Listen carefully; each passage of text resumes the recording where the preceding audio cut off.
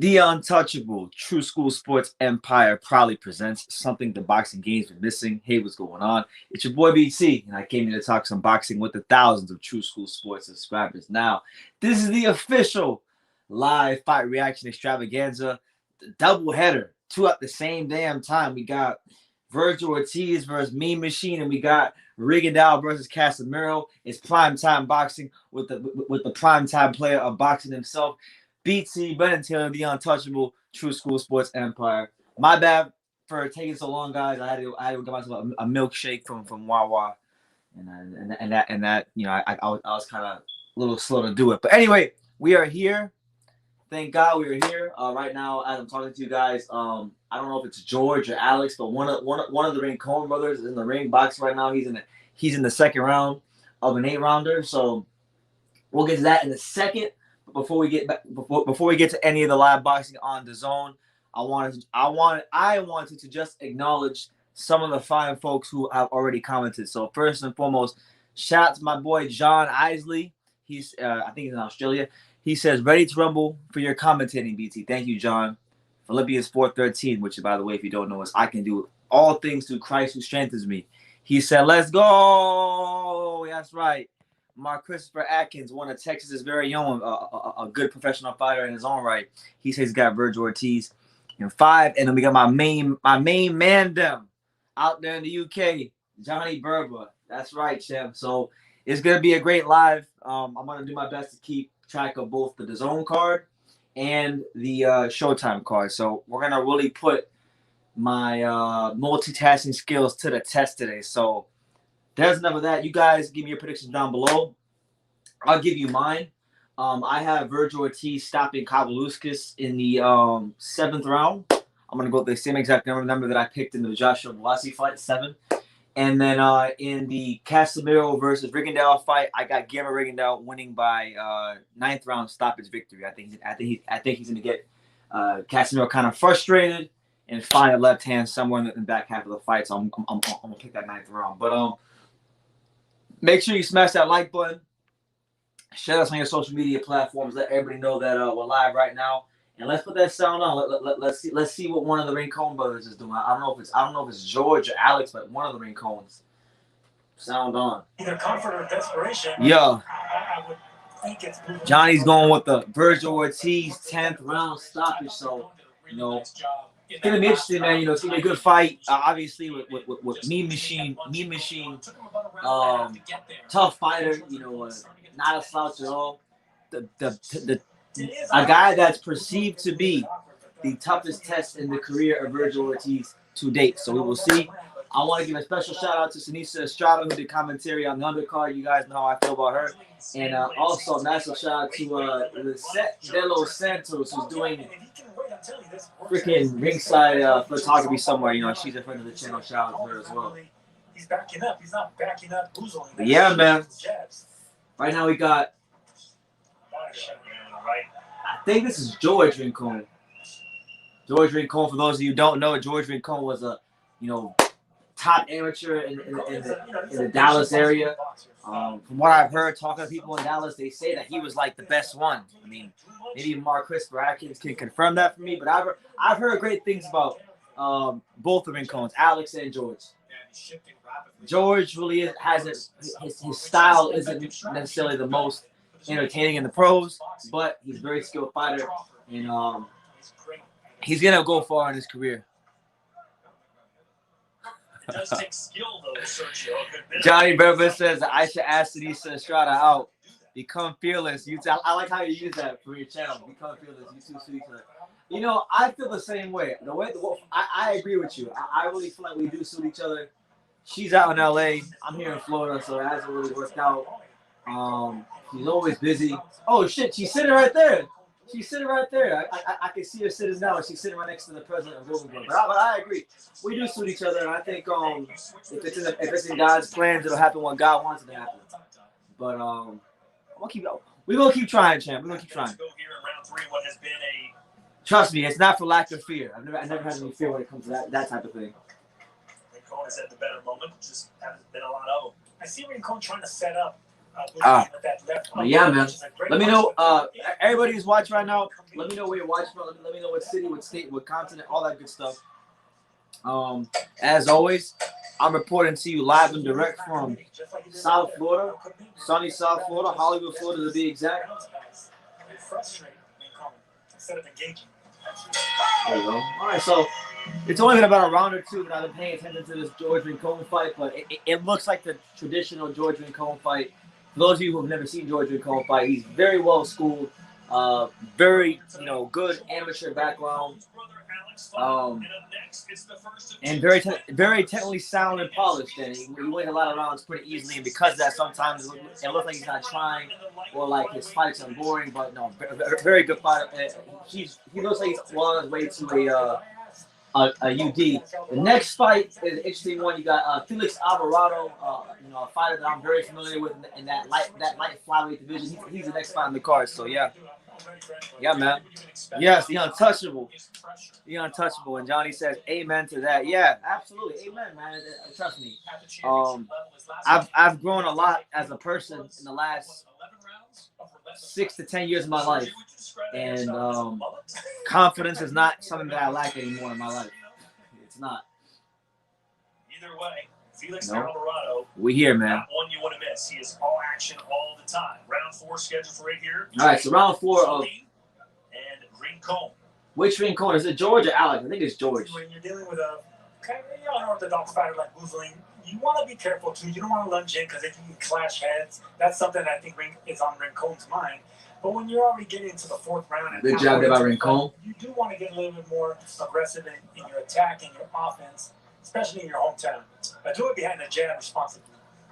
Zolan facing his 3rd undefeated opponent in his last 5 fights, so this guy not really afraid to fight anybody.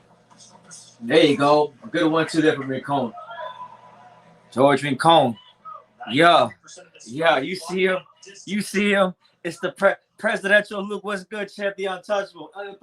What's good, man? Good to see you. Right now, we're here watching. Well, for me, it's the first round of the card. I was a little late to my own live because I was getting this damn cheesecake milkshake. Hey, shameless plug. Shout out to the fine folks at Wawa, the cheesecake milkshake.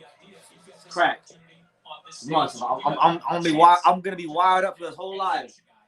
Yeah. But good to see you, Luke. Hope everything's well. Yeah, he's had a handful though. Like virtually every Journey to become TB. He said he got meme machine. So hey, I respect it, man. He's an underdog. I think he's a live underdog. I think he's someone that we have to take serious because Kavaliauskas is no pushover. Kavaliauskas is no bum, and he knows his way around that boxing ring. You know what I'm saying? Rincon should have kept them on the ropes and just kept on attacking with the combinations, keeping him against the ropes. See how Guzlin reacts. Yeah, right now we got what's his name? Rincon. George Rincon versus. Yeah, right now we got Rincon. Bang away the body. I'm trying to pull up the card. Stay still. Right there, those punches should be going to the body for Rincon. I don't know the other guy. I just know the guy in the purple was George Rincon, who I saw fight in person a couple months ago. Guzlin's gonna give you little shots all day. Woo! Julio Cesar Martinez says that Vergil Ortiz is the next Fernando Vargas. Better. So, hey, I respect it, man. I really respect it. Fernando Vargas was a hell of a fighter. You could say that he was kind of the victim, not the victim, but like his career. Maybe he was throwing into tough fights too quickly, but he tested himself against the best, and he's a memorable fighter because of it. So, it's never a bad thing, in my opinion, to be compared to a fighter like Fernando Vargas.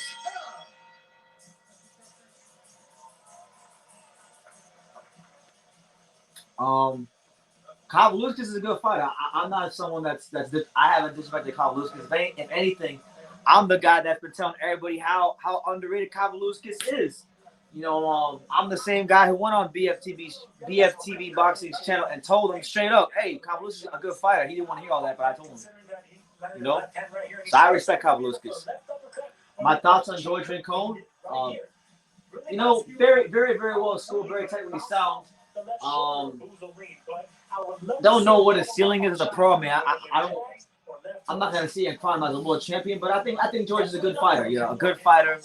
A fighter that will definitely be cracking the top 10 of any weight class he fights in, because he just got too much experience to not be a relevant fighter in any weight class he steps in. But as far as him being a world champion, I have my reservations about calling him that yet right now. Keen Mitch, what's good, champ? What's good, Keen? Good to see my boy Keen Mitch. You know, Keen really watches this channel. And look, anytime Keen Mitch comes here, you know what we gotta do, Keen. You know what we gotta do. True School Sports and the untouchable True School Sports Empire has been proudly, unofficially sponsored by. Tell them who sponsors us, big baby. Tell them who sponsors us. Vienna sausage, cinnamon buns, Wonder Bread, Kool-Aid with no motherfucking sugar. Yeah, Kool-Aid with no mother loving sugar. Yeah, you gotta shout out the sponsors. You know, you gotta always shout out the sponsors. So shout out to Kool-Aid with no sugar. True School Sports, little brother. When are they gonna fight? We got some time. We got some time before anybody fights. You know what I'm saying? Like we got. I don't know the exact time. I'm anticipating that Vergil Ortiz and Kavaliauskas be in the ring somewhere around 11 o'clock Eastern Standard Time. That's my guess. I don't know. But we got some time, so you know, no rush. We got time.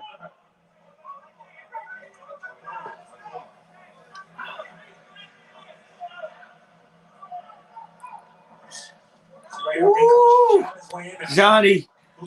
Journey to become TV. He not playing. He telling you straight up. Vergil is green compared to Kavaliauskas. He don't got that professional experience like Kavaliauskas. He shared the ring with the pound-for-pound best fighter in the world, Terrence Crawford. Yo, he's telling you straight up. We're on round 5 of George Rincon's fight, by the way. Round 5 of 8 in George Rincon's fight against Busoli. And right now he's doing the normal George Rincon. Real nice, real technical. You know, getting that lead foot leverage, turning them, using the angles, keeping them at bay, using that jab. Just a really good, technically sound fighter, George Rincon. You know, I hear crazy things about George Rincon. Like someone told me that I know in Texas, he told me that George Rincon in the amateurs was like a superstar.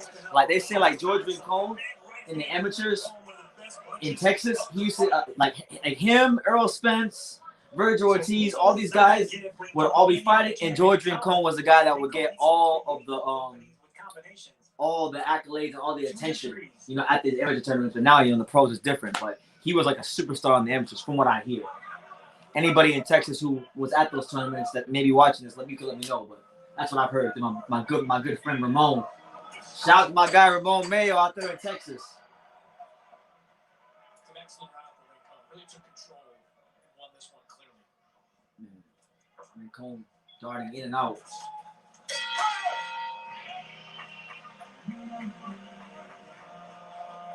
And what has become one of DAZN's favorite towns in the United States, Dallas, Texas. We're back again. Yeah. Back to Shout out to Dallas, Texas. Dallas, Texas. Dallas, we ain't heard. In my Marie Sucker voice, Dallas, we ain't heard. On DAZN, if you haven't already, but you're watching this. I drink about half a cup of this, and I'm ready to go. I'm wired up. LT, what's good, champ? Good to see you. Yeah. That check right hook that Rincon's been landing occasionally. I would love for him to double that up. It will be there, but stepping back nicely, check hook right off the top of the head of Busoli. It would have been very good for another shot, but you need to practice those punches and sparring in the gym, double and tripling up those right hooks. Bang. All right, so we head into the 6th round of our first fight on the card between George Rincon. I don't think you're keeping an official scorecard. I'll keep this simple for you. Has Busoli. That's like Busoli. But I think George Rincon has been. My man said, "Who do you have, Rigondeaux or Casimero?" Good question, man. Good fight. Loves both fighters. I'm a fan of both fighters, but I'm gonna go with the upset. we put in Casimero on upset alert. I'm going with Rigondeaux, 9th round stoppage. Yeah, I'm going with the older dog to show the younger dog some new tricks. I think Rigondeaux's legs. There's still enough. From what I saw, I mean, he can get old. He can get old overnight. But from what I saw, watching tape, there's still enough steam in those legs for Rigondeaux to be that ring general and control the fight and set him up for hard counters. So I'm gonna go Rigondeaux. But he's the one doing the holding. He's reaching around and pinning the body of George Rincon. He said he got Casimero by whooping. He said Casimero is gonna catch a case. We'll see, man. We'll see. That type of fight. I'll get in the inside. I'll punch in the brakes. Right, round 6, middle part of round 6 with George Rincon. Doing a good job against Buzzoli. Right now, he's actually trying to out-muscle Buzzoli, which is now he's in his chest. And now he's seeing Rincon throwing body shots, rib dinners, uppercuts around the guard. Okay, Joe, we see you, George. We see you, George.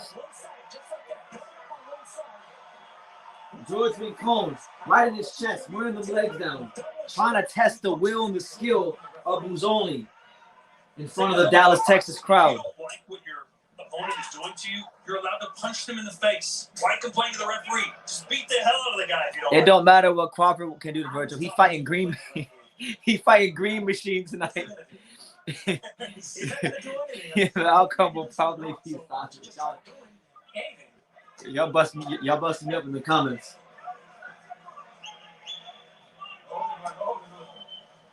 Like right here, Rincon needs to be punching with that left hand. Yeah. To show that he wants to actually engage instead of just hold on and tussle like Buzzoli. So Buzzoli getting the warning there. Buzzoli.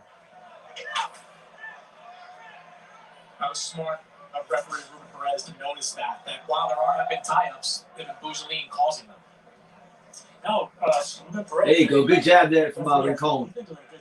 George Rincon. Surveying Buzzoli from the outside. Yeah. Sloppy fight with Buzzoli especially, but he's staying out of it. It is also worth noting. I mean, I'm not going to be following the card actively, but Nico Ali Walsh, the grandson of Muhammad Ali, is fighting on the top rank card. And Trey Libby Morrison, he's a friend of the channel. I interviewed him once.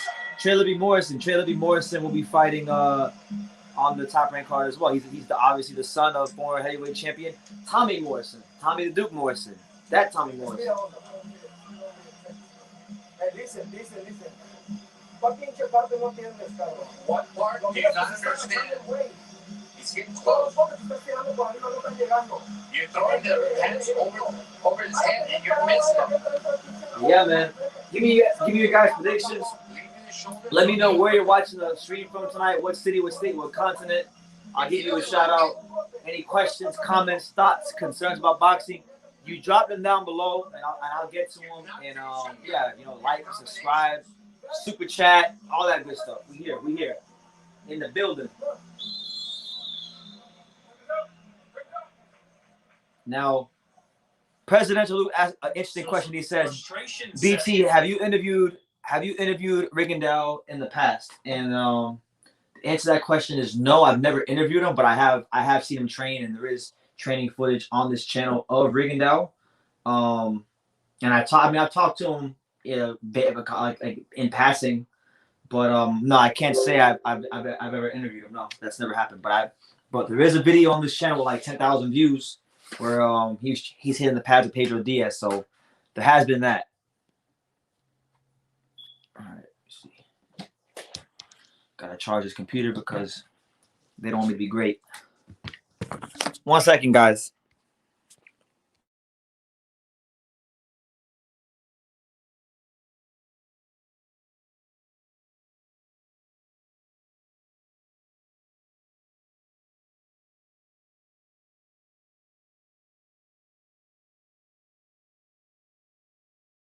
For 8, but Buzzoli continued to frustrate this 29-year-old.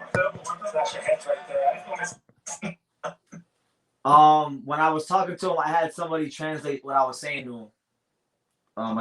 I had somebody who speaks Spanish. I mean, my Spanish isn't that bad when I have to speak Spanish, but it needs some work. What the hell is going on DAZN? The DAZN stream is tripping. This is exactly why I don't pay for DAZN. You got me messed up. And the crazy thing is, I don't even pay for DAZN, and I still have my freaking DAZN membership. So I don't know what they're doing over there at DAZN. Let me see. Let me go. We gotta go to the fine folks at Crack Streams. You know, it's ridiculous when you can go on Crack Streams and they got better streams than DAZN. I don't know what kind of sick, filthy, decrepit operation they're running over there at DAZN, but you know, this is why you can't trust the British. No, I'm joking. Oh damn, no, it's not working on Crack Streams either. So this is a DAZN thing. So DAZN's like production just went like it went to shit and now there's no picture on Crack Streams or DAZN because I have DAZN as well. And I went on DAZN and I went on Crack Streams and neither of them work. I can't make this up. I cannot make this up. And they're charging people to pay for DAZN. Hell nah, bro.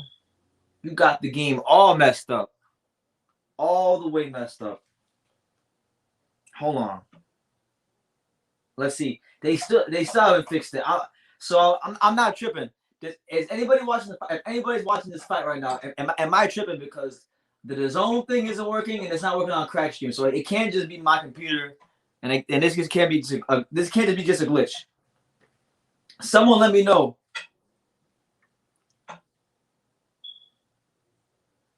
Yeah, Crack Streams is back up. I'm using it right now, and literally, it's not working on Crack. Like the fight isn't working on Crack Streams, and it's not working on DAZN. So if anybody's watching the fight, let me know if the same thing's happening to you.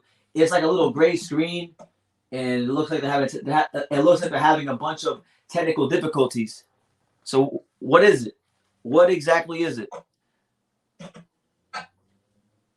Let me see. Maybe if I hit refresh, maybe my computer is tripping. Something's tripping. I don't know, because I know my eyes aren't lying to me. It's not working on Crack Streams. And it's not working on DAZN.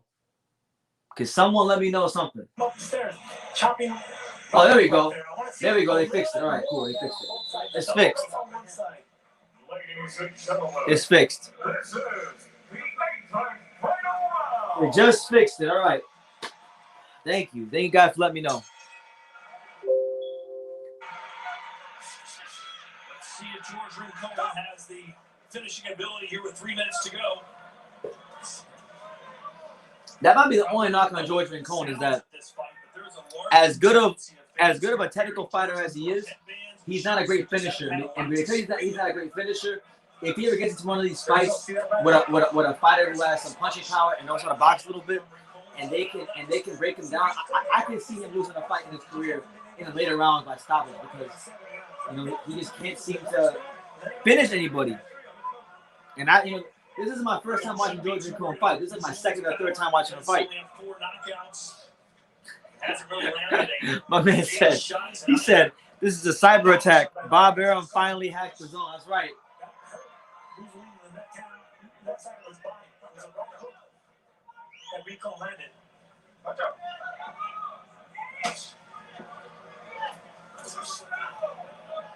Yeah, make sure y'all smash that like button. We got Felix Alvarado next. Felix Alvarado, a very fun fighter to watch in the 108-pound division. Definitely gonna want to tune in and stay tuned to watch him fight. I think two things Rincon probably takes away from this fight, takes back to the gym with him. One is just learning how to fight on the inside. Clash of heads there between. There's a cut on the top of George Rincon and what a shame that's round. But it was inevitable because I see the way Nicolai. There's a big cut around Rincon's head now. And Rincon is not jabbing, and that's the reason they clashed. Let's see if the taste of blood will fire up George Rincon here with 1 minute and 22 seconds left here in the 8th round. Ava Batista, shout out to him. He asked, who do I got winning? I got George Rincon winning so far. And there's the brother of George, Alex, sitting in the front row taking this in. Much like the rest of this crowd, just sitting in their seat, watching quietly. Yeah, I got George right now. I think George is doing the normal George Rincon fight. Boxing well, moving. This Buzolan guy though, he's definitely, you know, not the most skilled guy in the world, but he's not afraid to get in there and make the fight ugly. And I think it's for George Rincon to lose a fight, it's either to take a fighter that can punch really hard and knows how to set up his power punches, or it's going to take a rugged guy like a Rincon or a Buzolan, but a more skilled. No, whenever you're a screenball and you get to be on television, you gotta try to shine. And Rincon got this opportunity. BT, are you still training at Bay to Bay? No, I haven't been training at all. I haven't trained regularly in months. Like in the boxing gym, I mean, like I'm running like I still exercise. Like I ran around the neighborhood today. I ran like 6 laps around my neighborhood. But no, I'm not training there. But right now, I'm gonna start up soon. My good friend Marcos Paz, you know, who just turned pro from New York City, who I met out in Vegas. He's actually here in South Florida now, and he's gonna be at Beta Bay Boxing Gym training there. So maybe I'll train a couple days coming up soon. But nah, to answer your question though, I only have Vergil winning by KO, if anything, but he should be like the first round at the co-main female fight. What do you have, True School? I gotta be in a really fun fight. At some point, I think it will become a slugfest, and I see Vergil Ortiz stopping Kavaliauskas around the 7th or 8th round. Some opportunities left on the table, whether it was from Mussolini. I see in this fight though, in the early rounds, I see Vergil Ortiz doing a lot more jabbing than we're accustomed to seeing. I don't think the first couple rounds are gonna be like jam-packed with excitement, but I think the first couple rounds will be like a violent chess match. You know, a lot of power jabs from both fighters. But shout out to the fine folks at Beta Bay Boxing Gym, my guy Jeff Ports, Kevin Gleason. I love those guys there. You know, those guys are golden with me when it comes to people in boxing. I can't say anything bad about them at all. Is Brandon Lee on the Rigondeaux Casimero undercard? 6 previous fights, including each of his last 2. There's Diego Perez in San Antonio and Luis Solis in Fort Worth. Let's make it official. Here is Jeremiah Gallegos. Ladies and gentlemen, here from the Board Center in Frisco. What are your thoughts on Spence ducking Manny Pacquiao?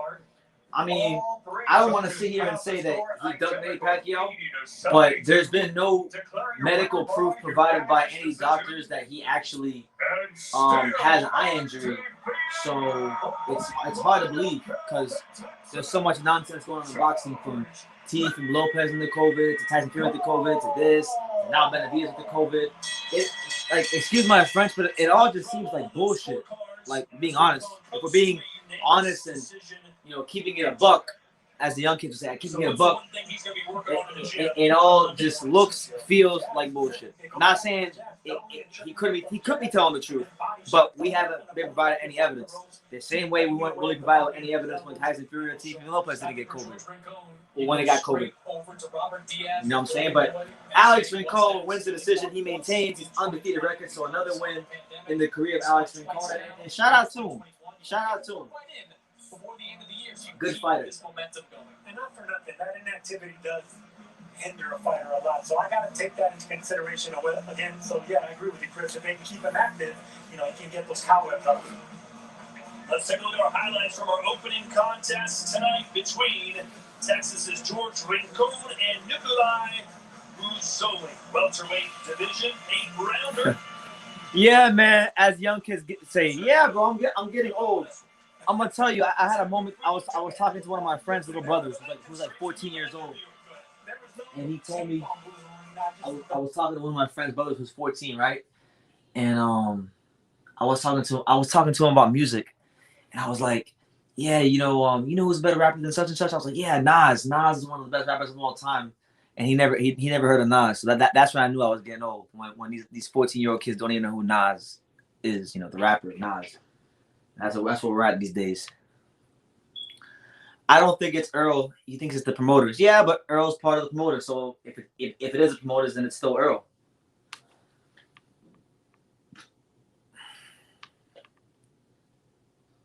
You know what I'm saying? Man, shout out to Wawa.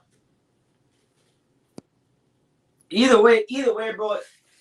All what these idiots don't realize in boxing, these dumbass promoters who are faking all these COVID things, what they don't realize is that all this is doing is just making the Jake Paul fight with Tyron Woodley this month bigger and giving Jake Paul a bigger foothold in boxing. So everybody who hates Jake Paul, you shouldn't really be getting mad at Jake Paul. You should be getting mad at all these fighters who are just canceling fights because of COVID.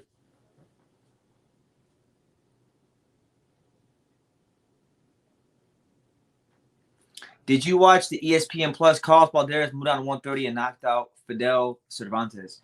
No, I didn't see it, but I do know that I do know for a fact that he signed with Top Rank and Bob Arum is trying to build him up.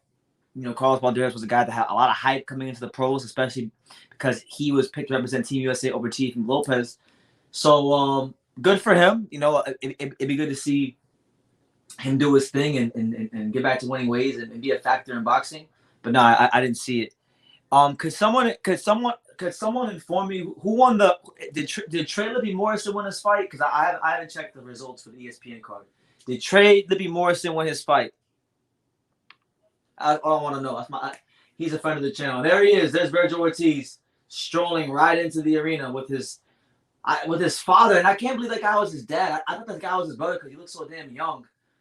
I got into argument with his dad because his dad was trying to tell me that the Jose Ramirez Josh Taylor fight was close. I'm like, man, that shit wasn't close. Josh Taylor schooled Jose Ramirez. Were you kidding me? Come on, man. But they're both nice people. Vergil was very nice. He was very nice, and they're good people. You know, hopefully Vergil can continue to do his thing in boxing and be a factor in the welterweight division. Vergil Ortiz in a minute.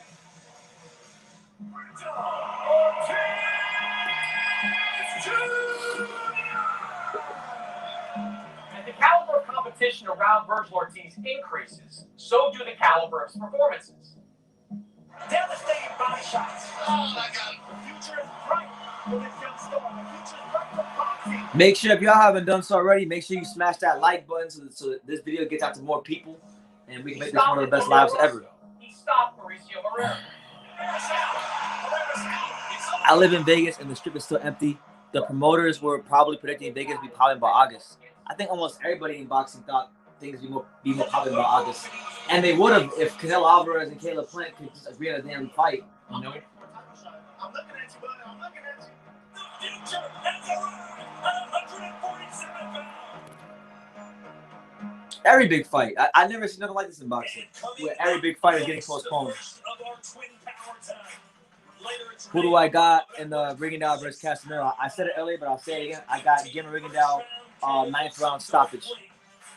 But it's a good fight. It's really anybody's fight to win. It's a truly good fight. From Puerto Rico, and here's the weigh-ins from yesterday. And Israel, a happy guy, says he's going to stun the world, win tonight. Chris, go back to Puerto Rico and have a big part. I mean, this would be a mega upset. The IBF title is not on the line, basically, because Vasquez isn't ranked high enough for it to be on the line. So when you say a phrase like hey, I knew this was coming. Shout out to my boy Paul Wright 23.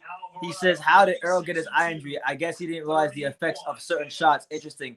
Shoulders, eyes, so many setbacks for fighters after. Never mind. And for those of you who don't know, the context of that comment is Paul is like a massive Danny Garcia fan. So what he's insinuating is that because he fought Errol Spence, that's why Errol Spence got hurt. That's why Errol Spence's eyes messed up, because Danny Garcia was punching him up, and you know there was already damage there before the sparring. It's possible. And now, ladies and gentlemen, we go to our next schedule. He got it watching Manny's training videos. Perhaps so. Perhaps. Introducing to you first, set to make his ring walk. Did I watch the Joe Cordina fight? Yes, I did. Oh my God, Joe Cordina, an amazing performance. That matchroom card was brutal to sit through and watch, but Joe Cordina's performance, I mean, more than made up for it. He fought extremely well. You know, Israel Vasquez was announced as the fill-in for Eric Lopez on short notice. For a second, What do I think of Robert Garcia not being in Vergil's corner for the most important fight of his career? I think it's a big deal, but I don't think it. I think it's a fight Vergil should still win, to be honest. But I think the better question is, why is it, like, what's the reasoning? I think the reasoning will tell us more about how important it is. Thousands of videos popped up, and I couldn't find this Israel basket surgeon. Yeah, man, like, bro, every time, like, I never seen no shit like this in boxing my whole life. Every fight that's been, you know, anticipated by the fans has been scrapped or pushed back. So coincidentally. So I don't know. I can't say that I've never seen anything like this, and I'm not gonna sit here and act like it's legitimate. I don't. In boxing, more than anything in life, you always follow the money. And if any of these fights were having problems selling tickets, then guess what? You follow the money. You don't just believe what they sell you in the media. Paul Wrights did his thing on Sway in the Morning. He did, and Paul's got some great things in the works. We're just waiting for the next chapter of his rap career, and waiting for the next song, the next songs and visuals to come out. And who knows? In the not so distant future, he might be on Sway in the Morning again. God, I'm sure God got some brilliant things in store for Paul. Boxing is a sport, but it's also entertainment, and this guy. All right, so here comes Sergio from the opening bell. He fights like his life is Felix Alvarado. Felix Alvarado, the fighting pride of Nicaragua, and you guys know since I'm such a big Cholatito fan, a couple of the Nicaraguan boxing fans have said that I'm an honorary Nicaraguan, so I take it. I'm an honorary a Scottish person according to the Cholatito fans, and I'm an honorary Nicaraguan according to the Cholatito fans. So I take it how I can get it. But Rene Alvarado, Felix Alvarado, they're both on this card. They're both fun to watch. They're both guys that, when it comes to the sport of boxing, they bring the excitement. They bring the pain. We never spar. I hate to fight him. We love and respect each other too much. I won't get in the ring with him, even if we're practicing. Jake Paul said he's going to fight Gervonta Davis. What are my thoughts on it? Jake Paul says a lot of things. I mean, I saw the board and he had all the names on there. Listen, Jake Paul, I never thought I'd say it, but Jake Paul, he didn't say the sport of boxing because these motherfuckers don't want to fight. Nobody wants to fight in boxing. This promoter don't want to do this. That promoter don't want to do that. So F it. I'm team Jake Paul all the way. I love me some Jake Paul because he's out here fighting. I used to try to throw my brother into the sharpshooter when we were young kids. You still can't fight. It's happening on movies too? Oh my God, bro. This Chinese virus is the end of the world if you know it. It's the end of the world if you know it. So, nothing will ever be the same. We kind of just got to accept it for how it is. God's in control, and we'll be all right. But we can't ever expect the world to ever go back to the way it used to be because it's not. It's just not going down like that, champ. It's not how it's going. Your three judges for this contest at ringside are Yeah. Everton, baby. You damn right they won 3-1 today. You damn right they won 3-1 today. Shout out to Rafa Benitez, the new manager, out there sprinkling pixie dust. We look like a whole new team, So it's only one game. It's only against Southampton, but we showed a lot of spirit and a lot of fight today, which is very uncharacteristic for Everton. We're normally spineless losers. Today we won spineless losers, so that's something to be happy about. Manny Pacquiao is a GOAT. Yeah, Manny Pacquiao the truth. 7 wins coming to you by way of knockout. 4 defeats and 2 draws. Ladies and gentlemen, there's the buyout.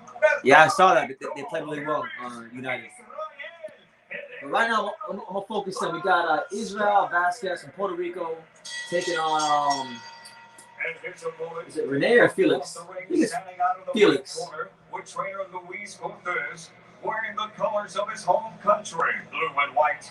He officially took the scales at 107.6 pounds. Tonight he enters this contest with a Felix Alvarado. Yo, Nicaragua. 36 victories, including 31. Messi went to PSG. Messi's a coward. Messi is no better than Kevin Durant in basketball going to the world. He's a coward. Representando Managua, Nicaragua. Here is Felix Alvarado. Velocity Cuts, what's up, champ? Good to see you. Once again, a referee in charge of the action, Luis Pavon. This is Felix.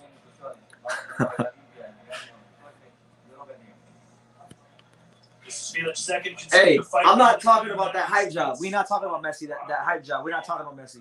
We're not going to talk about that hype job right now. We focus on boxing. We can't worry about hype jobs in other sports. Straight, looking to make it 19.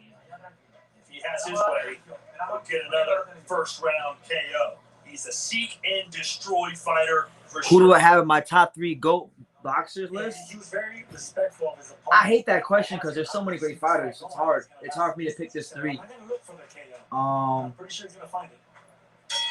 I can't give you a top 3, but I can tell you one person that would definitely be in there for me, and that gotta be Joe Louis. I'm a huge Joe Louis fan, and I think Joe Louis is one of the greatest fighters of all time, from a skill standpoint and from like what he accomplished in the sport. You know, Joe Louis for me would be in the top 3. Nice right hand there from Vasquez. But I know that might be a unpopular opinion.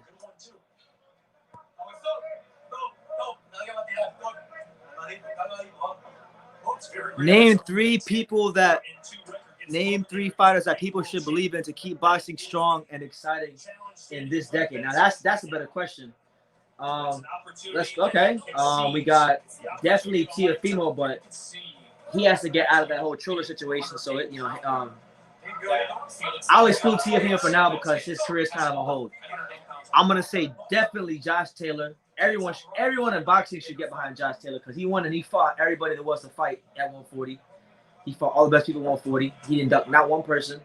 And he's talking about he want to fight Crawford or Teofimo next, and he's showing great skills every fight. So Josh Taylor definitely is one person. After him, I would say, Jerron Ennis. The welterweight from Philly, Jerron Ennis. I mean, got all the skills. I'm gonna say Josh Taylor, Jerron Ennis, and Vergil Ortiz. Those are my 3 right there. Those are my 3.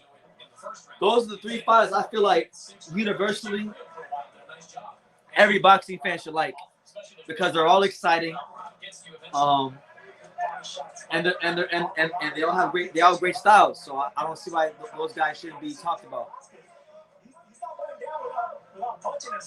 Yeah, it's an unpopular opinion, but it's my opinion.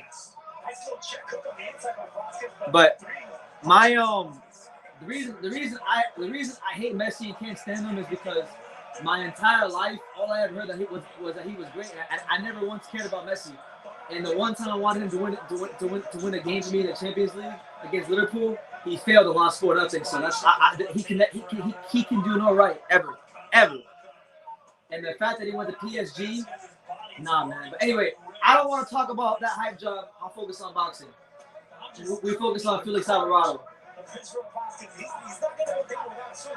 Felix Alvarado right now throwing some great body punches. Oh my God!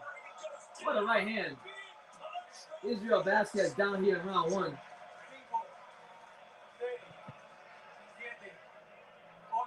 Hey, yo, Johnny, you keep running your mouth, I'm gonna block you. You keep talking shit about it. That's it. So Felix Alvarado stops Israel Vasquez for the 16th first-round knockout of his career. Yeah, Nicaragua, stand up. But he had to knock out the Puerto Rican guy. Why gotta do that, man? To the Puerto Rican guy.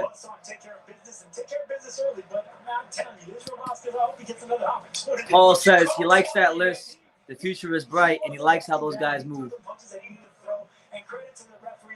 Nah, man. This is a boxing channel. We don't talk about soccer here, unless we talk about Everton winning. Then we can talk about soccer. But unless it's that, we need to talk about soccer. What did you see to make you believe that Israel Vasquez? Okay, it's brave courage. The fact that he kept punching back. I'm about to block you, Slotelo. I'm about to block you for that. LeBron is not even a top 5 NBA player of all time, bro. What are you talking about? I'm good with seeing Israel Vasquez. Especially for a late replacement, that's exactly what you want to see. He almost lasted around. Damn, bro. Felix Alvarado, every time I see him fight, he always like destructive, just a destructive guy, heavy hands. That's what you do against last-minute replacements when You you're said, a world champion. That's what you do when shoot. you're last-minute replacements. What a hook. Let it all hang out. But, man, look, we expected this with Alvarado. Alvarado's a beast, whether he's fighting late replacements or not. But look, we're not talking about basketball hype jobs or soccer hype jobs. This is a boxing channel. If y'all want to go talk about basketball or soccer hype jobs, you can go talk to 78 Sports. Did I watch the Olympics? I watched a couple matches. I didn't see Ben Whitaker fight for Britain, but I heard good things about him. I saw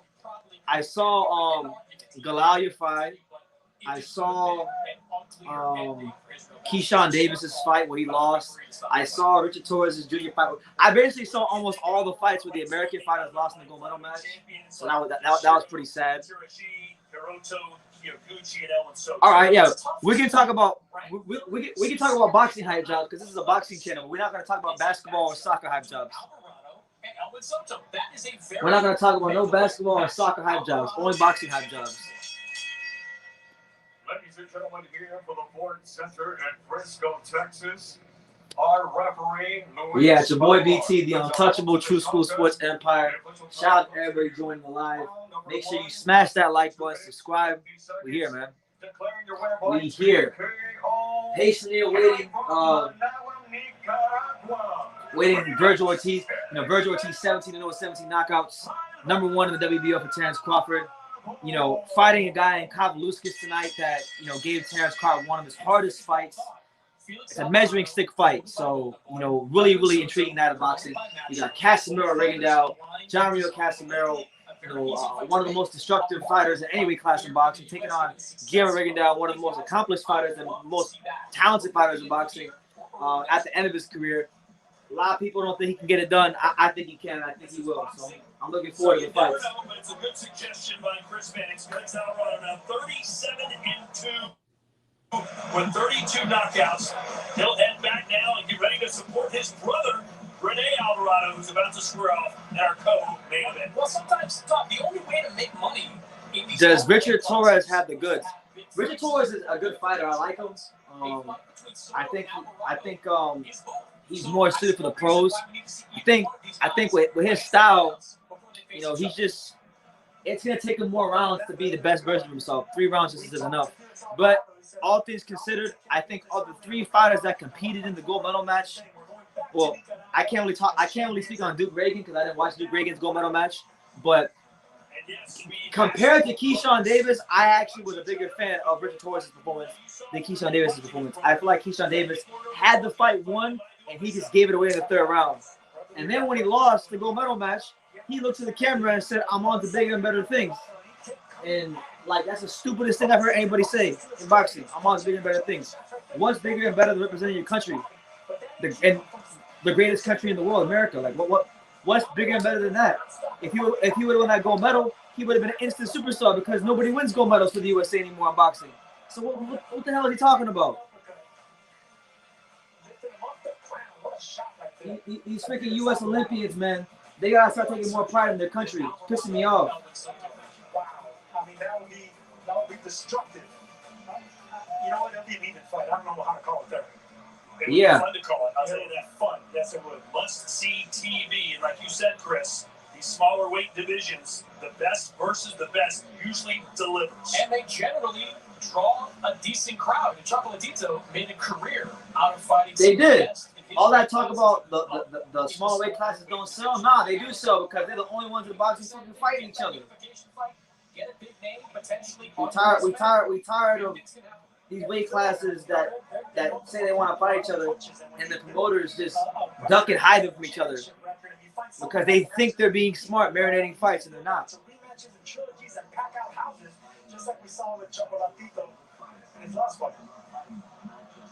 So 2 fights down on our 4-fight card.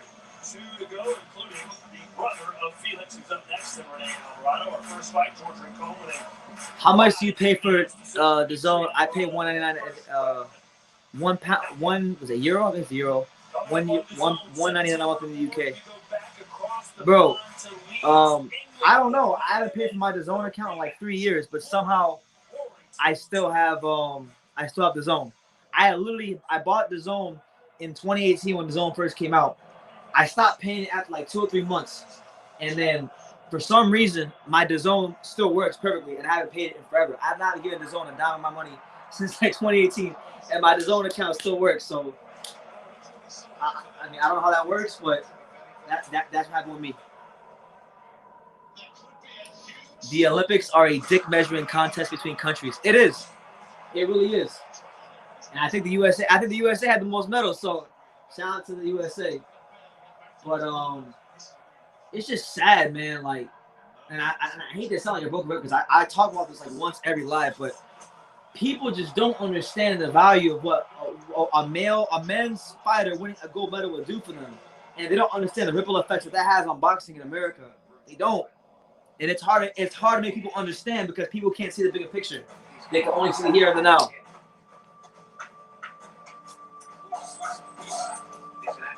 By the way, it is also worth noting that September the 4th, you can save the date. Josh Warrington will be trying to avenge his loss to Nelson Lara, September the 4th on DAZN.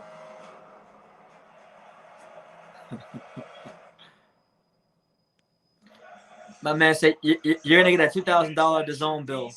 Nah, man. I think the card that I have with the actual card that I have on my DAZN account, it expired. It doesn't exist anymore. So if they want to charge expired debit cards, be my guest. By the way, Adrian Granados, one of Chicago's very own, who's back in the ring September 4th against Conor Benn. You know, hopefully, you know, matchroom boxing in DAZN. Don't do any funny stuff and give him a fair shake, but you know, you never know what to expect in boxing. I probably shouldn't expect that because of the fact that he's fighting Conor Benn, but hopefully it's a great fight. Yeah, there was a deal. I don't know if that deal still exists, but there was a deal. This card's got a little bit of everything. As for us here in Texas, my man said, remember that big Chinese dude, Zhang, who drew with Jerry Forrest? I was watching AJ 2012 Olympic matches, and AJ fought Zhang and knocked his big ass down. Yeah, bro. Zhang be getting dropped a lot. Trilogy match. It's the rubber match between Gutierrez and Alvarado, and it is for the WBA super featherweight title. Chris, our last fight back in January was spectacular. Oh, this fight was amazing. I remember this fight. Alvarado versus Gutierrez. This is a good fight.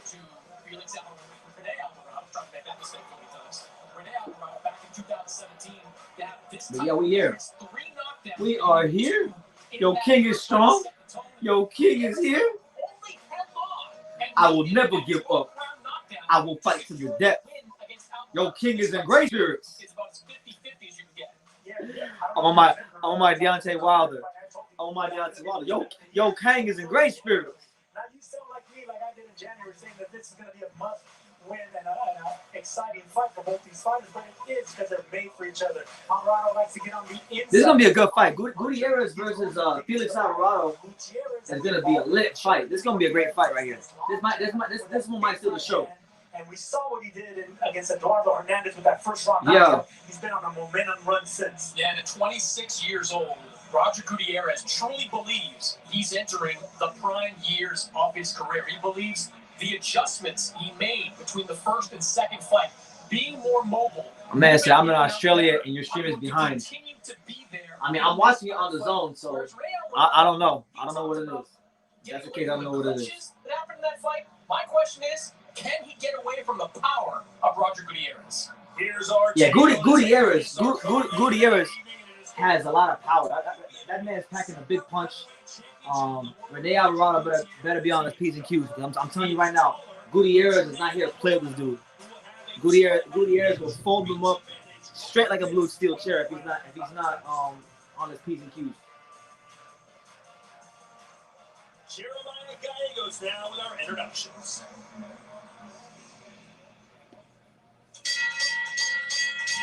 And all boxing fans, the Trilogy is here. That's a badass suit that Jeremiah Gallegos got on. Respect. For the WBA Super Featherweight Championship. Introducing to you first, set to make his ring walk, the challenger, fighting out of the blue corner, Representing Managua, Nicaragua, here is Rene Alvarado. Nicaragua, let's go, chill. Am I a Marvel and MSU fan? MCU? What's Manchester United? No, I like Manchester United. I like them too. Marvel? I mean, it's cool. I wouldn't say I'm a fan like that.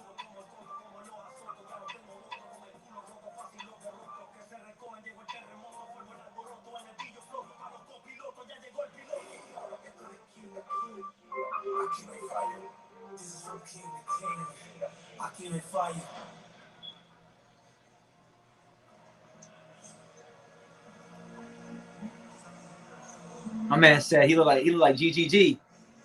He said he looked like GGG. I think it's fair to ask coming into this. Well, here it comes. Is this win or go home for Rene Alvarado, the fighting pride of Managua, Nicaragua.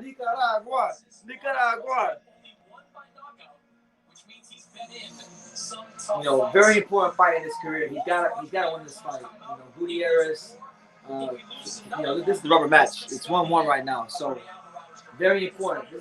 This is probably, I'm not gonna lie to you, this is a very underrated trilogy. This is the real trilogy that boxing fans should be paying attention to. Not Maloney Franco. Maloney Franco was cool, but this is the real trilogy that I should even be paying attention to. Hell yeah. And I think that's fair because how many fights that end with 3 knockdowns are decided by 1 point? That speaks to the skill level that Rene Alvarado still possesses and the way he fought that fight. So it's also fair to say if he can avoid those big punches and avoid those knockdowns, he can come away with a clear decision. What he needs to do is fight his fight, get on the inside, not fight on the outside of Gutierrez. Yeah, man. Long stars coming out of boxing here on True School Sports. Big fight right here. Rene Alvarado versus Gutierrez. You know, they had a great fight, an absolute great fight. Gutierrez dropped this dude like 3 times. Was still a close fight with the 3 knockdowns. Hell of a fight. I'm going for Rene Alvarado because of the fact that my boy, you know, a friend of the channel, Marcos Caballeros, this trainer, Marcos Caballeros, is also the man responsible for helping revive Roman Gonzalez, Chocolatito. So, you know, I got a lot of time, got a lot of love for Marcos Caballero.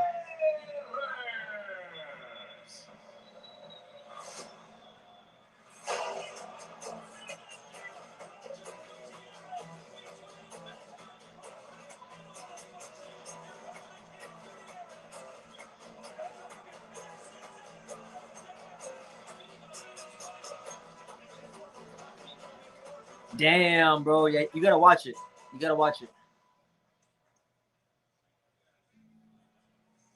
True School Sports. Oh, I'm getting.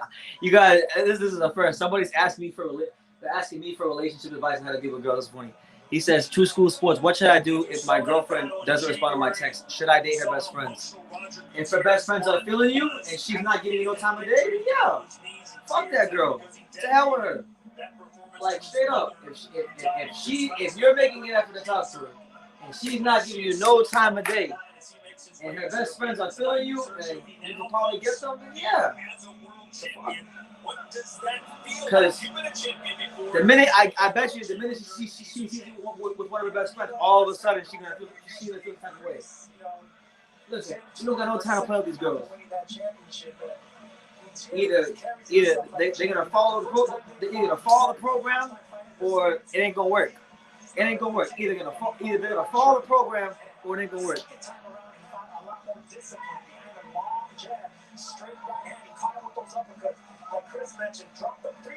Oh wait, you said your girlfriend. My bad. I read that wrong. Scratch that. You said your girlfriend. If you feel the type of way about your girlfriend not responding to your text and you think she's doing something, just break it off, man. Just break it off. Don't play. I didn't read it correctly. I thought he meant his friend that was a girl, not like his actual girl he was with. My bad. If she's your girlfriend, I would definitely try to communicate with her. And if not, if you can't get no communication, then yeah, it's fair game. Get rid of her and do whatever. You're good. Because I'll tell you right now, these girls are cold-blooded. Girls are cold-blooded. Most of them, like 99% of them are. And most girls don't have your best interests at heart. That's just the reality. Not trying to put down women, but I'm just telling you guys the truth. 12 rounds for the WBA Super Flyweight Championship for the Voice Center. Frisco, Texas. Kent Galgo says you're an idiot. Okay. I must be doing something right if I got somebody as smart as you to watch me. So thank you, Kent.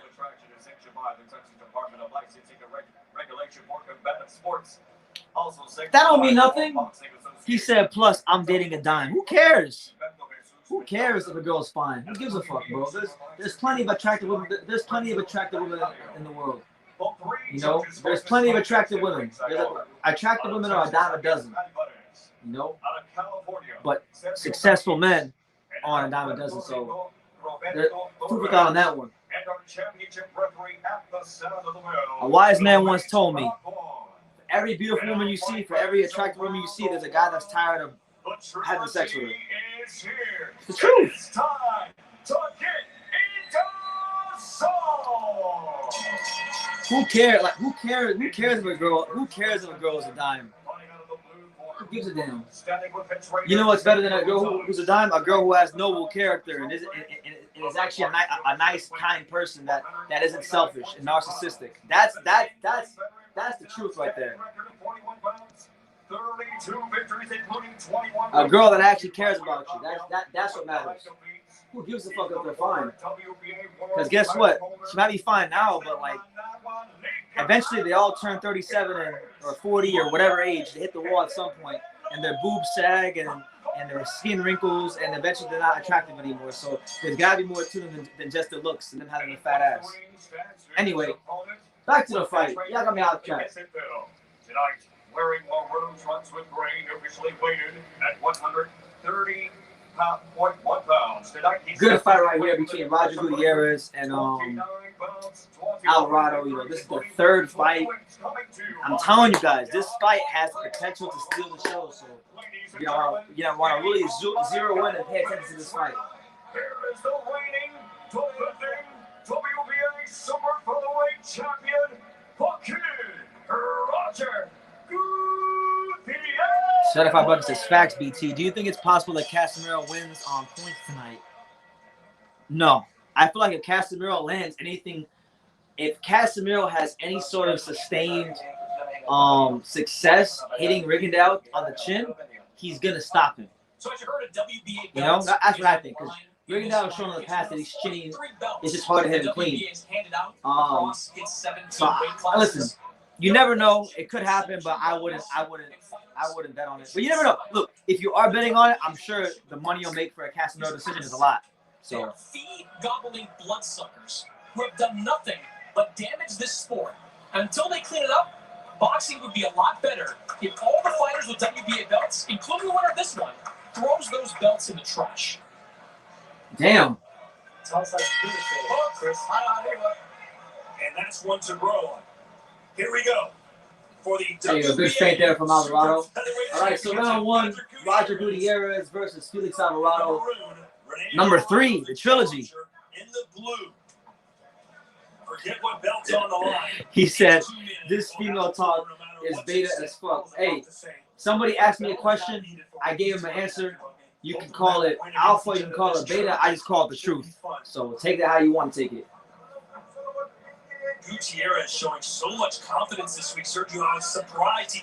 He acted like he was fighting on the undercard against some gatekeeper guy that he was destroying. There was no concern at all in Roger Gutierrez. Once you put that belt around your waist and you're called the champion, things change for you. You carry yourself like a champion and you believe you are a champion. That's exactly what he's doing.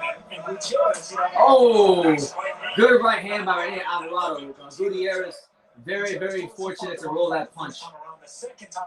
Gutierrez, just an interesting observation. I noticed on Gutierrez's chest, he's got like in big red and black squares, it says no boxing, no life. So pretty interesting. I don't remember seeing that tattoo there last time. So he must have used some of his purse money to get that tattoo. Of course, became world champion. You lost the rematch. What advice would you give Gutierrez? Not take immediate rematches. I took mine. It's too late for that. 2.5 rounds, but he had more than 8-9 months to prepare. Gutierrez looking for the year. The right angles to punch. It should have been more than 2.5 months. As Sergio mentioned, Gutierrez broke his hand in the first fight. So that was one of the things stacked against him as he lost to Alvarado. The second, the right hand worked very well. 3 knockdowns. There you go. Good job there by Gutierrez. There you go. Good counter right hand by Gutierrez. I remember in the first fight, you know, one common occurrence was that Gutierrez would be getting outboxed and Rene Alvarado would be landing shots just like these ones, and then Gutierrez would just find the right shot to drop him. During this new training camp, how to deal with those clinches. Again, the right hand scores. Another right hand from Alvarado. Gutierrez, there goes Gutierrez with the right He hand. was the better boxer in that fight against Gutierrez. Gutierrez, the better puncher, and that made the difference. Gutierrez pulling back a little bit, and Alvarado's actually getting closer with that right hand. There you go, good right hand from Gutierrez. Not just pull back like he did right there. It's hard to win a fight, but the second one, when your opponent Gutierrez had a 10-8 round and a 10-7 round. See Gutierrez keeping that left hand. There you go, good jab there from Gutierrez. Alvarado's fine. All right, so good first round from both fighters. I thought Alvarado just nicked that round, but good round, you know. The question will be like if Gutierrez can't land, like because Gutierrez, what saved in the last fight was the big power punches. If he can't land those power punches, what's his other route to victory if he can't land those punches? You know. He says, yeah, I was always taught that we live in the worst era for girls, man. They get super savages in social media era. Social media gives girls a lot of power to them. That's true. It's true to a point, and I agree with that to a point. But I think, and this is my opinion now, I think if you just focus on yourself and being the best version of you, the rest will take care of itself. There's no reason to rush. You learn to enjoy life and slow things down. Joshua Greer Jr. can't handle Maloney. Is he losing? I heard he was getting outboxed. I heard Maloney was boxing his ears off. Is this true? Is Joshua Greer getting taken to school right now? Who landed 2 right hands that made Gutierrez step back. Yeah, he was pulling back. Gutierrez is, and I want to see him jab a little bit more. He's getting a little bit too comfortable there, and Alvarado was letting those shots go, coming up short, and he's getting comfortable throwing that right hand. Are you afraid that Gutierrez is going to rely too much on his power? You know, that's what happens when you have heavy hands like that, and it gets good to you. Gutierrez, like we mentioned, had that first round sensational knockout. Damn, Joshua Greer's gonna take it to school again. Joshua Greer can't beat nobody, man. Ever since he stepped up from the showbox level, he's been getting exposed left and right. Left, right, and center. I like Joshua Greer. I was rooting for him. I had some high hopes for him, but man, there's levels. There's levels of boxing.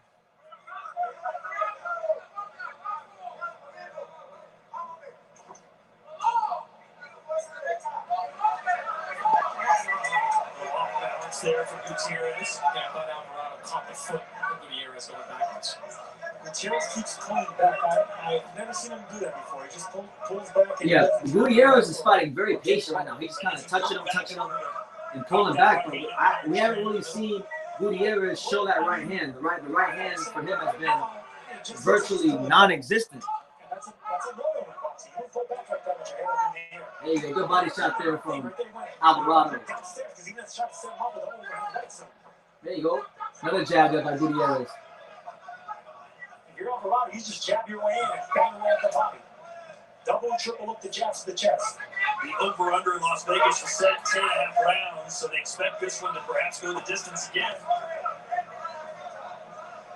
The first fight ended in a 7th round TKO victory for Rene Alvarado. And that was largely due to the cuts that Roger Gutierrez was There you go.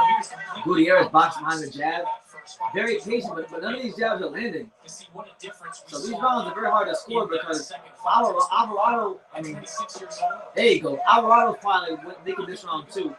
But these rounds are some difficult rounds to score because Alvarado's not landing a lot of punches either.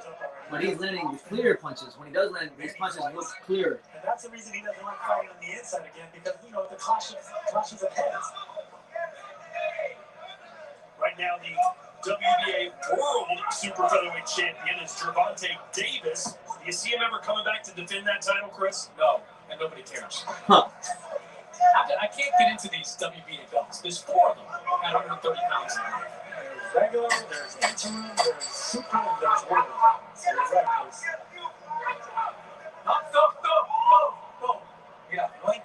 Shout out to Nico Ali Walsh making his pro debut tonight. The grandson of Muhammad Ali. Should be an interesting occasion.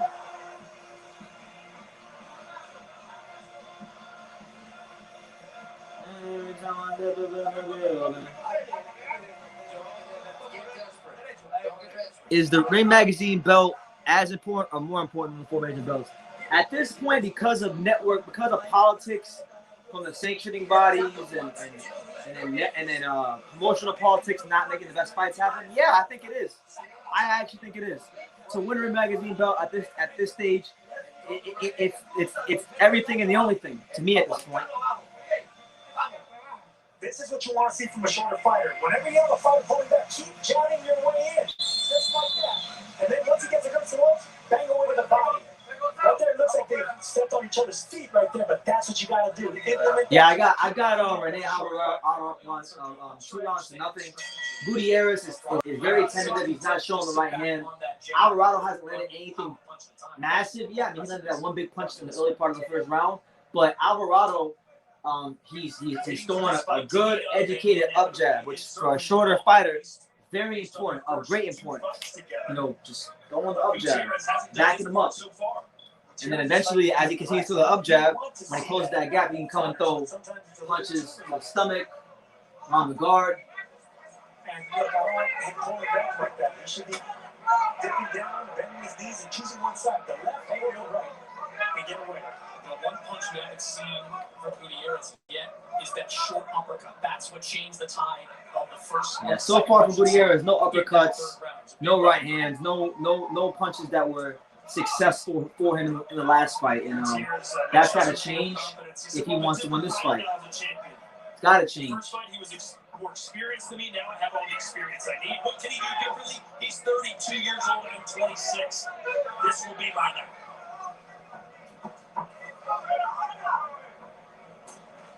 There you go. Gutierrez finally shows the right hand. If Gutierrez keeps pulling back like that, he'll start robbing down with hooks to the right hook. So jab your way in, throw that right hook downstairs. That's going to keep him from moving, and then you can start your combinations.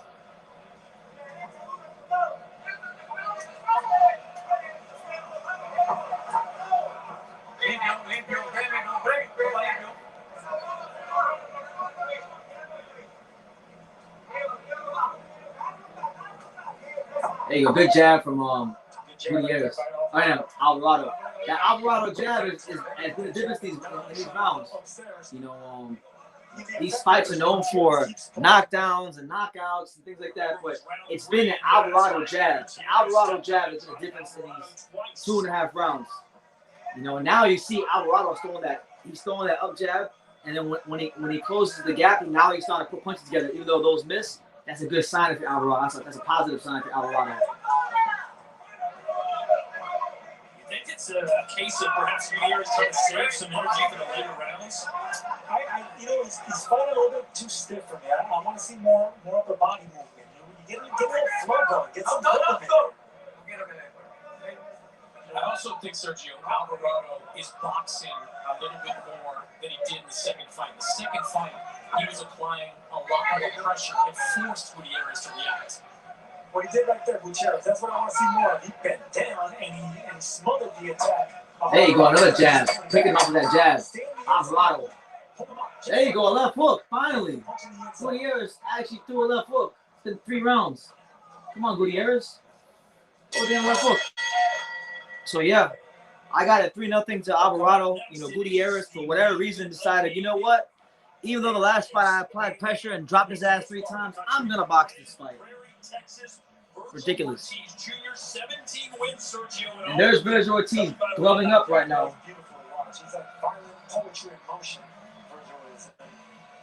That's why everyone's excited about this young kid, this Punisher from Grand Prairie.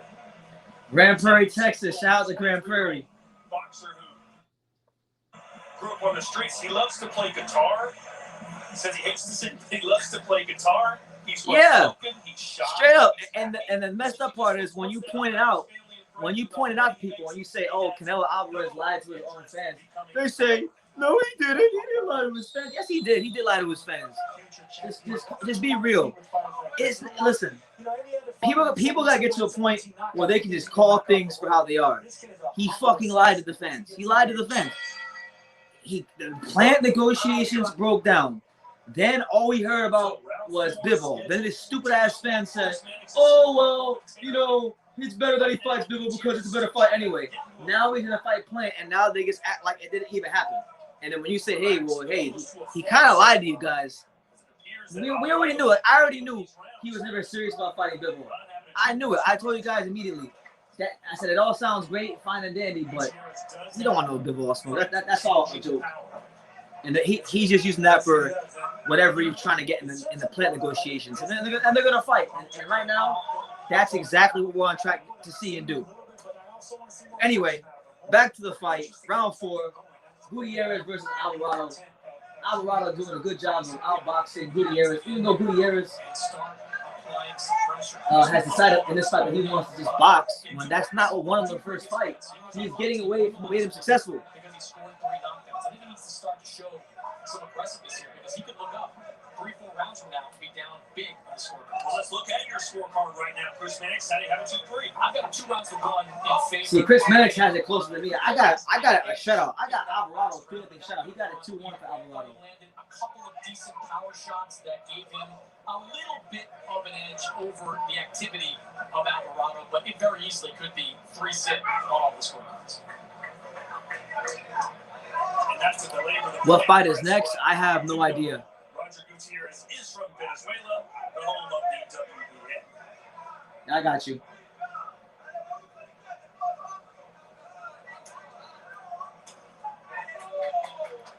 Eso! Yeah, Jack a little bit more with commitment, a little more power behind it. Make sure y'all smash that like button if you're new here, subscribe, and yeah, super chat the channel. There's a link. You need it. No boxing, no life. Yeah, that's your fight. There we go. See that? Man, Joshua Greer is really getting pieced up like that. Man, you hate to see it. You hate to see it because I like Josh Greer. I had some high hopes for him at one point. He's really falling short of what he was doing back like 3 years ago when he was knocking out like James Gordon Smith on Showbox. Good counter jab by Gutierrez. You can see with the body language of the kid. He's starting to feel it now, and the punches that he's letting go are a little bit more emphatic. There's that chopping right hand that he knocks down and knocks out several people. It's a chopping straight right hand. And if you're dipping in that direction, it's bad news. That's what I want to know. Can somebody confirm that for me? Is Shakur Stevenson traded Joshua Greer? Because if he is, that's confirmation he's not being Jamel Herring. If he's trading Joshua Greer.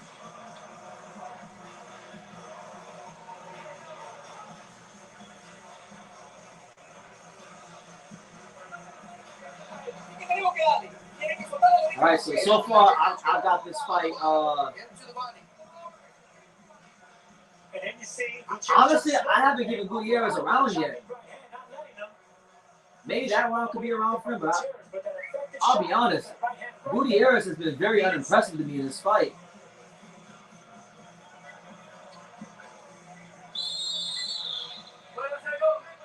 Maybe that round.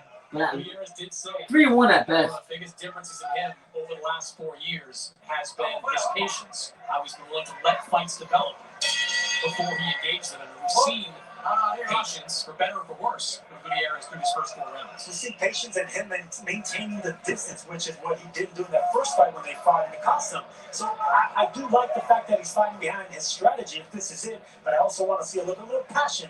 Hey, good job there from Gutierrez.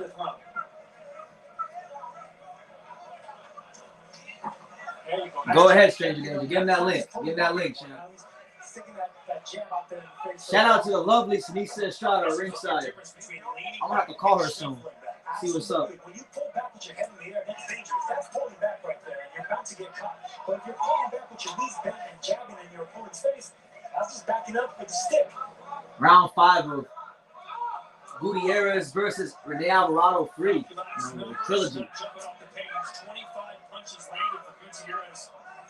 Right now, according to Copy Box, Alvarado is up by 16 punches, landing on a 5% higher connect percentage. So make of that what you will. Make of that what you will. Wish you would. I promise to rock and sock and fight. When two fighters are so familiar with each other, it makes it that easy for them to engage in a war, and also can do this. There's a flip side to that, where there's a little bit too much respect. Do I think that Peter Garcia is ready for such an important role in Vergil Ortiz's career? I can't say yes or no. All I can say is we'll see here very shortly. We'll see how he handles it. You never know how someone's gonna do in a big moment until you see them in a big moment. So we'll see. Hopefully for Vergil's sake it works out.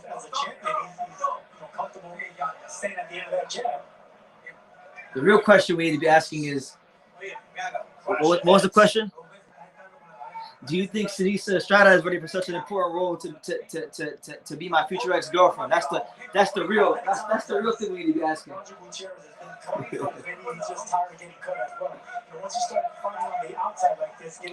Oh yeah, thank you, man. Thank you. Y'all can get the True School Sports shirts. All you gotta do is go to the True School Sports Teespring store. It's up.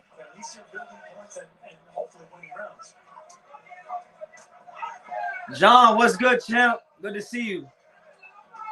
Good to see you, John. Shout out to my brethren out there in Australia. Things in Australia. Again, this is for the WBA Super Featherweight Championship, which currently belongs to Roger Gutierrez. There you go. Good right hand there from Alvarado. Yeah. Yeah. Rain. There we go. There's Gutierrez. There's the Gutierrez that I know.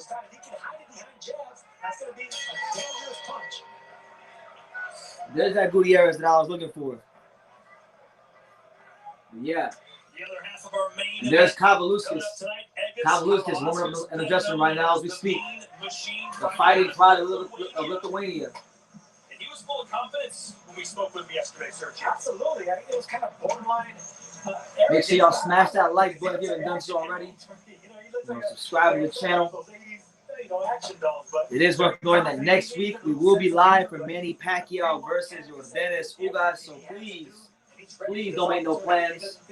He doesn't think it's going to be an upset. And he feels he's a favorite. One thing I take away from the Crawford loss, Sergio, even though he was knocked out, he wasn't badly hurt. The referee had stepped in late in that 9th round to prevent that from happening. So he's not coming off a devastating knockout loss. In fact, had a win after that Crawford loss going into this one.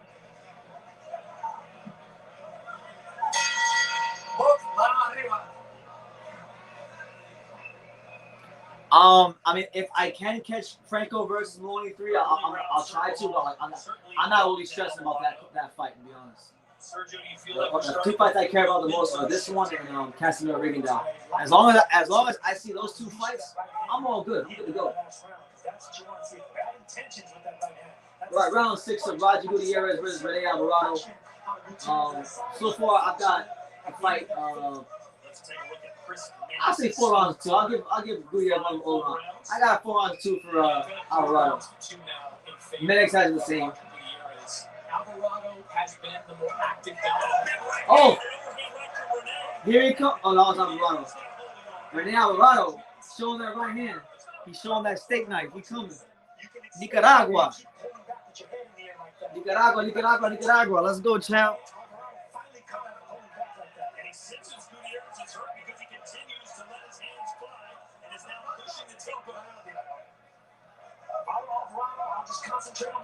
Do I think Kavaliauskas has a chance? Of course he has a chance.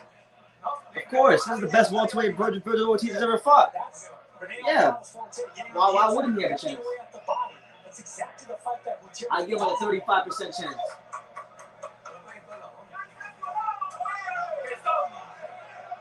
That's probably better than what most people are giving him too. 35%. 1-2 for Gutierrez. Now they're starting to open. Here we go. Now the fight's starting to become, you know, they're starting to become some exchanges. I saw that. I was about to say the exact same thing, Chris, because that's a punch that dropped on the last time. Oh, good jab by Gutierrez. Actually trying to set him up for something, but Alvarado here, Alvarado's trying to seize the moment here in the 6th round, but could he get over aggressive?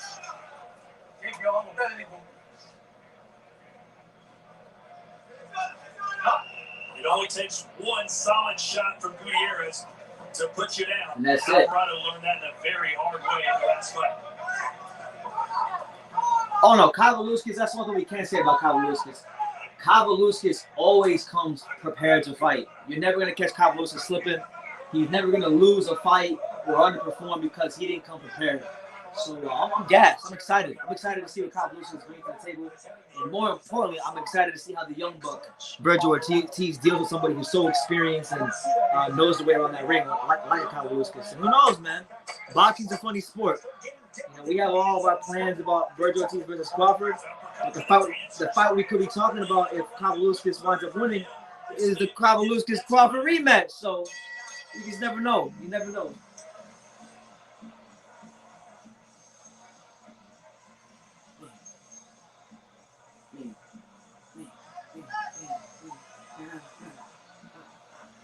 But the closer it gets, the more excited I'm getting. So if you ever catch me shadow boxing and doing this, it's just because I'm getting excited.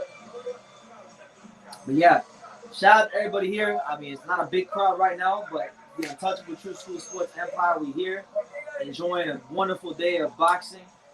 We had some brilliant performances earlier on the Matchroom boxing card with Joshua Buatsi and Joe Cordina. You know, they definitely saved the card because before that it was very lackluster. But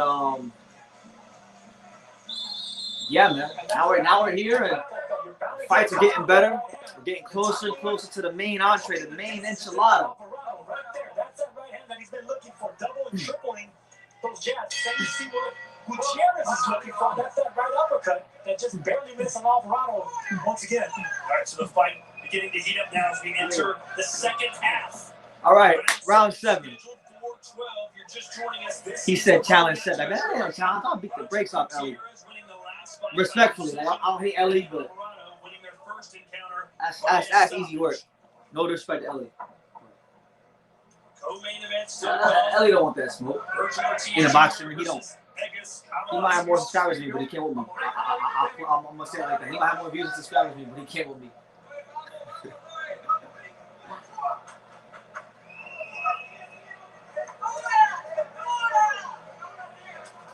Hey, a good right hand by Alvarado.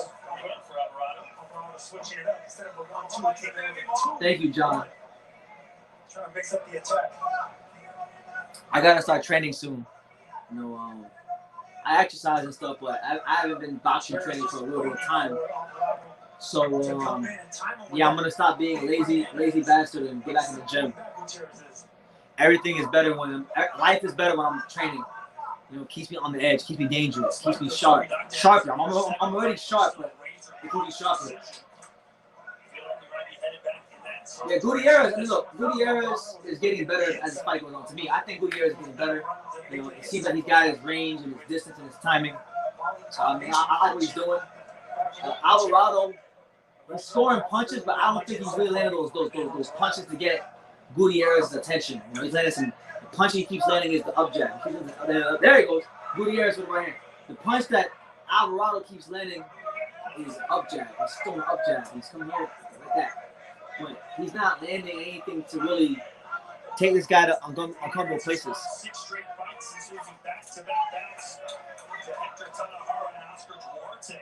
Those two guys had a combined record of 27-0-1. Gutierrez telling us, after I beat Rene Alvarado tonight, I wouldn't mind getting another crack at Oscar Duarte. I want revenge.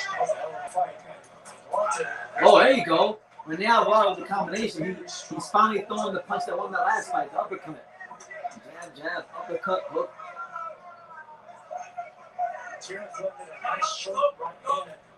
Who would be my dream trainer to work with? If I was fighting like for real, I've always said, not on YouTube, but I've always said to people that know me and stuff, I ever said, if I ever decided to really take boxing serious, there's only two people that could be my trainer.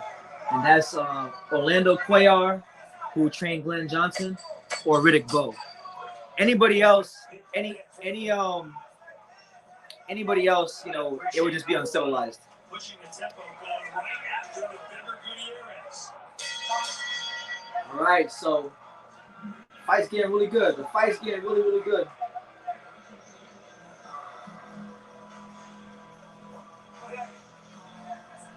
Yeah, I'm excited for Buatsi. I'm really excited to see what he's gonna do next in his career.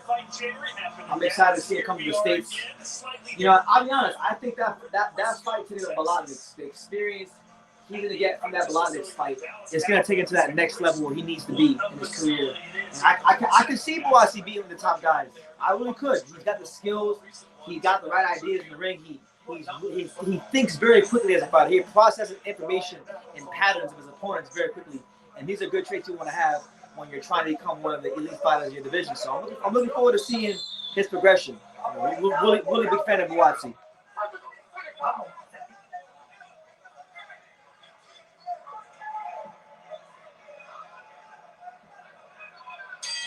Round 8, I think it's time for one of these guys to start to separate themselves. All right, so round 8, a crucial round in this fight.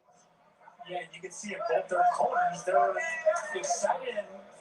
Right now, we're in the 8th round of Rene Alvarado versus Roger Gutierrez. You know, their third fight. You know, they had a really exciting fight in January in the Ryan Garcia, Luke Campbell undercard. Yeah, I've got 4 rounds to 3 in favor of Roger. Oh wow! So Mannix has it in favor of Gutierrez. The score so far, the activity goes to Rene Alvarado. He's thrown that jab out there a lot. He's tried to apply different. There you go, another jab by Gutierrez. Every 30, 40 seconds, you see Gutierrez respond with one big shot. For a judge, it depends on what you like. Do you like a little bit of the pitter patter? John says, if you don't fight in the ring, I think you'd be a great trainer, bro. I think so. That's not something, I'll be honest with you. Training is not anything I ever want to get into. Oh, big right hand from Alvarado. I would never want to be a trainer. That's a thankless job. I feel bad for training sometimes. But I appreciate it, man. You know?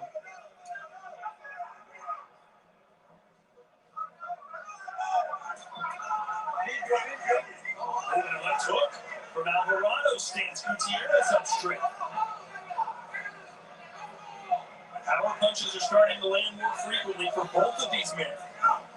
There you go. Good right hand there from Gutierrez.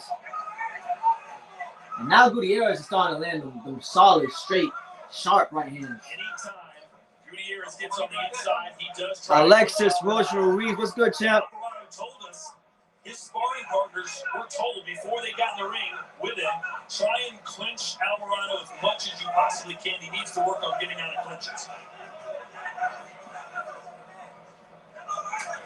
How's he done in that respect? Well, Gutierrez has done a good job of staying disciplined, and that was the game plan. Ooh, and Gutierrez is starting to go with these straight right hands. He's starting to get cooking with these straight right hands. He didn't show that straight right hand for the first 3 or 4 rounds. And that was probably by design, and now he's starting to unload those straight right hands. And you're starting to see the Gutierrez from the first fight slowly make his way back. Well, you would expect Sergio with Alvarado taking the kind of, I don't say beating, but being knocked down 3 times. You would have to come into this next fight with a little more respect for the guy's fight.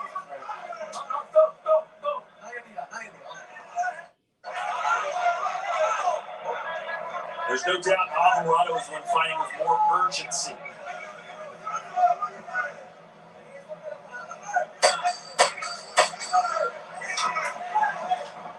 There you go, good counter by A small cut on the right eye of Alvarado. Ooh, some good body shots there from Gutierrez.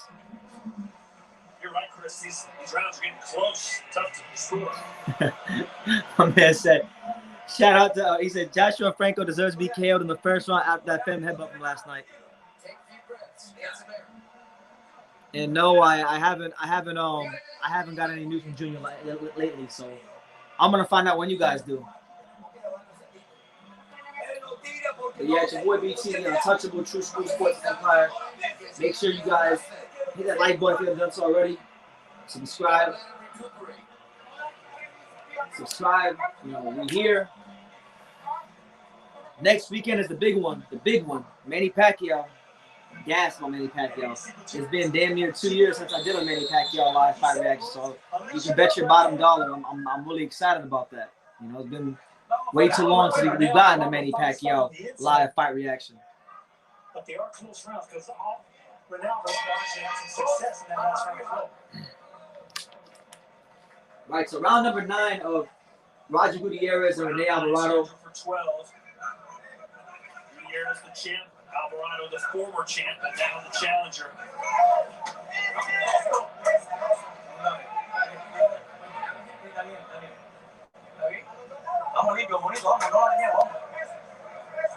In their first fight, Alvarado forced a high-octane pace that Gutierrez could not match. And the result there you go, good jab. And now Gutierrez, you know, I give him a lot of credit. Early in the fight, his game plan wasn't working, but now as the fight's paying off, it's working a lot. He's letting punches off his back foot, letting punches on his front foot. He's showing the straight right hand. The only punch he hasn't seemed to really show or land consistently is the uppercut.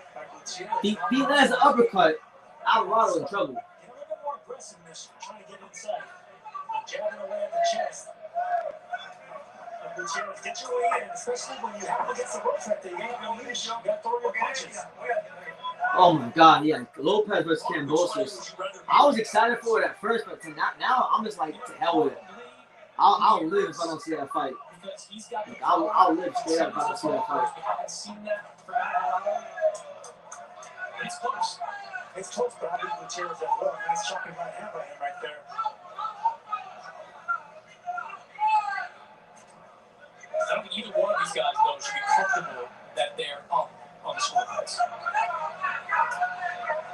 You can sense the urgency from the corners, but not so much from the fighters themselves. Perhaps that will change as we approach the championship rounds. Yeah, at this point, like you guys know, I haven't really been the biggest advocate for the Loma rematch. At this point, if they told me, BT, we'll give you the Lomachenko rematch over the Kambosos fight, I would say, yeah, F it. And yeah, I know Junior's been hating on my guy Josh Taylor.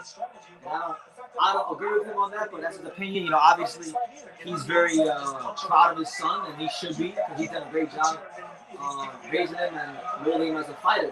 You know, my son, bro, my son gets a hold of him. My Lomachenko, I can't see him knocking him out. My son, bro, my son.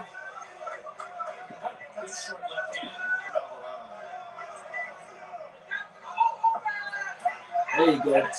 There you go, Gutierrez. For Gutierrez, those were the game changers in the second fight because he's not letting him. Yeah, it's a matter of time. I agree. I think Alvarado is gonna get caught with something big. I mean, it's just a matter of time.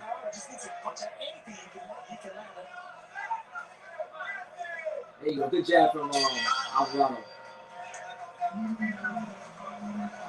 My son, bro. My son is the god of boxing, bro. But to me, the fight I really want to see is that Taylor Teofimo. There's no fight better or bigger, in my opinion, unless Taylor's going to go fight Crawford. Only 23 years old. It's kind of hard to remember that when you're watching how ferocious he is when the bell rings. A win tonight, and who knows, Vergil Ortiz Jr. could very well be in a world title fight. He's called out Terrence Crawford. This all goes back to Teofimo refusing to take the minimum. But that fight isn't worth paying extra for. Teofimo would have probably had 2 fights by now had they reached the minimum fight with top-ranking February. Yeah, you know, he seemed pretty good. It seemed like a smart move, but in hindsight, the Trilogy thing has been a disaster. It's been the biggest disaster of his career. So that's why sometimes the guy you don't want to go against to piss off is Bob Arum, because it don't work out. Venezuela versus Nicaragua.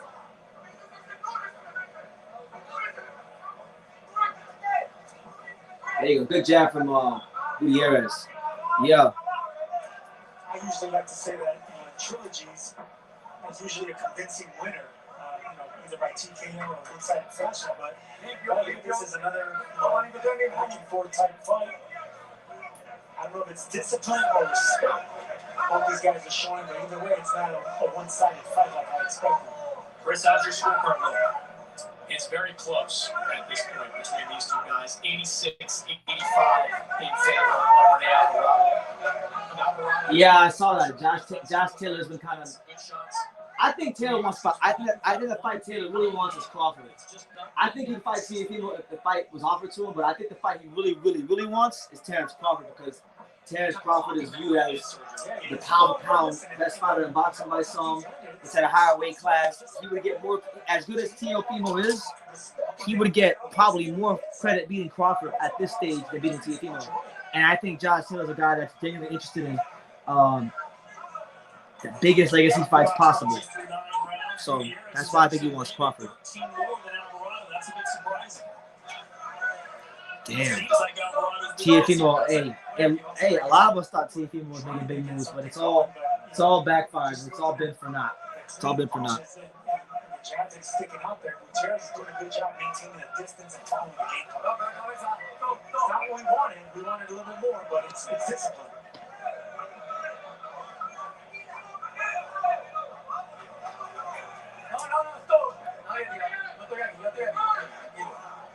Some of that Sergio comes with maturity. Go back to 2017. Last minute in the 10th round between Alvarado and Gutierrez.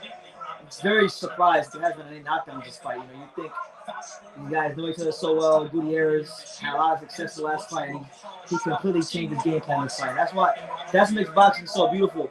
You can have your preconceived notions of what's going to happen in the fight, but until it actually happens, you just have no idea. You have no idea until it happens. And there's still a whole 2 rounds and some change to go. So we might get a big conclusion. But right now, the way it's going, it don't look like it. It looks like this fight's going to go the full distance. And I stopped scoring it, but I think Gutierrez is winning the fight. I think Gutierrez is just winning this fight. Let's change the game plan. We're being disciplined. We're following the game plan. But right now, we are clearly winning this fight.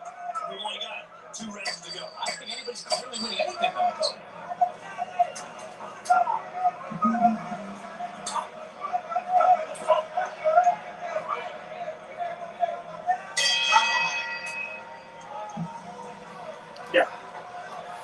The untouchable True School Sports Empire, your boy BT Brennan Taylor coming to you live and direct.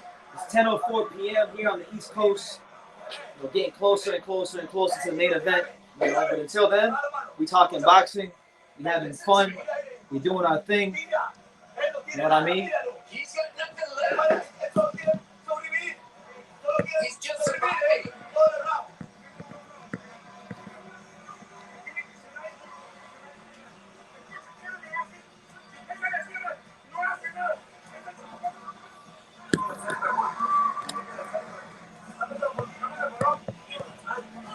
Hit him on the bottom. Hit him to the body.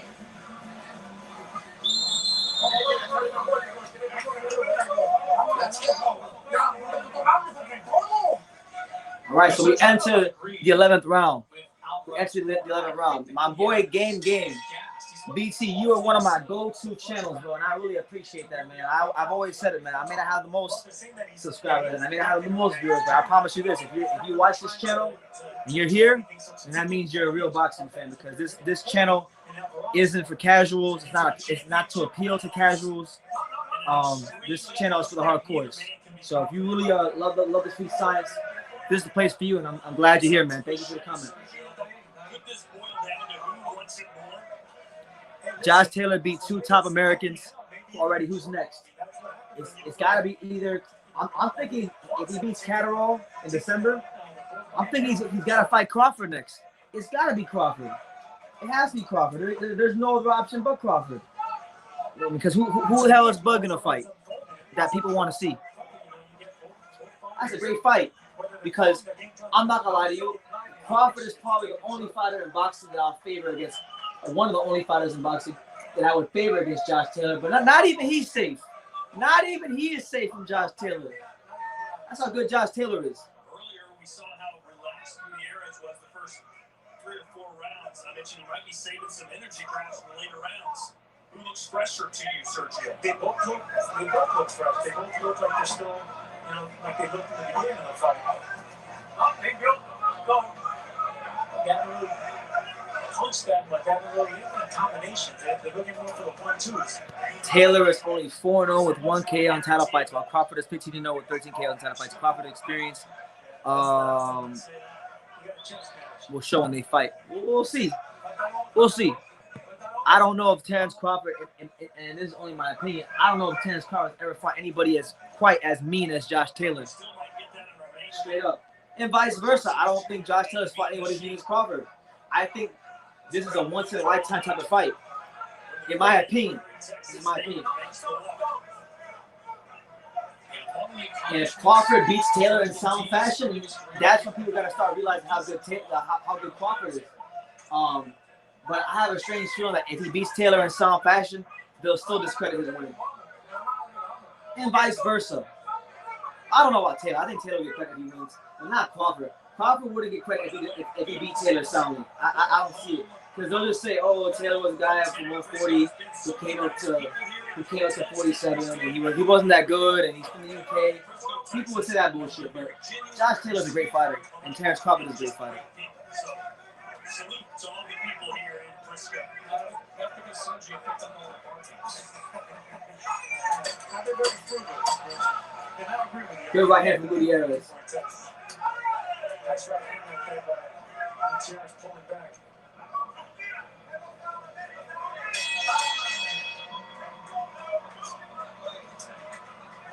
All right, so we enter the 12th and final round. This fight has been the exact opposite of what I thought it would be, and I don't know if it's a good thing or a bad thing, but it's definitely interesting. It's definitely keeping things interesting.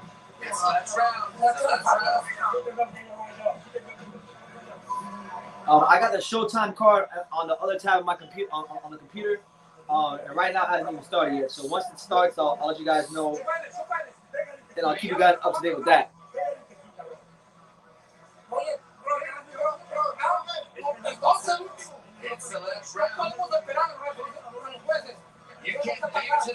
No, this fight has been what I like to call an aggressive chess match, and a really good aggressive chess match.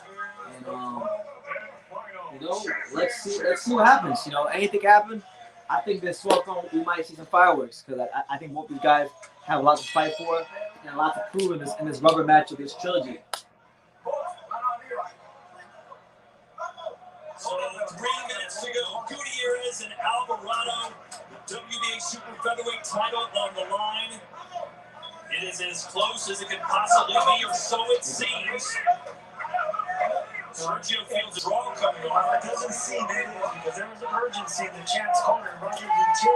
Chris Mannix has Gutierrez up by a point. And, I think it's that close of a fight. You feel comfortable cruising. Alvarado's just been jumping in recklessly, and Gutierrez has been picking him off with jabs, and you can see the swelling on the left eye of Alvarado. I mean, he's got like a Ruslan Provodnikov swelling going on right now.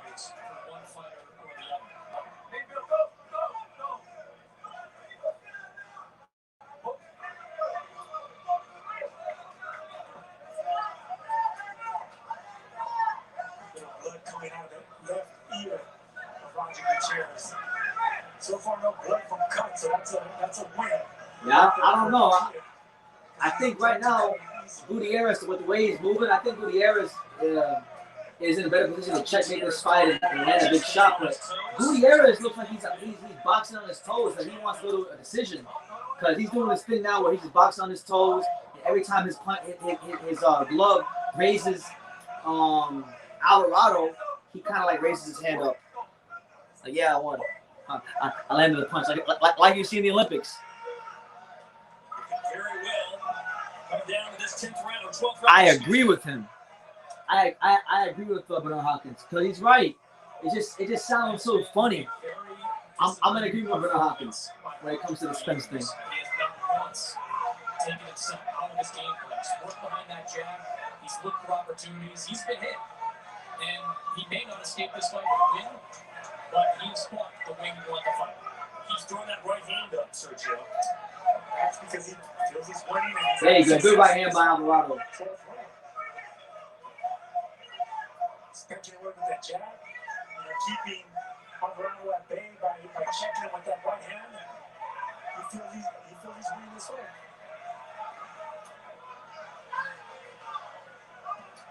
Some swelling on the left eye now of Alvarado. Yeah, Rene Alvarado looks like Luis Alvarado. Gutierrez picking off that jab. That jab is magical this fight. And now you see the blood just pouring down the face of Alvarado. Last 10 seconds, another jab by Gutierrez, and he raises his hand up. Foolish for him to mix it up now with 10 seconds left. Well, that will do it. All right, so the fight, too much to our surprise, goes the entire 12 rounds. We'll see what happens. I didn't score the whole fight, but I think Gutierrez did enough to win that fight. I'll take Gutierrez by, like Chris said, edging it out would be good, but it's not far-fetched to get a draw. For those of you wondering what's going on the Showtime card, John Rio, Rashid Warren is in the ring right now, so Rashid Warren's about to fight. Judges here for the WBA title match. But Javier Alvarez from Texas, he's judged just over 300 professional fights. Solid judge, though has had his moments. Alvarez scored Demetrius Andrade's junior middleweight title fight against Vanes Monterrosian, 115-112. For Monterrosian, no way that fight could have been scored correctly for Monterrosian. He was ringside, though, for the second fight between Gutierrez and Alvarado. That was one of 3 judges who scored 113-112 for Alvarado. For Gutierrez, sorry. Sergio Calles out of California, member of a big boxing family, the son of Hall of Fame referee Raul Calles Sr., very good judge. He does have some recent history with Gutierrez. He knows the counters there. Yeah, man. Well, Well, the fight was a complete 180 from the second fight, and Gutierrez showed some skills in this fight. I give a lot of credit. Fought disciplined. I mean, when I say disciplined fight behind the jab, just really disciplined. So I respect the adjustment. My main man, 50 grand. I always see his comments, and I get a lot of comments, so it's hard to respond to everybody. But shout out to my guy 123 out there in Kazakhstan. He always leaves great comments. He says, "Hey BT, I'm going to watch all the fights with you. Greetings from Kazakhstan, Central Asia, stand up. Kazakhstan, stand up. The home of Daniel Lusinov, the home of Gennady Golovkin, the home of Nikolai Schwab, the home of Musa Tursingliev. A lot of talent coming out of Kazakhstan. The home of Ivan Ditchko. Shout out to Kazakhstan. All right, let's find out who is the WBA champion. Let's see who is the 55th WBA champion in this weight class, because the WBA got a million belts. Ladies and gentlemen, here for the fourth center. Close fight, but I think Gutierrez won. We'll see. We go all 12 rounds, going the distance. And now we go to the judges' scorecard for the decision. Judge Vergil Ortiz. And Johnny Beck Aloncola, yes. A lot of talent in Kazakhstan. Same score for Javier Alvarez. And Judge Roberto Torres scores about 115-113. Declaring your winner by unanimous decision. And still, let's go! Roger Gutierrez gets the decision. Venezuela! Let's go, champ. Let's go. Gutierrez, he was jabbing. He was jabbing that man. That was a very fair score by those 3 judges. Venezuela! Each individual round. Right now, Jorge Linares kind of, he lost his last fight. So right now, Roger Gutierrez, he's flying that flag high for Venezuelan boxing. I gotta agree. 115, 113, 116, 112 twice. That's a close fight. And even though it wasn't the war that we expected, the bloody war, everyone going down, No, well, Alvarado fought well. Respect to Alvarado. No disrespect to either fighter. They put in a good fight. You know, when you fight someone 3 times, you know them very well. So sometimes things change. And I didn't think Gutierrez was gonna outbox him the way he did. Come on, man. Gutierrez won the last 6 rounds on both of those judges' scorecards. So the underdog cashes. Roger Gutierrez defends his title. John really wants to see me fight Ellie Sekback. That's funny. Hoped or thought it would be, nevertheless, the champion retains. After the first one ended in a knockout, the second one went the distance, but there was 3 knockdowns in that fight. And it was so yeah, I don't know. Is the main event next? Please tell me the main event is next, because I want to watch Vergil Ortiz Casimero without having to go back and forth. He's matured. He's worked hard. Please tell me that the main event is next. It has to be. It just has to be. But shout out to everybody here. Make sure y'all smash that like button. Just like he did right there. Alvarado wasn't able to get the inside and bang away like he normally does. And that's why we got that type of decision.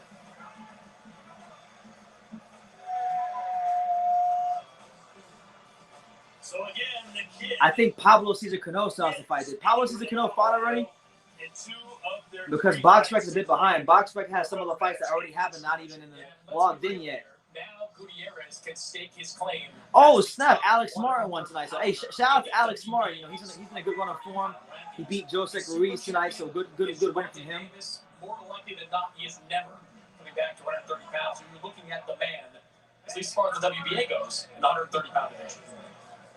Here are the CompuBox numbers from this super featherweight battle. Sekback is that type of person that you better not touch, better don't touch, and it's not because he is so strong. It's from my perspective. Sekback. Oh, you're saying Ellie Sekback's gonna? If somebody touched Ellie, like you think Ellie would shoot someone? What do you mean by that? Could you please clarify? Felix Alvarado blowing out Israel Vasquez in a first-round KO. His brother couldn't get the win though, as Roger Gutierrez retains the WBA Super Featherweight Championship. And now, of course, we turn our attention to our main event. Oh yes, the main event is next. Let's go, champ. Yeah, yeah. Let's go. I gotta stand up. I got a back there right now. Let's go. The boy BT, Brendan Taylor, y'all touching your True School Sports. We here. Vergil Ortiz. Vergil Ortiz. Kavaliauskas. Hard seltzer. We have 27 flavors and are the only hard seltzer. He's saying connections. Yeah, I'm sure of it. I'm sure he's got connections, but big flavor for the biggest events in boxing. Ellie Sekback isn't the only person with connections. I'll put that out there. Not trying to talk trash about Ellie. I like Ellie. I've met him a couple of times. He's never disrespected me. But I'm just saying, man, I don't say who I know or I don't know, but Ellie Sekback isn't the only person with connections. Ortiz Jr., who grew up in nearby Grand Prairie, Texas. What a moment for him to headline this Golden Boy card. He's in the main event. I got you. I got what you're saying, man. But I got connections too.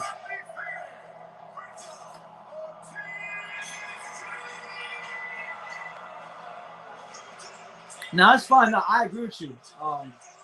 I can't really get into what I know and don't know about Ellie, but let's just say I can confirm. I can confirm what you're saying to be true. I know some things about him.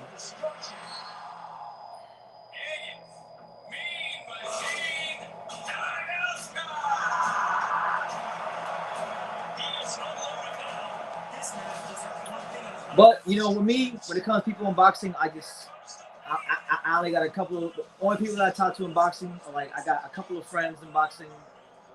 A couple people, you know, my subscribers, of course, people that support me. You know, I love you guys.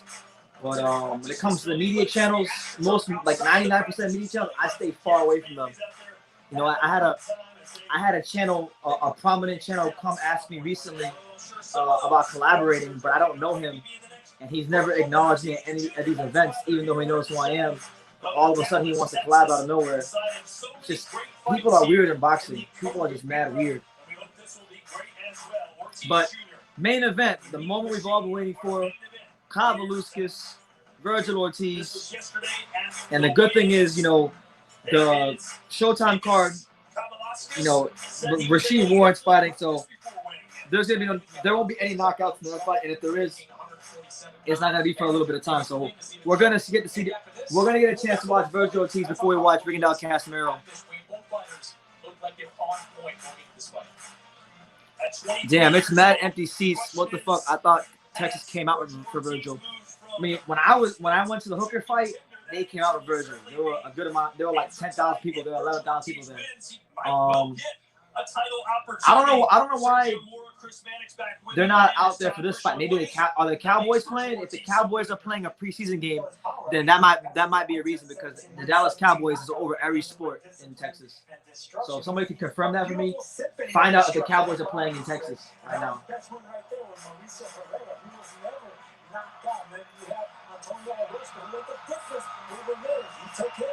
He just wasn't so patient. Brad Solomon, who was cagey and cute in there, he was able to get him out with a shotgun jab and pin him against the ropes and let those punches fly. Yeah, Hooker's from Texas, but I was there, bro. Like, I'll tell you right now, the crowd was like 80% Vergil. Like, maybe 85%. Like, it was mostly for Vergil. I was going for Hooker because I interviewed Maurice Hooker. I met him, very nice guy. And yeah, like, Hooker didn't have a lot of support. Did he really? That's crazy. I didn't even know that. So apparently Rasheed Warren's out here wrecking stuff, punching holes to people.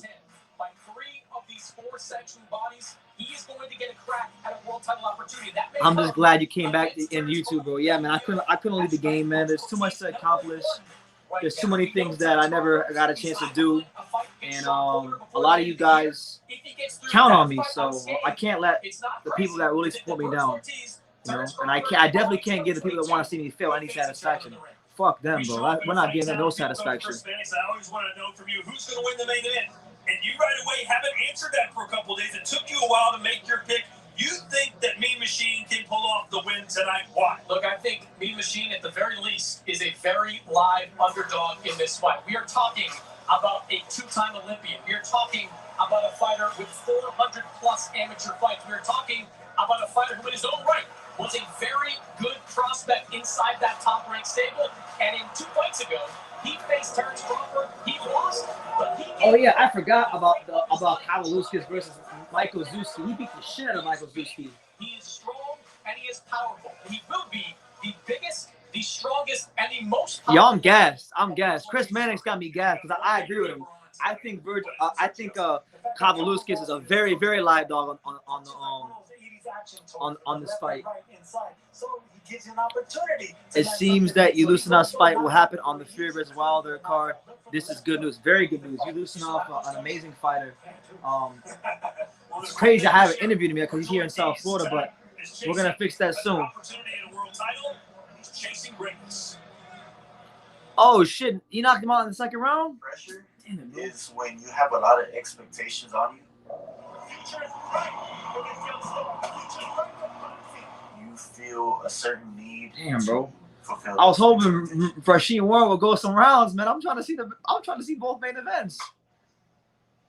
I'm Vergil Ortiz, and I'm 17-0 with 17 knockouts. This is something that comes along every now and then in a generation, and it's special. I don't feel any pressure at all. I take it as motivation. I feel like pressure and motivation are... Shout out to everybody here. It's your boy BT, the Untouchable True School Sports Empire. We're sitting here waiting for Vergil Ortiz versus Kavaliauskas. It's going to be the toughest test of Vergil Ortiz's career to date. We'll see how he handles the pressure. From a prospect to a contender was... I'm gassed, man. I'm gassed. I can't wait for this fight. I'm gassed.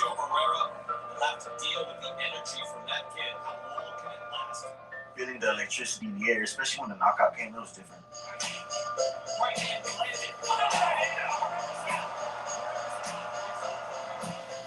Are you still cool with H Money? He's calmed the fuckery down lately.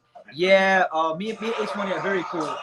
He called me on the phone maybe 7 months ago, and he really was. He gave me like a very, very, very sincere apology, and he deleted the video of him and Lopez Sr., him calling Lopez Sr., which really pissed me off. Yeah, man, and like I gave him some advice with how to grow his channel, and I don't know if he's taking it. I don't know. I can't tell you if the advice I gave him he's taking, but it looks like what I told him he's following. So yeah, a good dude, you know, definitely a bigger man than most people in the YouTube boxing community, because he apologized and he admitted that he was wrong, and we talked as men, and I wish him the best for his channel, you know, and God bless H-Money. Here we go, ladies and gentlemen. It is our tail of the tape for the main event of the I think Rashid has a hot date. He wasted no time. For real? Why you say that? Was it like a girl ringside? 1 inch shorter, and they both have identical 71-inch reach.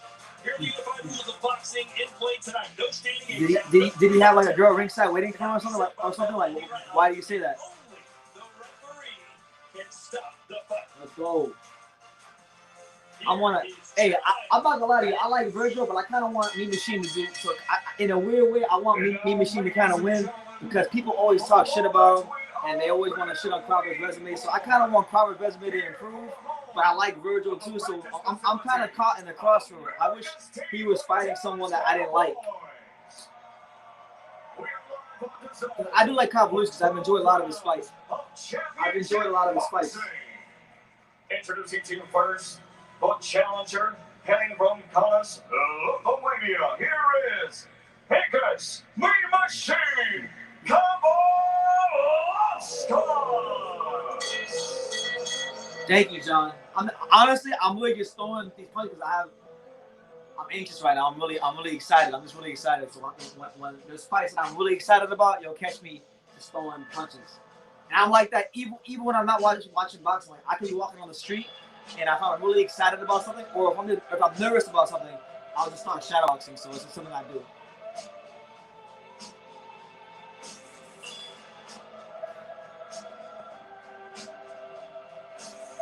He never stopped punching. He didn't allow Vasquez to hold him. It was a very aggressive performance. That's good, because that's like the opposite of what he's known for. He's not really a guy that is known as an aggressive fighter. He's known as a guy who's a very good boxer, amateur pedigree. He boxes like an amateur, but good to hear. And here he comes, the man himself, the fighting kind of Lithuania, stand up, Kavaliauskas. Mean Machine, baby. He's trying to expose Vergil Ortiz. He's trying to get myself and other YouTube content creators to make a video that says Vergil Ortiz exposed, because it is Judgment Day. It is Judgment Day for Vergil Ortiz. This is the hardest fight of his career, and he's either gonna sink or he's gonna swim. So we're gonna see if he's gonna get his Michael Phelps on here in a second. It's your boy BT, the untouchable. We here. Smash that like button.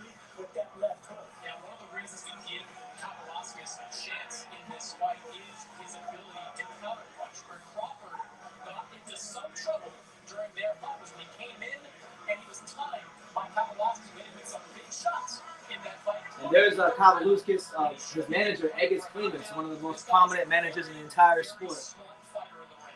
Believe it or not, Chris, Las Vegas earlier today had Vergil Ortiz as an 18-1 favorite over the limit. That's crazy. Vegas had Vergil Ortiz as an 18-1 favorite before earlier today.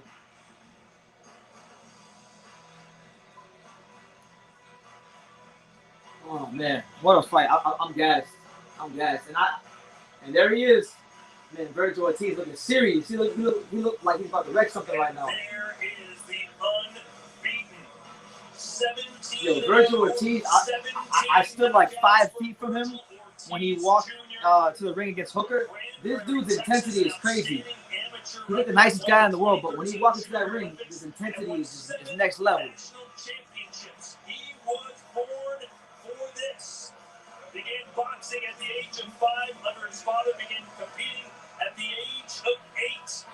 Tonight, the he's calm, but it's like a calm intensity. I don't know how to explain it, but it's a really. You know that saying they say still waters run deep. That applies to Vergil. Still waters run deep. That intensity is next level. But he's calm though, like he's calm as hell, but you can still feel the intensity. And now, ladies Ladies and gentlemen, set to enter the arena. Please welcome the undefeated champion hailing from Greer, Texas, Vergil Ortiz Jr.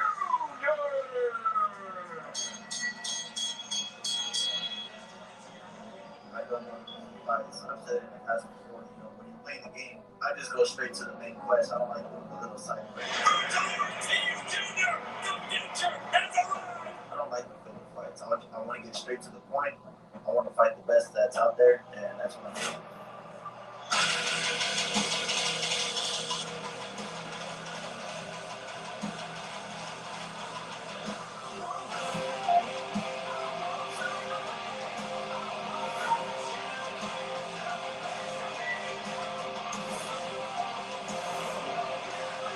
Yeah, Vergil Ortiz. And yeah, John. Yeah, bro. That's exactly like I'm glad you can imagine it, but like, he's very, very intense.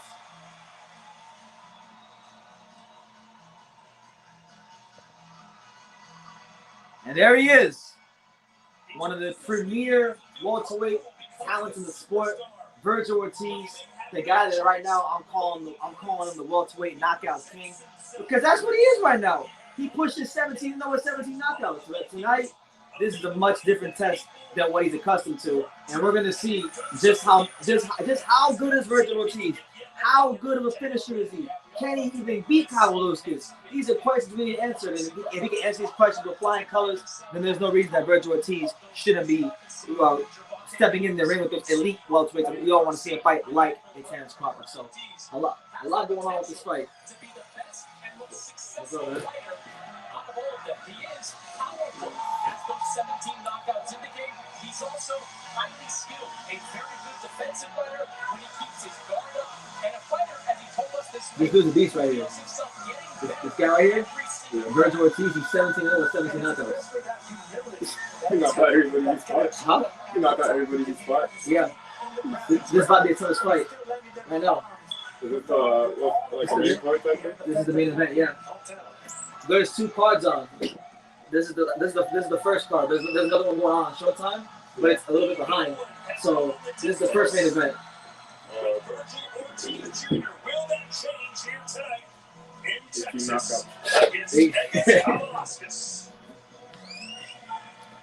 He does. Vergil Ortiz does have a superstar aura. I agree. You know, from one superstar to another, I can confirm that. But now we're gonna see how good Vergil is. He's fact, if it's fact or fiction that he's the future of boxing. Live on DAZN. 12 rounds for the WBO International Welterweight Championship. Sponsored to you by NSC, Never Stop, Never Settle. And all for tonight's fights are brought to you by Bets Online. This bout is sanctioned by the Texas Department of Licensing and Regulation for Combative Sports. Executive Director Brian Francis. Commission Chair Rick Figueroa. Let's go, champ.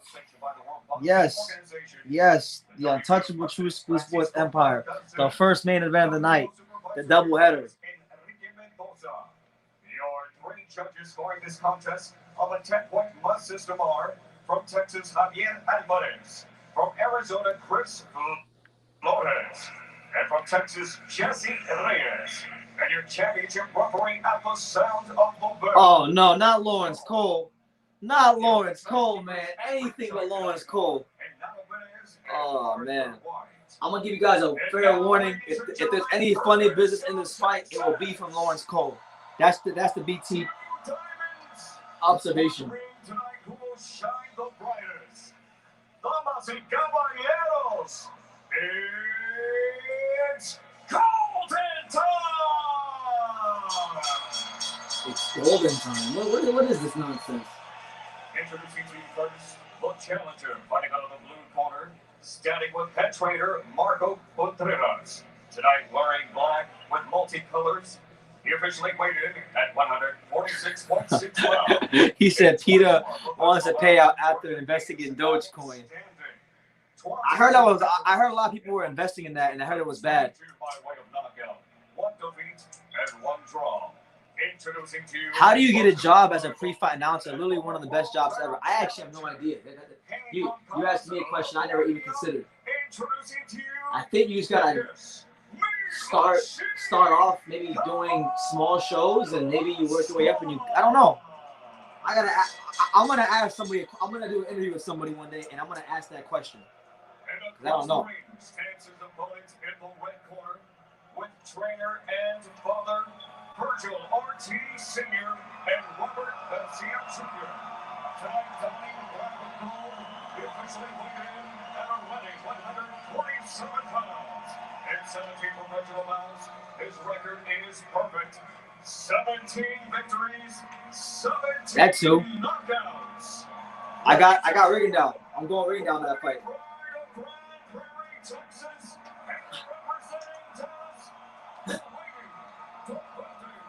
Vergil Ortiz.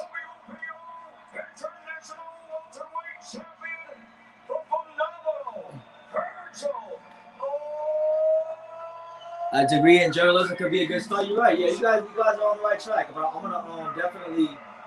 I'm gonna ask a couple of ring announcers that question, and then I'll come back to you guys with a couple answers, and we'll see. It's all about the voice. It's all about the voice. Like for me, I don't think I could be a ring announcer. That's special. You need special voice, and you gotta have really great control of your voice, and I do, but I don't think I have the voice for it. That's just my opinion. Vergil Ortiz Jr. Here we go, man. The first man of the night, Vergil Ortiz versus Mean Machine. The biggest fight and the best fight in the career of Vergil Ortiz thus far. We're going to see what he's all about. It's a sink or swim. Trying to stop this 23-year-old's rise in its tracks. 12 rounds. Frisco, Texas. Here we go. Man, freaking Kavaliauskas looks like he's in dog shit. All right, so round one. Kavaliauskas and Vergil Ortiz, both in black trunks. BT, Brennan Taylor. This is the live fight reaction for Vergil Ortiz versus Kavaliauskas. Very big fight in the welterweight division. A lot at stake. Vergil Ortiz, Kavaliauskas looking both looking they're both looking to establish their range in the ring. One thing to watch early with Kavaliauskas, he operates behind that jab frequently, which is something you expect. Good jabs from Kavaliauskas. Background like he has. Kavaliauskas coming off a 3. This fight right here is going to be a good test of the jab of Vergil Ortiz.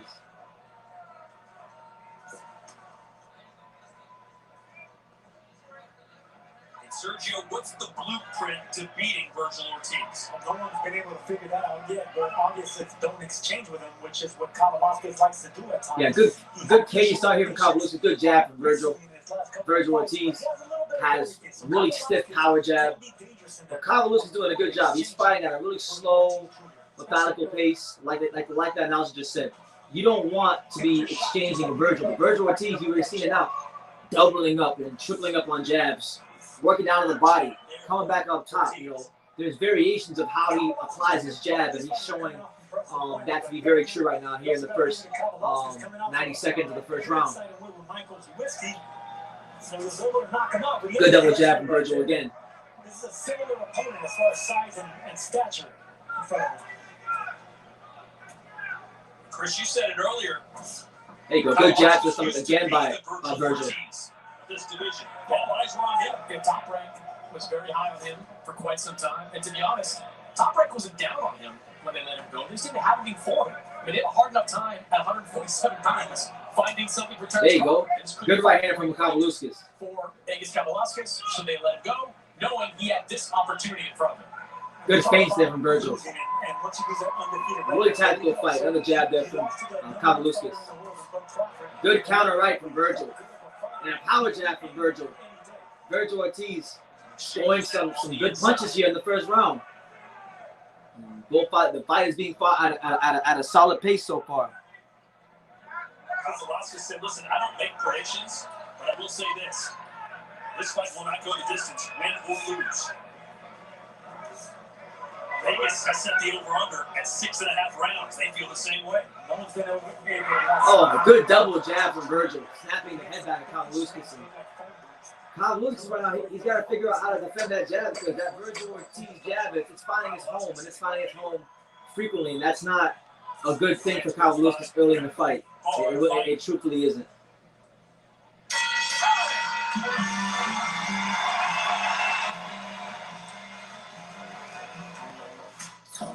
Shout out to you, John. Looking forward. Hope that goes well for you.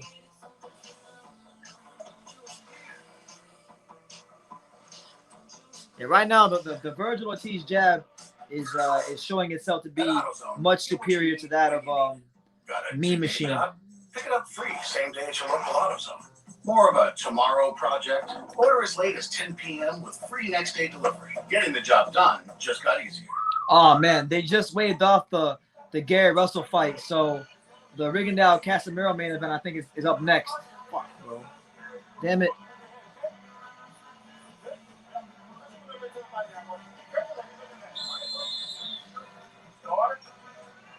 So if you notice, no Robert Garcia in the corner. It is worth noting though that Vergil Ortiz does have some minor swelling on his right eye. There is some minor swelling on the right eye of Vergil, so that means that some of these jabs, some of these punches from Kavaliauskas are getting through.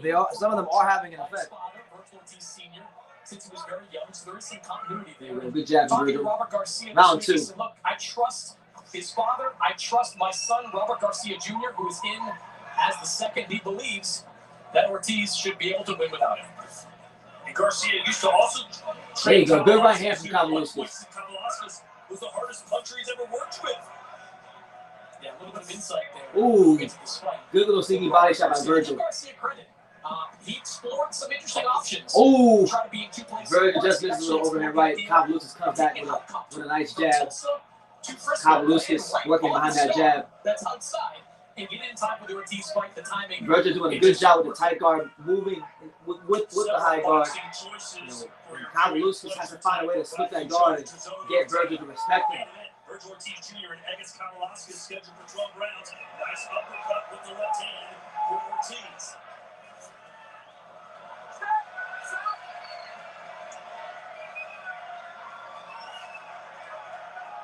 Good jab from Kavaliauskas.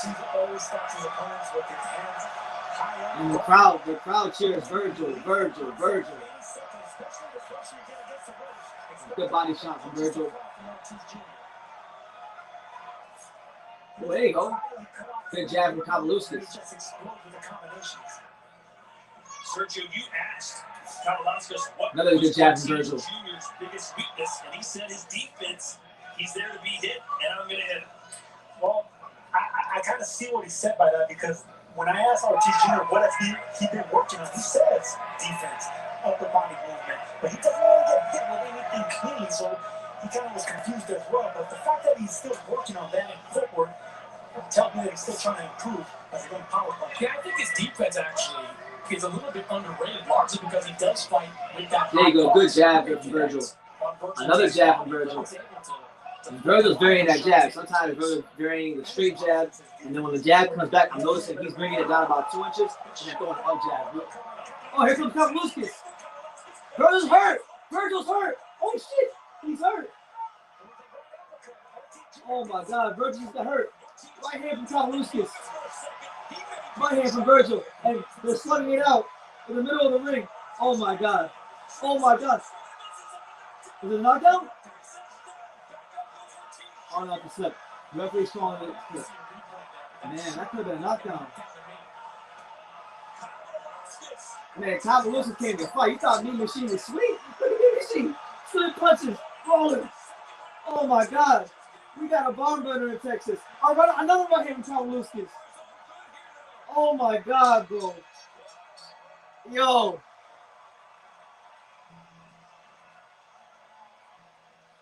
Yo. Y'all thought Mean Machine was sweet? Y'all thought Vergil was just going to come in here and fold those dudes up? Man, you saw what he did to Crawford when they fought. Mean Machine's a fantastic welterweight.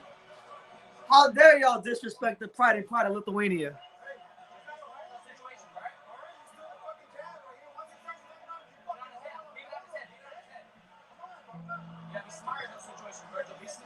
Shout out to Kavaliauskas, man.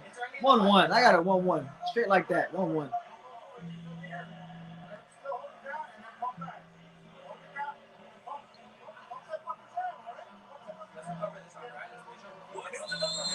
Yeah, it was an uppercut. It was a short uppercut that hurt Vergil. And then another uppercut and then a right. And then another hook while he was trying to clinch.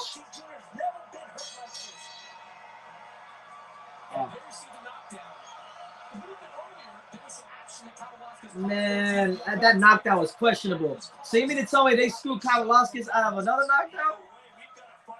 Oh, we got to fight on our hands. Kavaliauskas came to fight.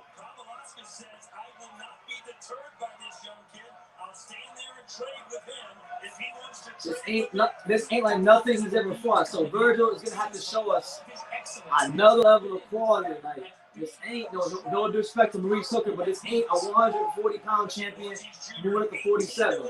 You know, a guy that held the belt at 140 going to 47. That's already been knocked out a couple of times in his career. No, this is a full-fledged, tough, gritty, two-time Olympian. You know, solid top 10 contender in the welterweight division. Yeah. Vergil got his ass in the second round. Let's see how he responds. Good right hand from Vergil. Kavaliauskas, it's funny, man, because you watch him and he looks like he has that straight up and down style, and then the gap closes and he just bam, short, compact punches, explosive punches. So Vergil, if I was Vergil, I would try to keep Kavaliauskas at bay with the jab. Don't get close to him, because that's his bread and butter. Those explosive, short, inside shots, counter punches. You control out the jab. Be patient. Good defense from Kavaliauskas.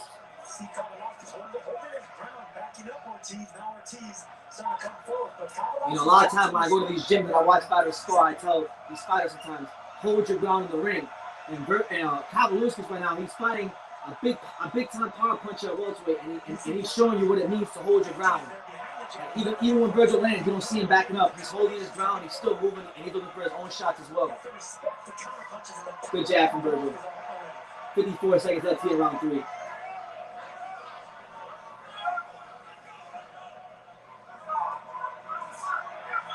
Jab is always there for Ortiz. It is again.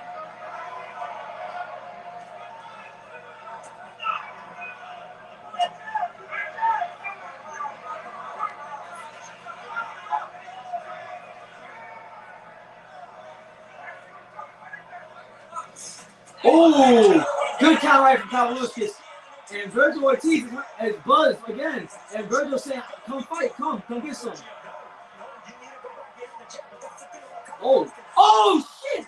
Yo, Vergil just dropped him. A 1-2 with a left hook from Vergil drops Kavaliauskas in round 3. Oh my god. What a response from Vergil Ortiz. Oh my lord. Wow, you see Kavaliauskas getting some momentum, taking Vergil Ortiz to some dark places, and then bam. Just like that, straight like that.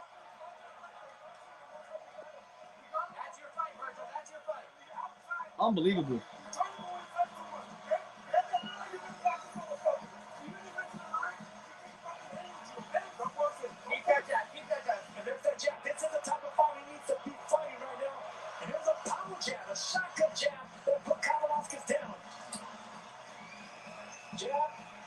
What a fight. What a fight. So I got Vergil up 2 rounds to 1, which at the Knockdown extra point, that hands out the round Kavaliauskas won.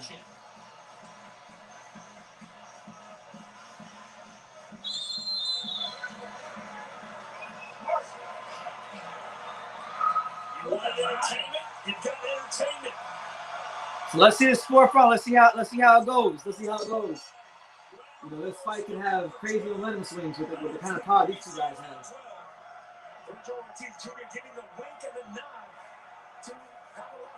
Good double jab there from Vergil. Let's see if Kavaliauskas continues to stay in the pocket and exchange after he got sent to the canvas in round 3.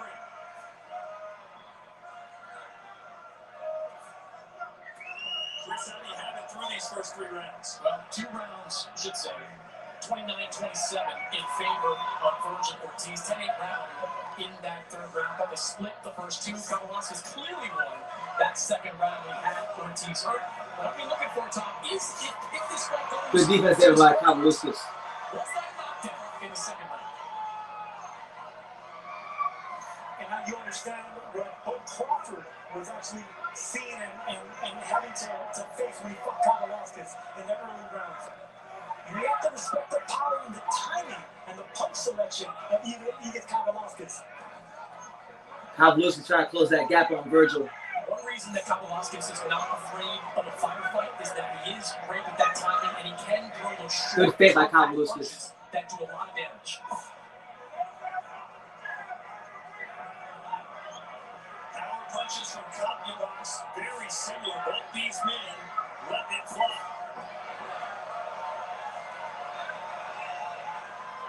There you go. Good double jab by Kavaliauskas. Kavaliauskas still in the fight, though. Very much still in the fight. Vergil's punch output a bit lower in this fight. I think he want to kind of slow it down and get back to basics on his round. So it's important for Kavaliauskas to time him. Timing's going to be his route to hurting Vergil again. Instead of cowering away, playing defense, playing it safe, he waved the mean machine in. Oh, good double jab by Vergil. Strong chin, and obviously they can punch hard themselves, but the chin is what's impressive. Another jab from Vergil. Oh, the jab from Vergil Ortiz is really having an effect on Kavaliauskas. But credit to Kavaliauskas, you're seeing the experience and the fearlessness when he's still holding his ground in the center of the ring, which is what you want to do against Vergil Ortiz. Because a fighter like him, you back up, you're going to give him confidence just by backing up. So, very important to hold your ground against a guy like Vergil Ortiz.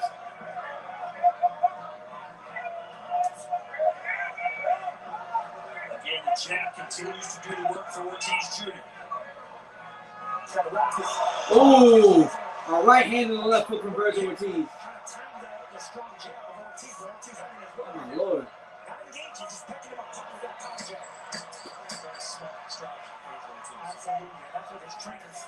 Oh, uppercut was at the stomach? Vergil Ortiz is in his bag.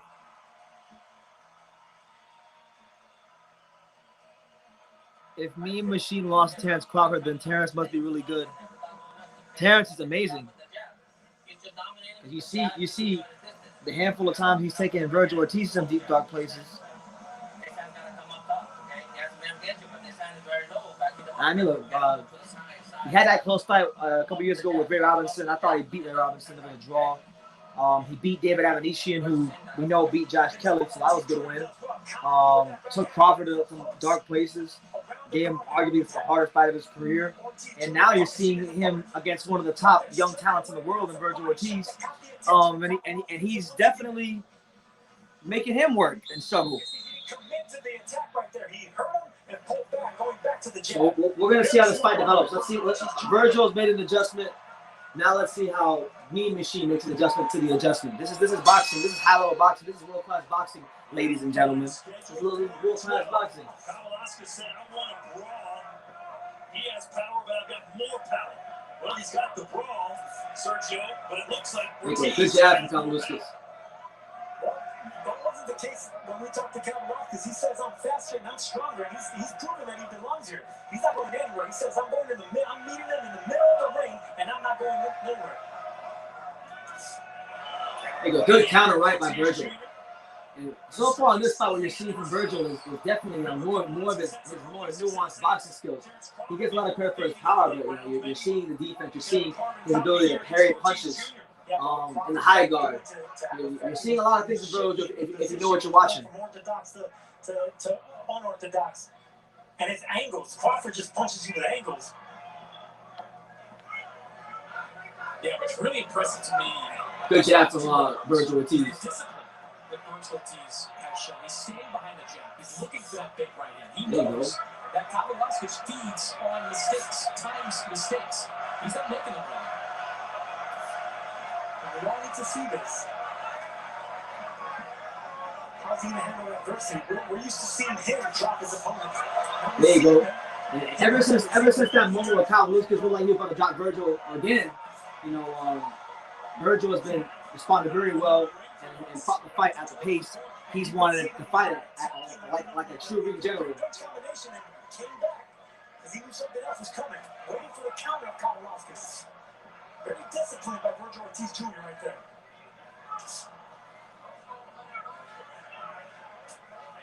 This shows intelligence from the young man, 23 years old, but he knows that this man has power Kavaliauskas because he can't just go in there and it's business as usual, attacking like he normally does. Ortiz in the way, taking the page. There you go. Good jab by Kavaliauskas. Very smart feat to get Vergil to come in.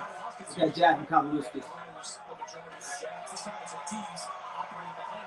Yeah, so far, the difference in this fight has been, believe it or not, the feet of Vergil Ortiz. His feet are a bit faster. He's getting in, he's getting out, and he's not allowing Kavaliauskas to plant and explode. That's been the biggest difference from the latter part of that third round to right now.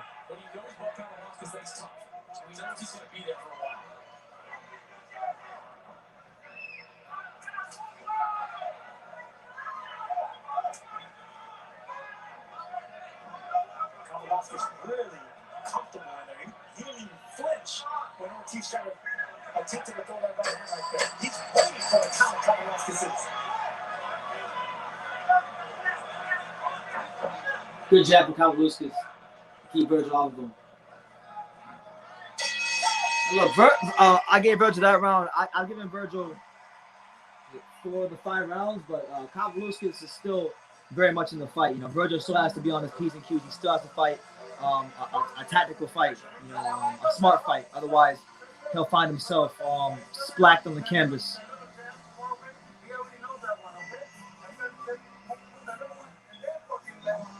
For those of you wondering, it looks like the Casimero-Rigondeaux card is not that far away from happening. So, yeah, that'll be happening really soon.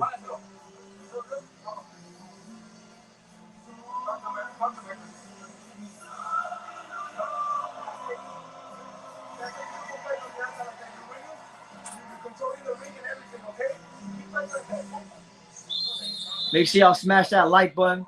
Subscribe if you're new to the channel. We here, man. Super chat if you like what's going on. Vergil Ortiz, Kavaliauskas, really, really violent chess match. That's the best way to describe it. A violent but tactical fight. Vergil Ortiz was in trouble, got bumped certainly by Kavaliauskas. There you go. Good jab, Kavaliauskas. By dropping the Lithuanian.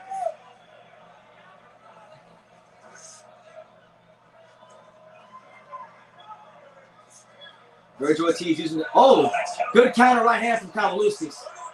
And you see him. You see every time Kavaliauskas catches Vergil flush, he's getting attention instantly because that's the kind of power that he pumped that he packs.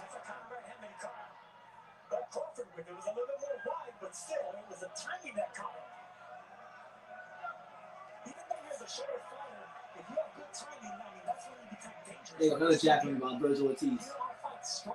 That Kavaliauskas timing, man, is something else. That timing is always going to make him a dangerous fighter for anybody in the low-weight division. Vergil Ortiz wary of the counters and backing him up.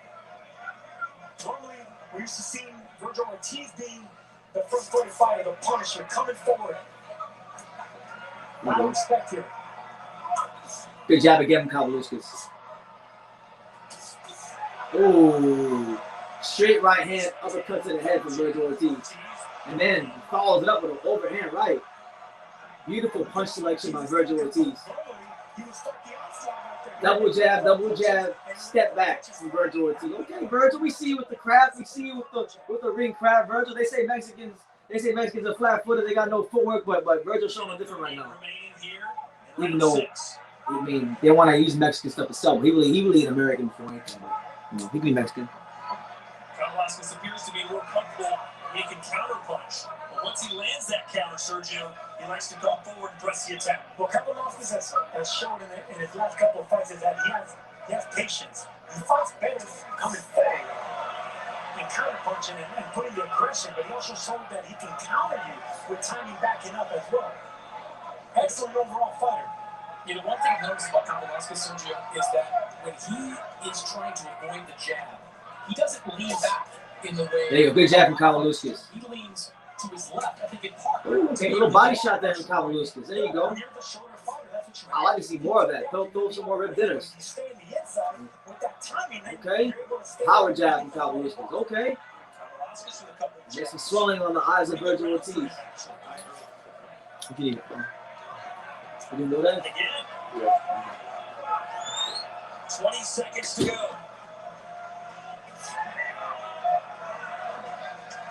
See right there, you can see that Kavaliauskas is looking to counter with that short right. Good counter right hand. Good counter from Vergil.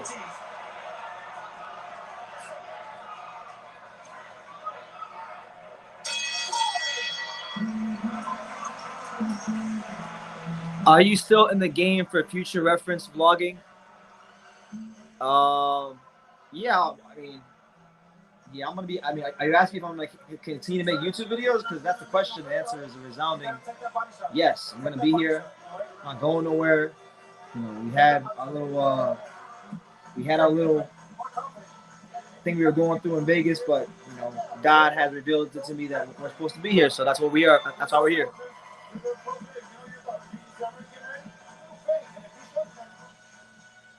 And here's that overhand right that Kavaliauskas caught. Both Crawford with, but right here, you see the forward, the handy forward. He didn't show forward. I like Vergil. The minute Vergil get caught, Vergil said, "I want some smoke." Coming back out. Really good round there by Kavaliauskas, getting that right hand in. I think he might win that round, to be honest. Close round. I can see Kavaliauskas winning that round. Ortiz Jr. 17 fights have averaged 3.1 rounds. We're in the 7th. Now, this is the round that I picked Vergil to stop Kavaliauskas, and I don't think it's going to happen, to be honest. Or get out of the 7th round when they're facing Vergil Ortiz Jr. Absolutely. Follow God. Follow the Lord. Kavaliauskas better not get lazy with that jab. 2 fighters lasted to the 7th round. There you go. Good jab from Vergil again. Vargas and Maurice Hooker. They knocked both out in this round. Good piercing jab again from Vergil. And another jab from Vergil. And that kind of knocked Kavaliauskas off balance. There you go. Good right hand from Vergil.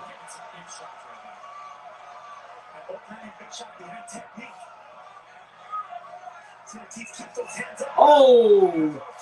Good right hand again from Vergil Ortiz. The defense wins when it comes to Kavaliauskas.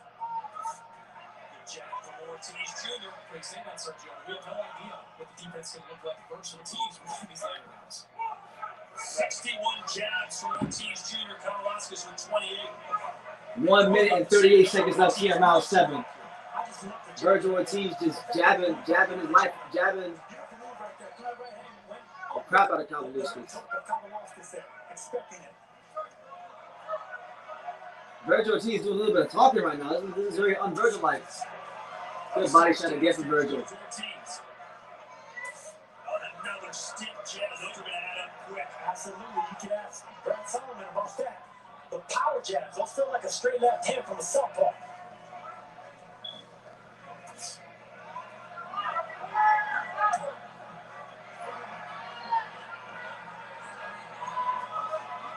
So Kavaliauskas already did something 17 others haven't been able to do with Vergil Ortiz. There you go. Good jab again from Kavaliauskas.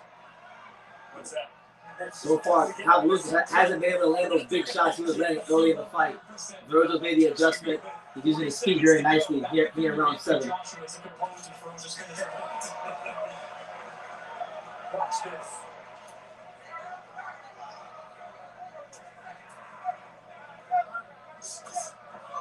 A good double jab by Vergil. Whenever you're dealing with a sharp counterpuncher with great timing, like Kavaliauskas, just go back to the simple things, the jab. And usually young fighters just throw it out the window, especially when you're so powerful. Ooh, this man he went up jab, ducked under, came back. Oh, Vergil Ortiz, man. And now they're trading. They're trading towards the end of the 7th round. All right, so we head to the 8th round. I've only given Kavaliauskas 1 round. I appreciate you. 1, 2, 3. God bless.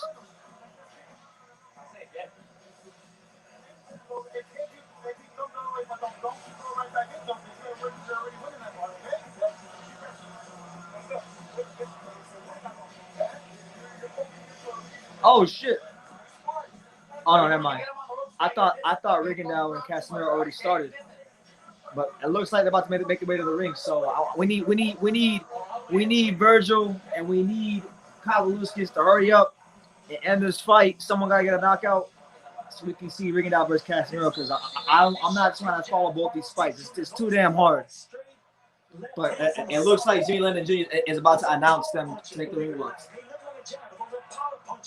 Vergil Ortiz Jr. That's what's keeping Kavaliauskas at bay, looking for that right counter like he did right there. So for the first time, a Vergil Ortiz. All right, so for the first time, Vergil Ortiz in his career has been taken past round 7.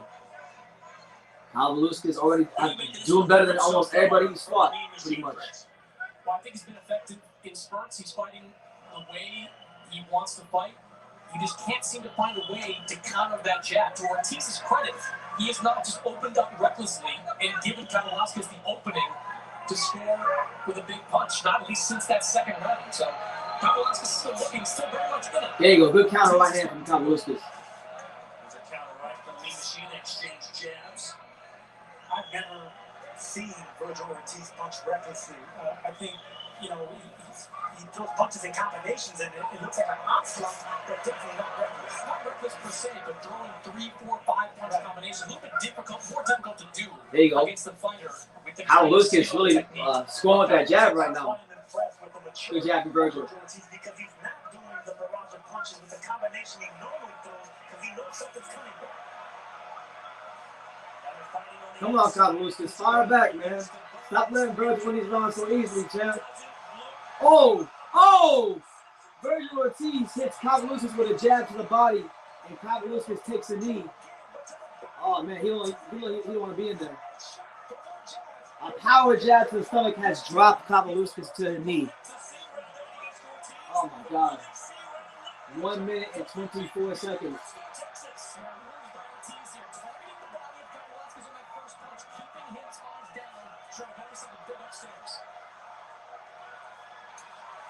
There's a good body shot again from Vergil. And then a power jab. 1 minute and 7 seconds left here in the 8th round. Can Vergil put the exclamation point on this fight? Man, that body shots are taking a toll on Kavaliauskas. And he's going down there and he's handing out rib dinners and he's coming up with the uppercut. Oh my Lord. Oh! And that's another knockdown from Vergil Ortiz. The left hook makes Kavaliauskas' glove touch the canvas. That's the 3rd knockdown of the fight. And it's getting really, really bad. It's getting really, really bad for the Mean Machine. He got out to a good start, but not how you start, how you finish. It looks like Vergil Ortiz is going to finish him.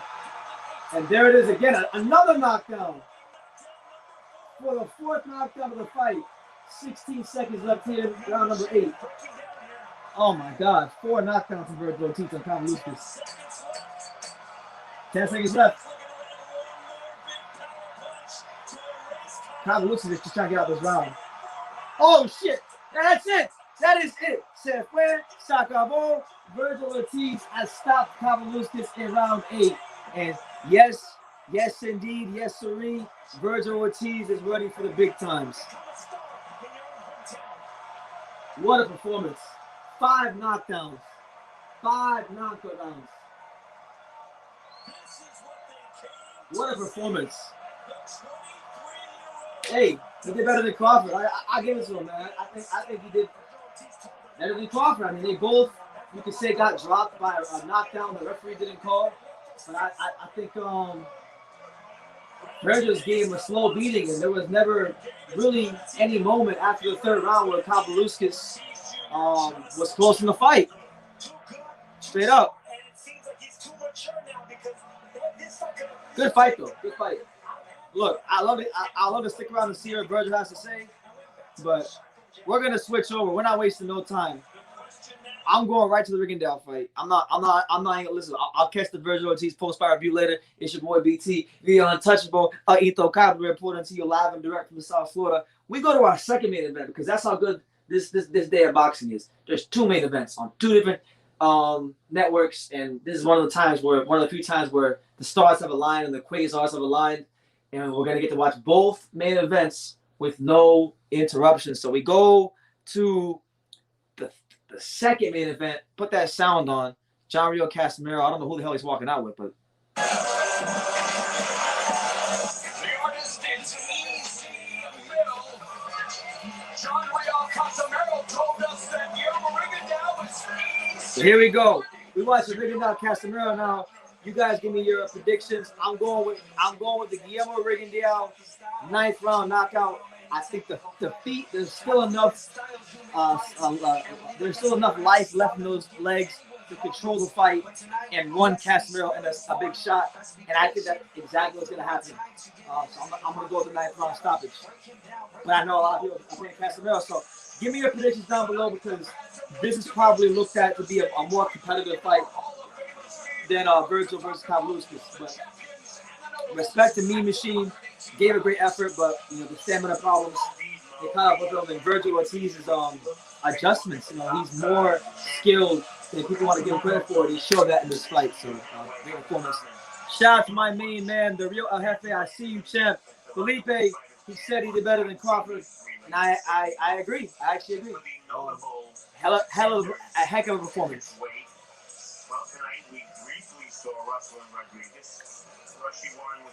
You guys want to see Boots and his fight Mean Machine next. That'd be great, because I have questions about his chin, and I want to see what will happen if Kavaliauskas can somehow catch Boots and it's with a big shot. That's the only question I have about Boots. So lots of title-ready talent right now at 118 pounds. Yeah, we're here. Heading into the 3rd hour of our live. Make sure y'all smash that like button. Subscribe to the YouTube channel. We're here. Your boy BT putting in that overtime. Jesus Gashi, what's up, champ? I'm just here waiting for the fight to be on YouTube. What's good, champ? Good to see you. Yeah, I would love to see Vergil Ortiz fight Ennis. That'd be great. Nobody does that. We'll see how that all plays out. I'm gonna tell you this, man. I've had a chance to watch a lot of great fighters train in person. And I'll tell you this: I saw Casimero and Rigondeaux both train at Mundo Boxing Gym last year in Miami on different days and different times. And they're two of the most talented fighters I've ever seen in person. Kevin from Chicago says that Mean Machine is a muscle head with poor gas. And you know what? I can't even get mad at it.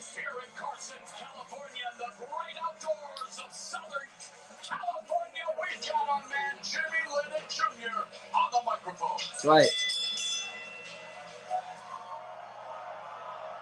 Uh-oh.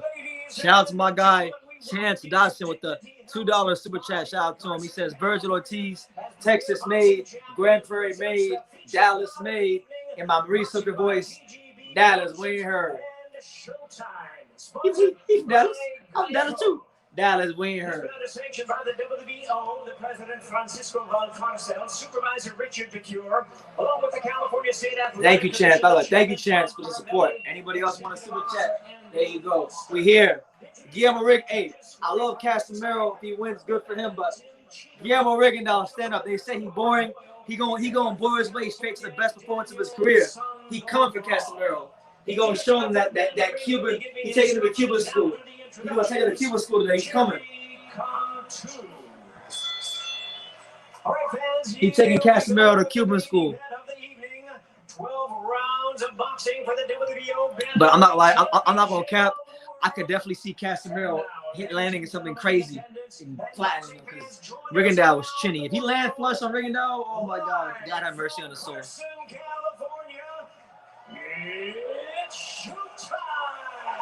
Yeah.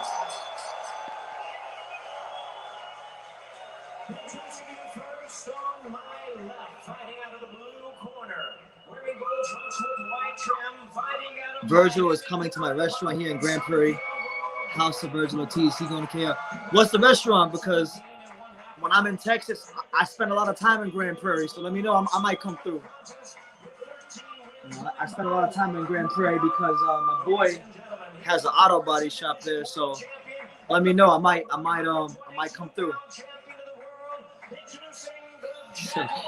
He said when the bell rings, school is over. That's funny.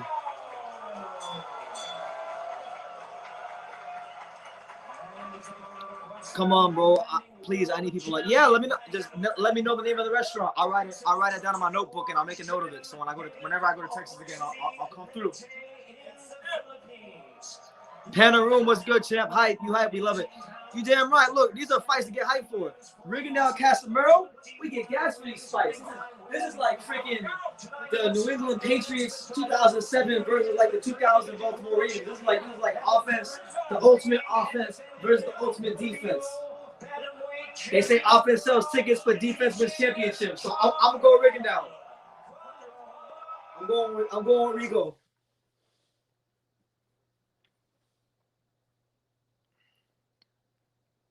The hell? Don't fail me now, crack streams. Don't fail me now. Here is the 3-division world champion and the current. I'm gonna write it down now. Los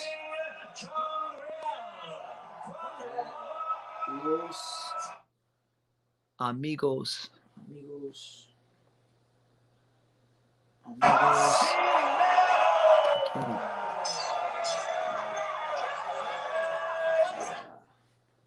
Los amigos.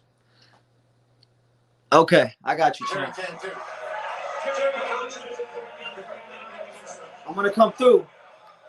Man. I hope that food better be slamming, champ. I'm gonna have some things to say. Yeah, shout out to everybody here. A great fight coming up right now. But Rigondeaux and Casimero.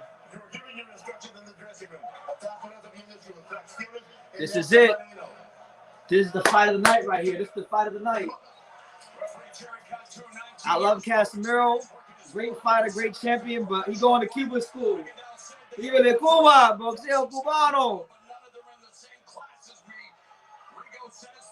Vergil's jabs are amazing. His inside game is great. His mid-range defense is okay, but then again, Egidijus is a very good fighter, so we can't.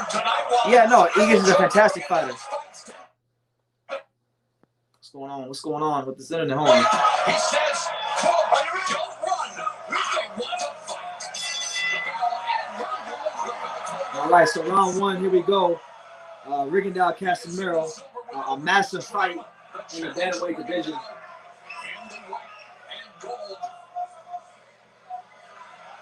You know, Rigondeaux has some of the best footwork in boxing history. He's old. He's been showing some. Ooh, he's making that boy shadow box right now. Come on, Rigo.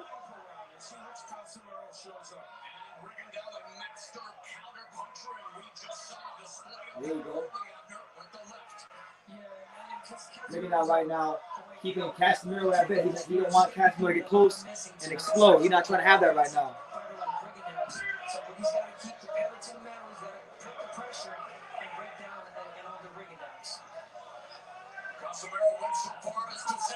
Oh, good defense is Rigondeaux. Unfortunately, only 16 seconds due to a no decision. Here we are, 1 minute gone in our much anticipated Casimero can't even set his feet right now. He can't even set his feet right now. Hopefully, Rigondeaux has enough life in him legs to keep fighting this fight, because eventually he's gonna have to hit Casimero to get his respect. Woo! Rigondeaux with the defense. Look at that lateral movement. Casimero not working his man inside with no jabs. He keeps his hands right at big because he knows if he gives Rigo opening, that left hand is coming right over the top. He just missed it. Rigondeaux just missed it. What is Vergil saying in his post-fight interview? I didn't watch it, bro. I'm trying to watch this fight right now. Somebody give me a.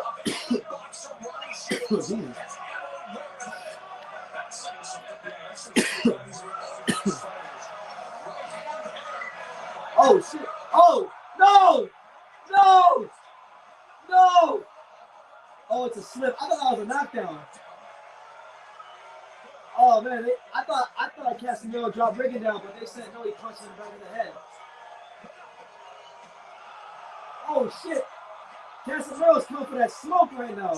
Rigo, get out of there, champ. Get out. This man not playing with you. He's not playing with you, Rigo. Stop playing.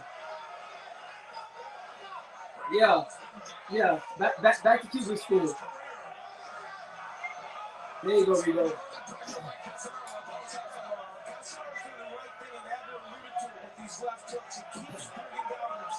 Them left hooks are going to be key for Casimero. He lands those. It's curtains for him now.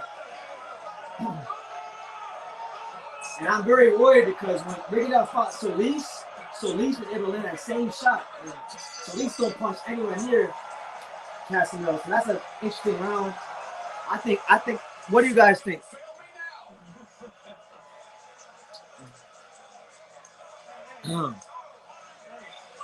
With so much shit in boxing, I don't even know what I have to do anymore. Hey, Vergil Ortiz telling the truth. There's so much shit going on in boxing. He probably feels the same way I feel about boxing sometimes. So I get it. What type of meat do I like on my tacos? I like the carne asada, steak, chicken. Steak or chicken, I don't care. Either one is good. Rigondeaux complaining about being hit behind the head, which in fact, let me see if he did. Yeah, there was a punch behind the head, but then the. Oh hell yeah, bro! He got hit behind the head clearly. Nah, bro. And then he punched him while he was down. Man, I knew he could hit Rigondeaux cleanly. That's some BS, bro. Casimero out here fighting dirty. I can't wait till like the 5th round, 7th round, Rigondeaux running into a big straight left hand.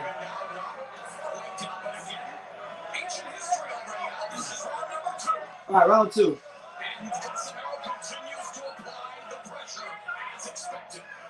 I thought Rigondeaux won the first round because I wasn't knocked out and the punch running clean. So Rigondeaux won the first round. Oh shit! Okay, so calm down, Rigo. We not playing. Woo! There you go. Count left hand by Rigo. Rigondeaux not playing with Casimero. He got playing with him. Yeah, good pivot for Rigondeaux.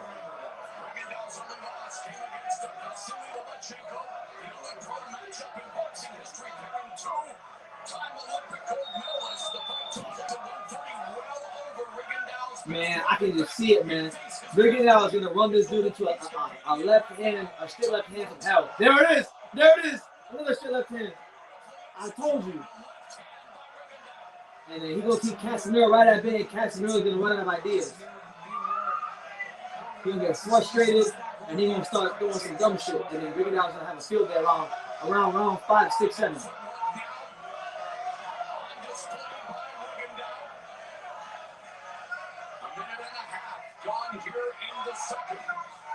There you go. Good jab from Rigondeaux going backwards.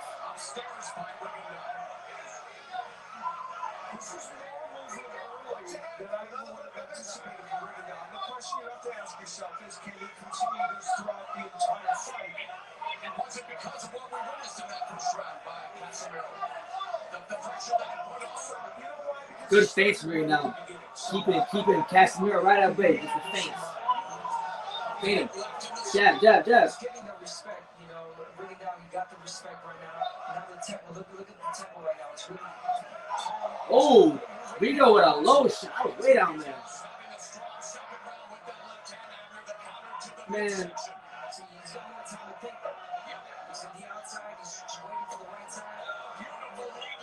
Good left hook by Casimero. There you go. It was with Casimero was in the first round, and then in the second round, that is going to give Rigondeaux's problems. Right now, I think it's Rigondeaux. Rigondeaux's doing a good job. Rigondeaux is moving all around the ring. And the crowd's booing him, but you know what? Who cares? Hit, not get hit. Look at that pivot from Rigondeaux. Cuban school is in session. Boxeo cubano. Boxeo cubano, cabrón. Let's go, champ. I'm telling you.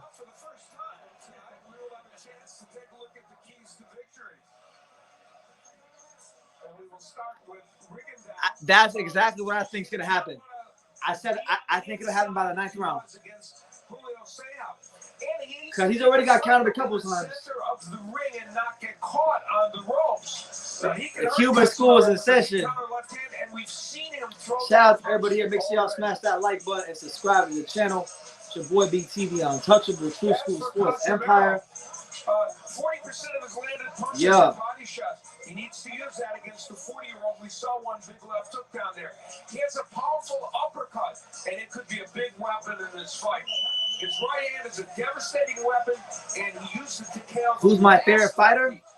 That's easy. Anybody who knows me knows that. The answer to that. That's Roman Chalantino Gonzalez. But aside from him, I would say Josh Taylor. Chalantino's my favorite forever, but right now, besides from him, Josh Taylor, far away. Not even close. Right now. There you go. So round 3, I got it. I got 2-0. Straight up, I got 2-0 Rigondeaux. There goes Rigondeaux, running around the ring, but running his way to victory. Come on, champ. Keep boxing him. There you go. And Casimero is just following him in a straight line, and he's got to hope that the legs of Rigondeaux give out and he trades. Oh look, Casimero switches to southpaw. I like what Casimero did there a second ago. Switching to lefty. You know, you got to get different angles, different tricks to Rigondeaux. I mean, he's going to continue to do that all night. But the question is, like you said, about can he do that for 12 rounds? Oh my God. The Rigondeaux fork is crazy right now. Casimero can't even get a punch on.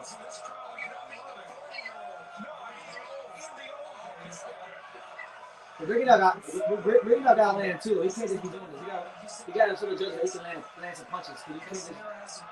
Keep pressuring. Keep pressuring. Go for the body. Don't go for the head. And the question here is going to be how much Rigondeaux can punch from this posture. If he can throw punches and counter punch, then of course he can win rounds. But he has to throw punches as well. If you're just moving and Casimero's the one putting the pressure, yeah, Rigondeaux doing a good job using the ring, but he's not throwing the punches. But he's just right now. I think what he's doing right now, in my opinion, I think he's lulling Casimero to sleep, lulling him to sleep, and then when Casimero least expects it, bang, he's coming. He's following him around the ring. It's coming. It's definitely coming.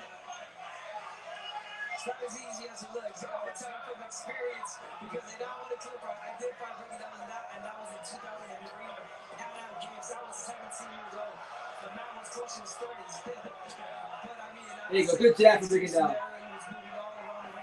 Ooh. Come on, champ. 3 rounds. So Casimero has 12 rounds. Right now. Final 20 seconds. He's frustrating the hell out of him. Rigondeaux's chewed up a lot of real estate. Now Rigondeaux right in the center of the ring. He's trying to lure Casimero to come in and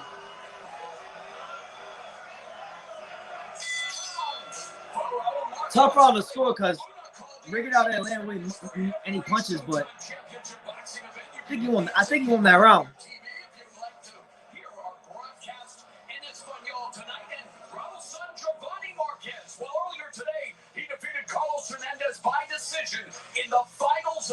Nah, he not running, bro. Ring generalship, man. I told you, Cuban school is in session. Casimero got to cut that ring off. He's part of the problem. He's falling him in a straight line. And right now, what Rigondeaux is doing, he's lulling him and most people to sleep. And when you least expect it, that left hand and that laser beam left hand is going to come and iron him straight out. I'm telling you. I'm telling you, it's coming. Champion in his own right, proud of his son. All right, there's a link. Yeah. He's running all the way to the bank. Let's go, champ. We go to round 4. I got Rigondeaux pitching a shutout right now. But it's an interesting fight to score. It depends on your score out there, too. In the last round, the judges on their keep right out. Don't ask. This is tough. And, you know, remember I mentioned that Casimero was hoping to work for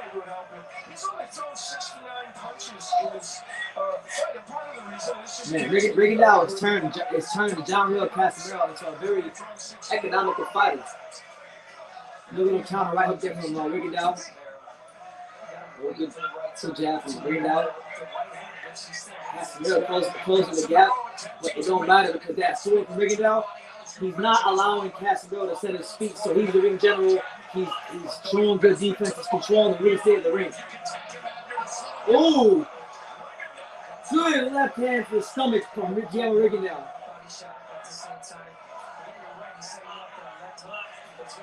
There you go, another pot shot with the left hand by Rigondeaux. Less movement from Rigondeaux in the last minute and a half or 2 minutes in this fight. Whether that continues, we'll see.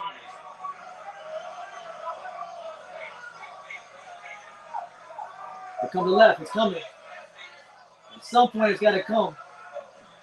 There was an overhand left. He dipped his head to the right and threw overhand left. Good defense there by Casimero. Casimero's trying to press the action, but he better press harder. Press harder. Just hold on. Come on, Casimero.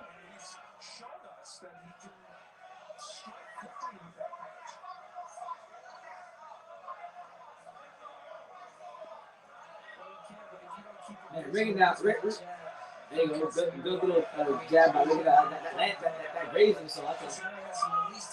And now he's spinning with the left hand, so I'm telling you, I don't know what he's throwing it, but it's coming.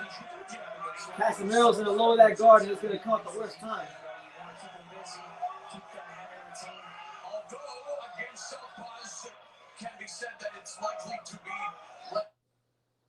Oh, no, come on. Press harder. This is a weird fight to score, but I'll be honest, I think Rigondeaux won every round. But I think Rigondeaux, as ugly as it looks and as boring as many people say it is, I think he's winning all these rounds.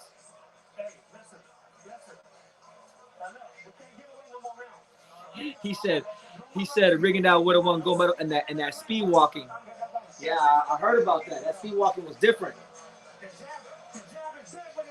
But make sure y'all smash that like button, hit the subscribe button, super chat, all that good stuff. We here, man. We watching one of the most talented boxers in history. One of the most naturally talented boxers in history. Guillermo Rigondeaux do his thing. You can say he's boring. You can say he's this. You can say he's that. But boxing ain't about style points. It's about what's effective. And right now, what he's doing is effective. And it's up to Casimero to stop following him in a straight line and cut that ring off. If you want him to fight, make him fight you. You go to round 5. All right.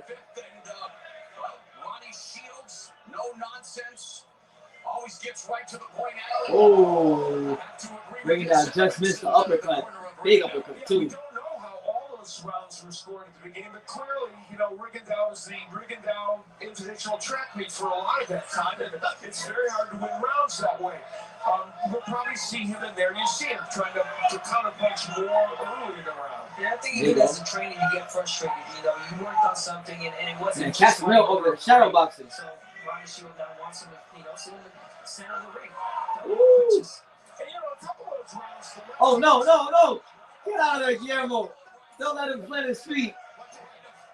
Rigondeaux to keep it in place. Yeah. I mean, back to those rounds, there were some left hands from Rigondeaux. Could have won in 1 or 2 of those rounds.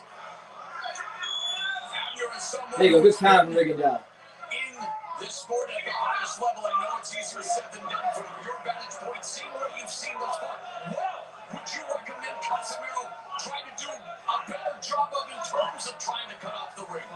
Casimero, and there you go. Good right hand, no story about Casimero, but Casimero's been getting neutralized most of this fight. No, it's not everybody's cup of tea, but it's effective. Casimero, one of the most explosive offensive fighters in the sport, and Rigondeaux has turned him into a really economical guy.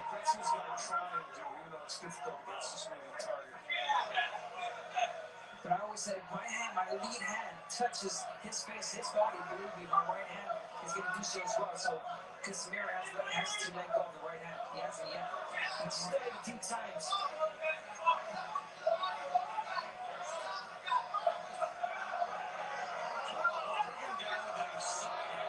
What do you guys have the fight score? I like to know what everybody else has the fight score. I think Rigondeaux won every round, but I know people might not steal rounds because they say he's winning.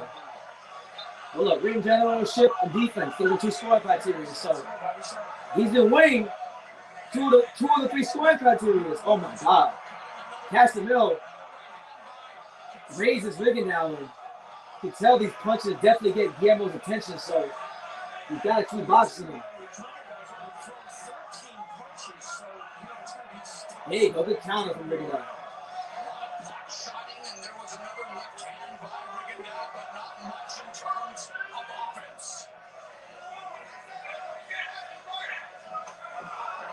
Oh, good body shot by Casimero.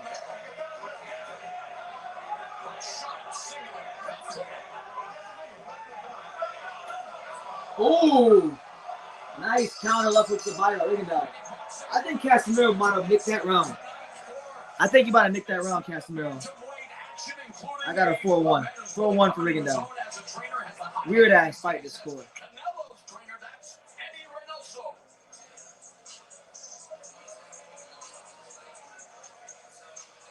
Rolly!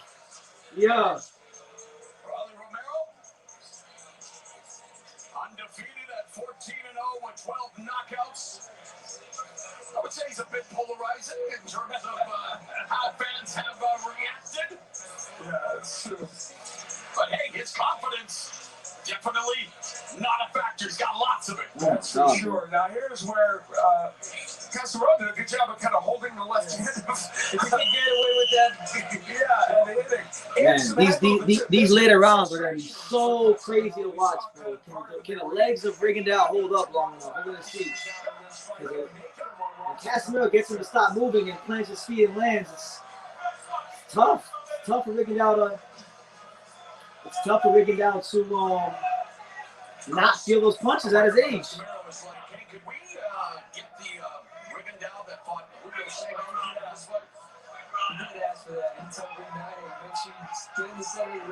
He called Central Casting. They sent him the wrong Rigondeaux. Oh, good count left hand by Rigondeaux.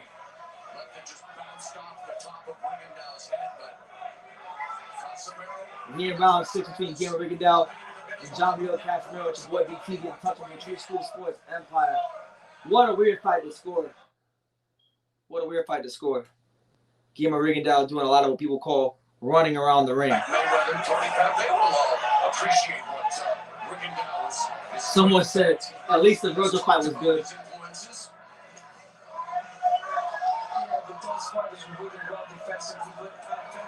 Oh God.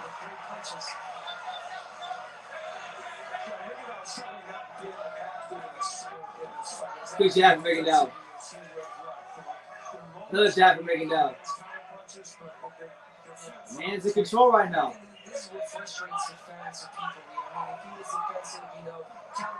There you go. Look at jab from Rigondeaux.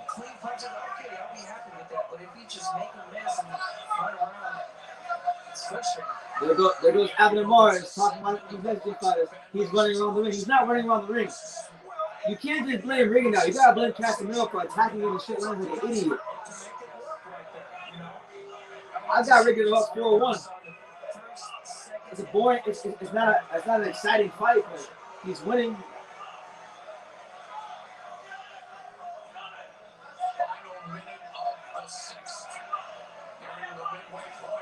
Oh, left hand to the body of Rigondeaux.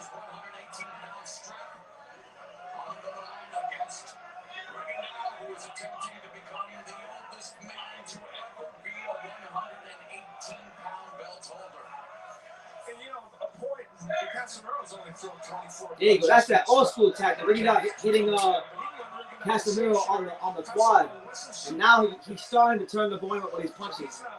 He's not moving as much, so I think. Oh, yo, a sharp left to the body from Rigondeaux, and that got Casimero's attention. Oh, don't do him like that, Rigondeaux. It's coming, champ.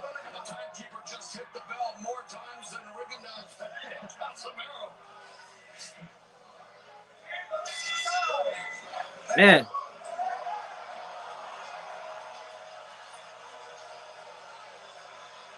Yo, man, it's funny to say because he's not throwing a lot of punches, but bro, Rigondeaux has won 5 of the 6 rounds. Cuban school is in session. Boxeo cubano, cabrón.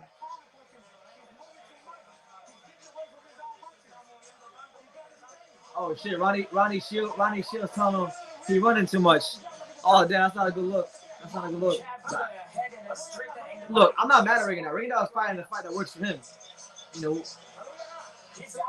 if y'all knew how hard a punch Casimero punched, you wouldn't be telling Rigondeaux to stand in front of freaking Casimero. That's dumb. Casimiro's got to try to cut the ring off. If you don't want Rigondeaux to run around the ring, then cut the ring off.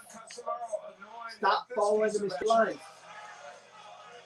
The bell went wrong, and then Rigondeaux throws the jab, which was, you know, well after the bell had sounded. And count to the referee did give Rigondeaux a warning. Round 7. I got it. I want to know what do you guys score in this fight? I'd like to know. I mean, I think Rigondeaux is winning pretty clearly. And according to shot stats, Casimero landed 23 punches in this fight to 18 for Rigondeaux. Oh man, that's not a good look. Rigondeaux only landed 18 punches on combo box. Casimero landed 23. Are you ready for the biggest drama of the fight thus far? Let's bring in our unofficial. Here he goes. Here comes the unofficial score. He got it. What? He's got Casimero. Nah, man. Casimero don't win this fight. He can't win this fight because defense. I mean, he's not getting hit a lot, but ring general is Rigondeaux, and the better defensive fighter is Rigondeaux. He's checking 2 of the 3 scoring criteria, so you have to give him the majority of the rounds.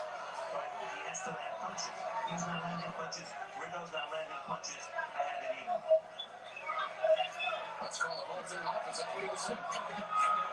1:35 left in the 7th. Thank you, Steve, as Rigondeaux continues to utilize that footwork, but not utilizing his hands very much, and that is also in part nullifying Casimero. But he is using his hands.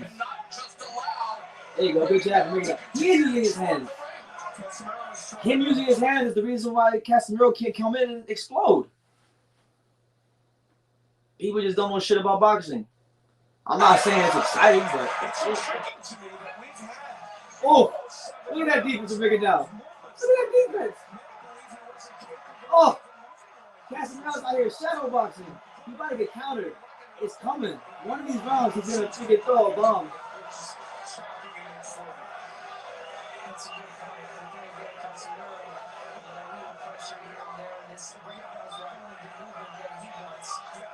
Look at him. Man, shadow boxing. I know it's not everybody's cup of tea, but let's take some time to appreciate the boxing genius of Rigondeaux. Oh man, my man don't have to land 50 punches. He's telling Casimero to come.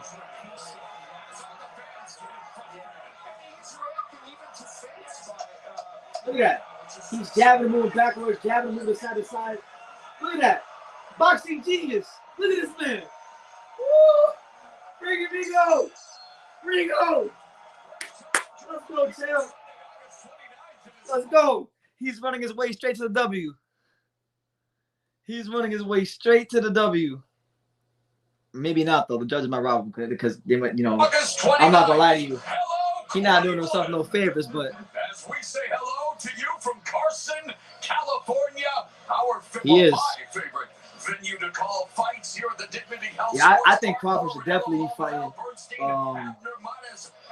Vergil Ortiz next if he can't get no fight, which right now it looks like that's the case unless the Sean Porter thing happens, which I have my doubts about. And we hope to see a lot more action in tonight's main event.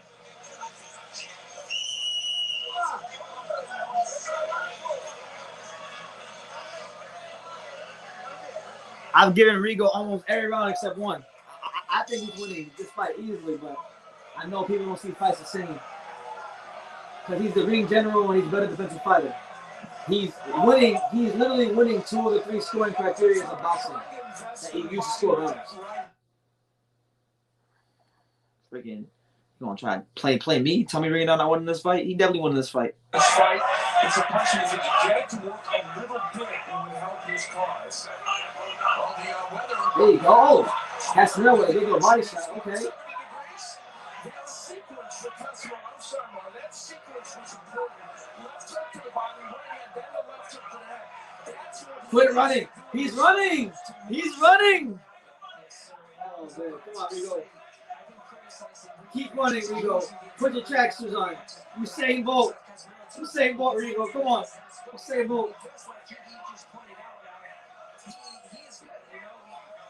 He's effective, so he needs to throw more punches, not just one punch, but the strikes. No, you gotta throw 3 Look at that. punches in a row. Man, hot shot with uppercut.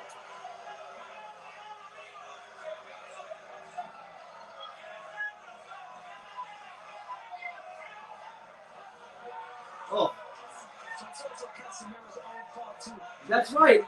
Okay, you missed there. You let go of the other. There you go. Good job from Rigo. Bro, come on, Crack Stream. Don't do this to me. Don't do this to me, Crack Stream. He was having a good day. I've got Rigo winning pretty wide, but I know people aren't going to see it that way because they say he's running. Steve Ford has Rigondeaux up by a round.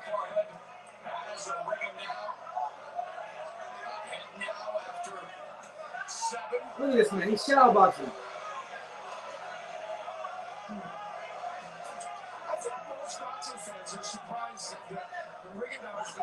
Oh, counter left hand from Rigondeaux. Let's go, champ.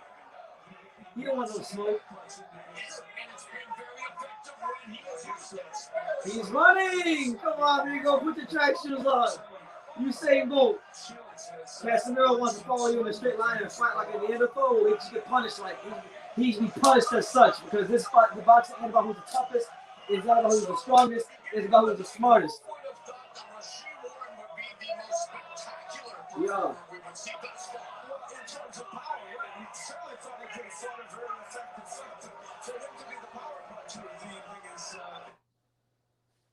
God, bro, Crack Stream, being you freaking.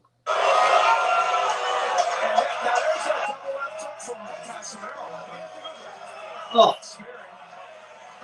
he's running. He's running to the W. To the W. It's a boxing masterclass from Casimero-Rigondeaux so far. I don't care what nobody says. He's showing everybody how to control fights with your feet, how to use the ring, and he's showing these pressure fighters how to not be a pressure fighter. Casimero. That's why he was saying yesterday, don't run around the ring and be boring. That was all he was saying out of fear because he knows he can't cut the ring off. You know, fighters who can cut the ring off don't care if a guy's gonna move around. Now, I'm not gonna lie to you. I think there's a very high possibility Casimero-Rigondeaux will get robbed this fight. I mean, he's leaving it too much up to chance. I agree with my boy. Let's talk about it now. I agree. Make sure y'all smash that like button. Super chat. We watching Casimero-Rigondeaux get his Usain Bolt on. But Casimero's not doing nothing about it. So it's Casimero's fault too. All right, so we go to round 9. This is the round that I said that Rigondeaux will stop him in. I don't know if he will. It's not looking like that so far, but just give us your assessment of what you're seeing and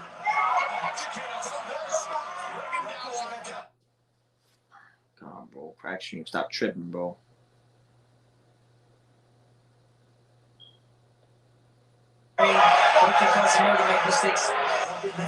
That's right.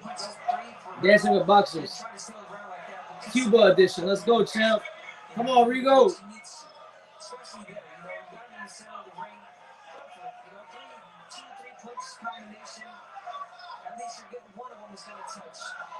Oh. He's getting a little left hook from Casimero. And now he's getting confident. Oh, and he missed him.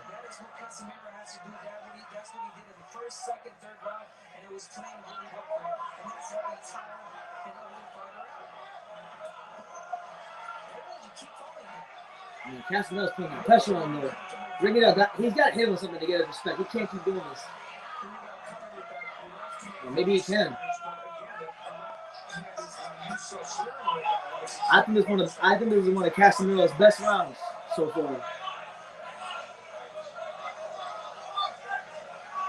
Show me the left hand, Rigo. Show me the left hand.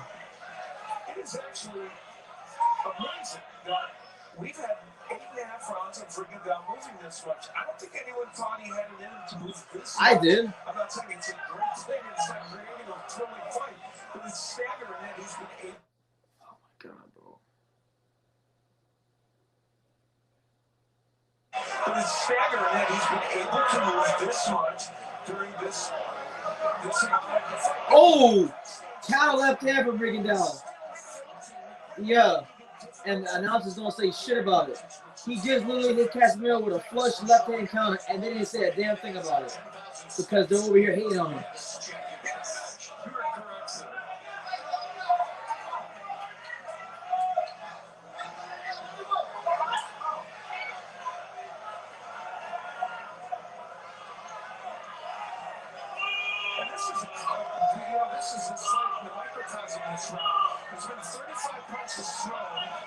Look at this man. This man's use of his feet is so crazy.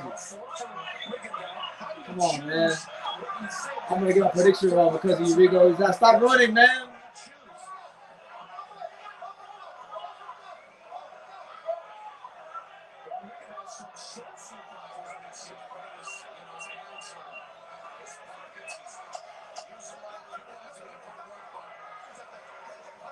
Exactly. Now, if you guys want to know why I think Demetrius and Andre can beat Canelo, it's kind of this fight's a good example. Because Casimero, I mean, obviously Casimero's not as thick as Canelo, but the way he applies and the way he approaches offense in boxing is there's some similarities. And I really think that if Andre fought Canelo, it would be like this fight, but with more offense for Andre. Canelo wouldn't set his feet. He would get frustrated, and people would say the fight is boring. And then to the body with the right hand, and no counter punch. Well, apparently Josh Franco and Jason Maloney are duking it out right now. It looks like Bob Arum about to put on the best fight of the night. Yeah, I've actually went back and I watched the Lara fight with Canelo. I actually thought Canelo won. I used to say that I used to hear Canelo and say that it was a robbery. No, it wasn't a robbery. It was actually one of Canelo's better performances. I feel like I'm going back to my radio DJ days. All I got to do is time and temperature. All right, round 10. Oh, good counter left hand from Rigo.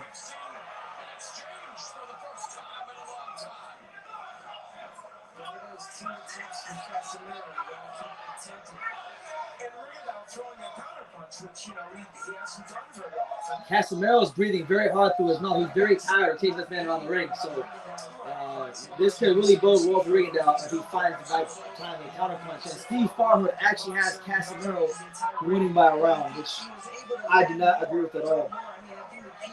That's ridiculous. Steve Farhood sucks. He's running, but it's effective.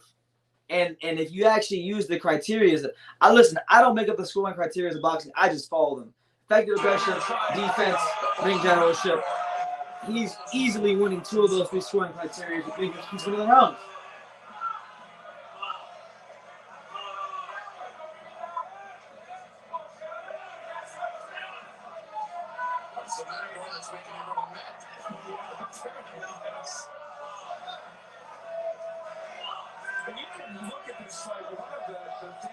Man, the defense is crazy. Now, Casimero really cannot land a punch on Rigondeaux.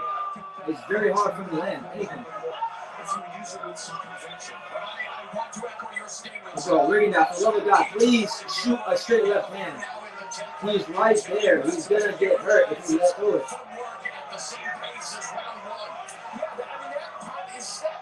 It's really surprising. I don't think anyone really thought he was capable of doing that. And yes, part of it is Casimero allowing it, but just the fact that he's been able to do it, I think is surprising. It might not be thrilling to people, but he's been able to do it. No, it's not. Oh! Look at that counter Rigondeaux. Counter hook going backwards. from Guillermo Rigondeaux. And in this round, in the very sporadic moments when he's chosen to do it, Rigondeaux has countered effectively. So what do you do? Made Casimero miss spectacularly. Exactly.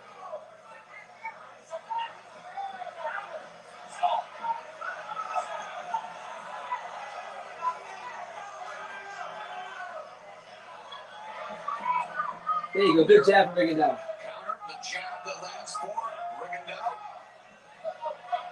And as Steve Farhood mentioned, the punch lands, and it's the only punch that lands in the round. You got to give it to that fighter,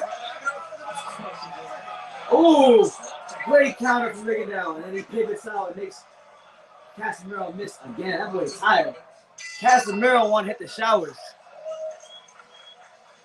Oh my lord, this fight is.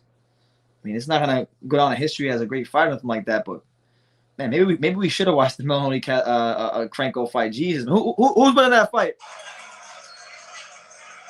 Well, Casimero trying to make some things happen and going downstairs. He has landed that right hand from time to time. It came with a left hand following it, and the action is sporadic, so you can pick out these spots and see where something happened. And there, the left hook that semi-landed, and that was a part where Rigondeaux really frustrated Casimero.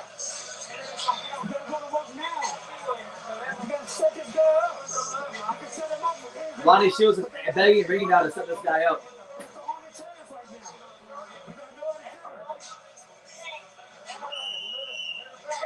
I really think Rigondeaux is about to get robbed. He's going to get robbed. There's no way he's going to fight like this to get a decision. I just can't see it. He needs something conclusive to happen, like a knockdown, something like that.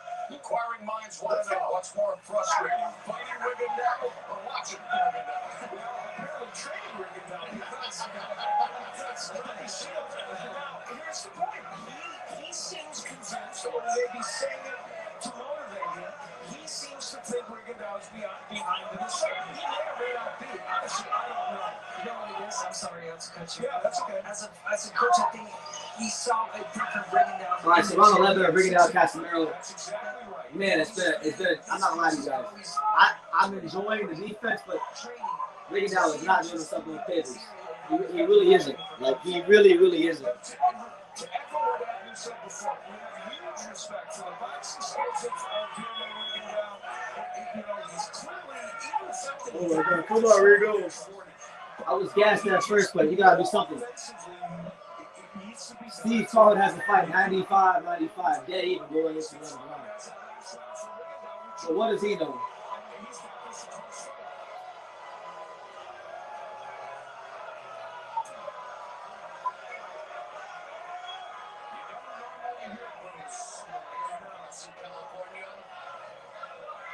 You know what the most frustrating thing is that Oh. right there, and he can let his hands go. But you know what the thing is that he knows that Rigondeaux is such a great counter player that he just does not let go. So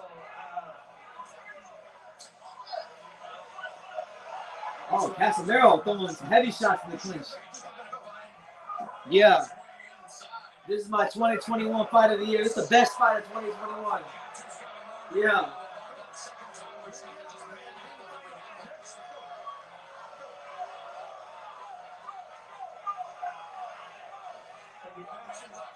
Once again, we mentioned how often 6 of the KOs that Casimero has have come after the 10th round, but this isn't that kind of fight, so you don't look for it and say, oh, gee, that's going to happen. His career high KO streak of 6 in jeopardy with 45 seconds left in the penultimate round. There you go, good job from Rigondeaux.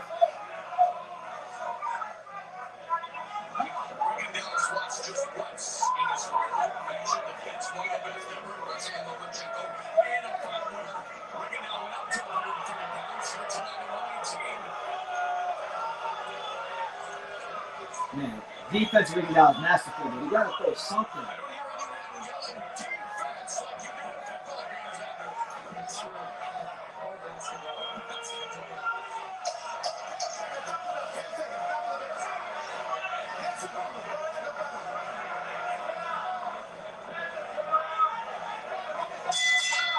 Oh my God, bro. Rigondeaux, come on, champ. They're gonna rob you. They're going to rob you.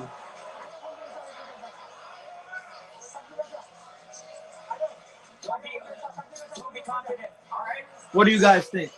How's that Maloney Franco fight? I'm gonna check. I need to know how this Maloney Franco fight is going. This has been a lackluster fight, but you know what? I can't really say that I'm surprised. But yeah, it has been very disappointing. Yes, man. Stay focused. You got no punches. We will be winning this fight.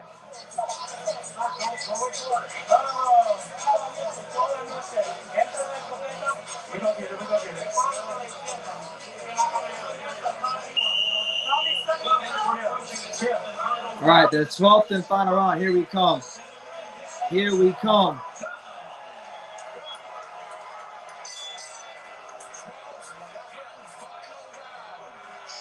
All right, so will there be any drama here in the 12th round? Let's see.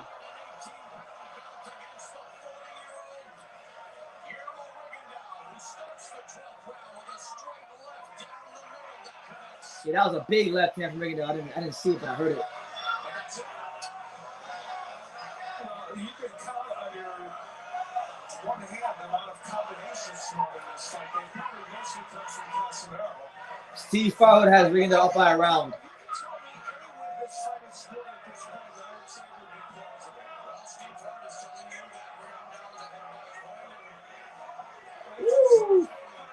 Rigondeaux makes miss again. Come on. Gotta at least hurt this man once, Guillermo. What would be interesting is that after this fight, that's by decision, and we get interviews by the fighters. I'd like to see what the show has to say. Hey, go left hand by Rigondeaux again.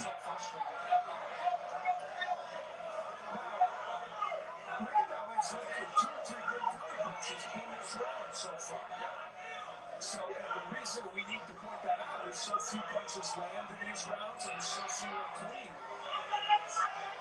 And as Steve pointed out, sometimes one or two punches make the difference in these rounds. In terms of total punches landed midway through the top in the Pacquiao, Casimero 45. Rigondeaux is observing social distancing.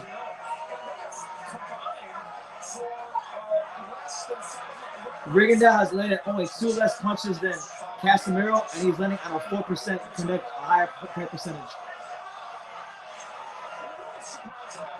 1 minute and 4 seconds left in what's been honestly a very lackluster fight. And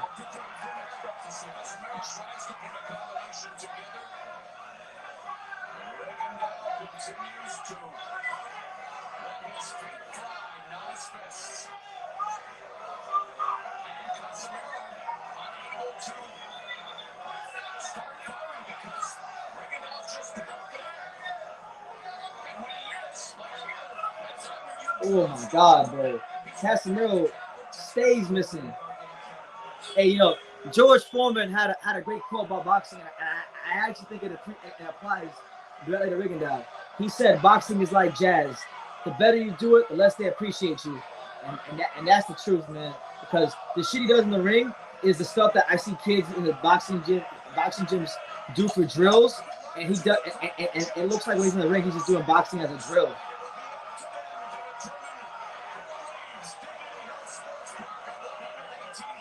And there he is. The fight goes for all 12 rounds. I thought Rigondeaux won. This should be an interesting decision, but I thought it was a boxing masterclass. Team Casimero is very angry with Rigondeaux, and they're entitled to that. But bro, freaking Guillermo Rigondeaux, I thought he boxed a great fight. It was not my favorite fight of all time. I'm not gonna lie to you guys, but it was to me, in its own way, it was a masterclass.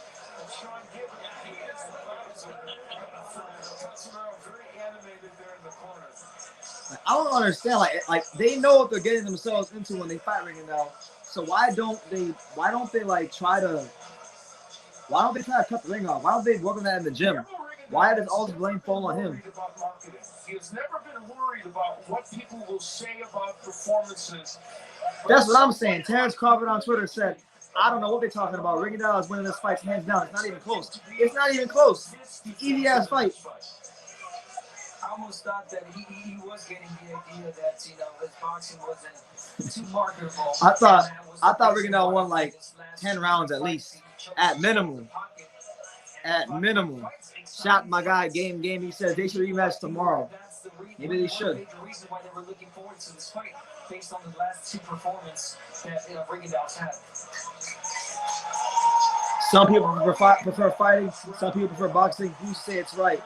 To be honest, look, I like the aggressive fighters move, but I can appreciate the style of Guillermo Rigondeaux because at the end of the day, boxing is not about pleasing the fans. It's about what's effective for you. The great Evander Holyfield once told me, he said, Brendan, you got to fight the fight that works for you. And Rigondeaux fights the fights that works for him, and it's even reflected in the numbers. You want to go by County Bucks. He did finally get a combination in, though, in this sequence. I mean, Casimero is one of the most explosive offensive fighters in boxing, and Rigondeaux rendered him to pretty much a nothing fighter. You know, that's no small accomplishment.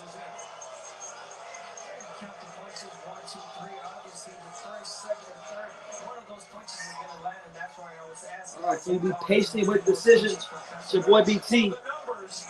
The final stats. Rigondeaux lands 44 to 47. Casimero landed 3 more punches, but it was 4% less.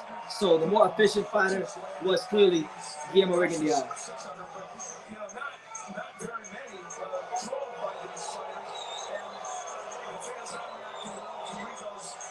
Underrated, underappreciated. I love Rigondeaux.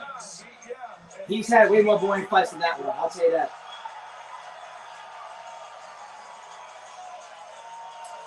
This will be illuminating, not necessarily a great way. I hope they don't rob this man, because he won. It was ugly.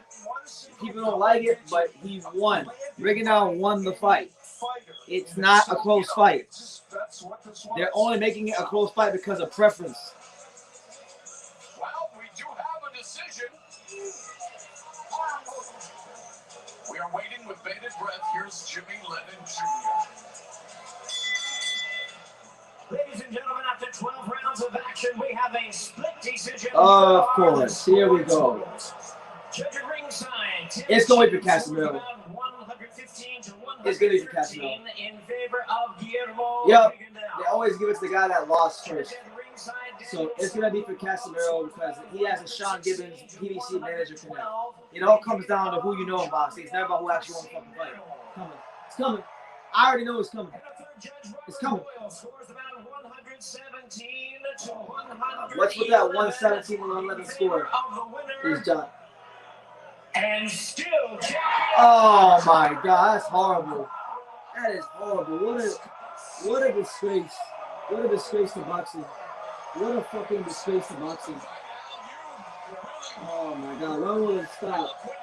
When will it stop, bro? When will the boxing corruption stop? There's no problem. And listen, I didn't think Casimero won the fight, and I didn't think the fight was close, but there's no way in hell he won 117, 111. No way. That's horrible.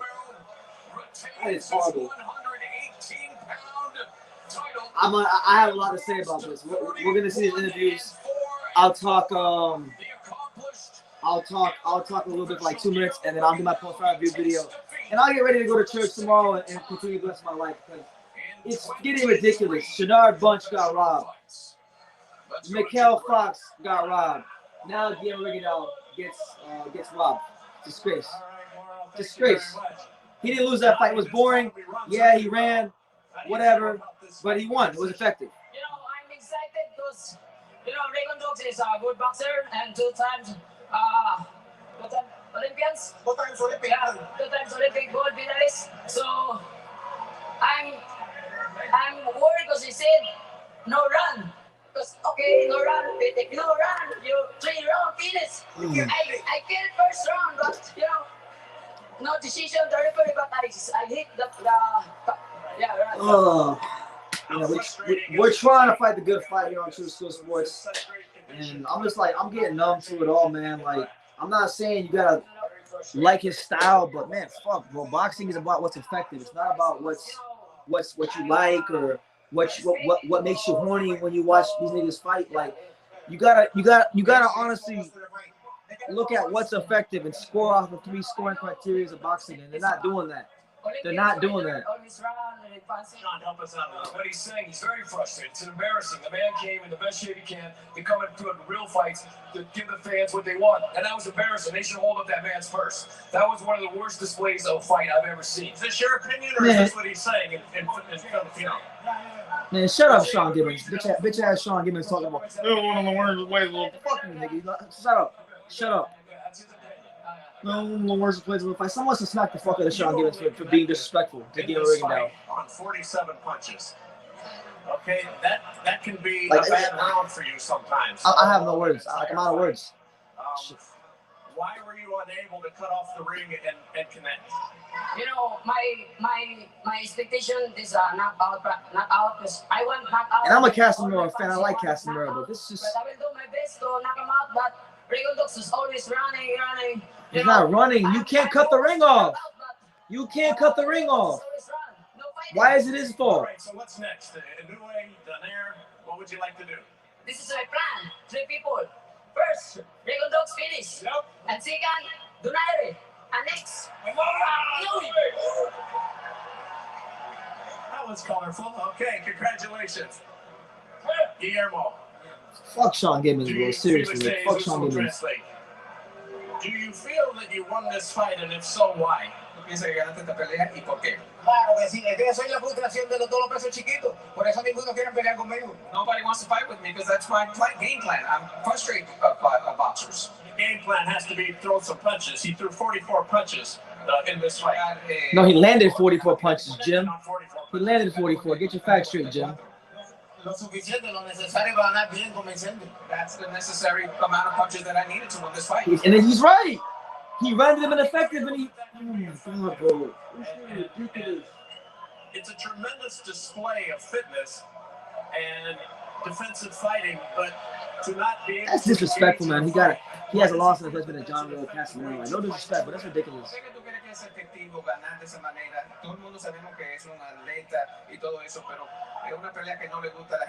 Yo soy así, nací así. Diosito me dio la oportunidad de ser así.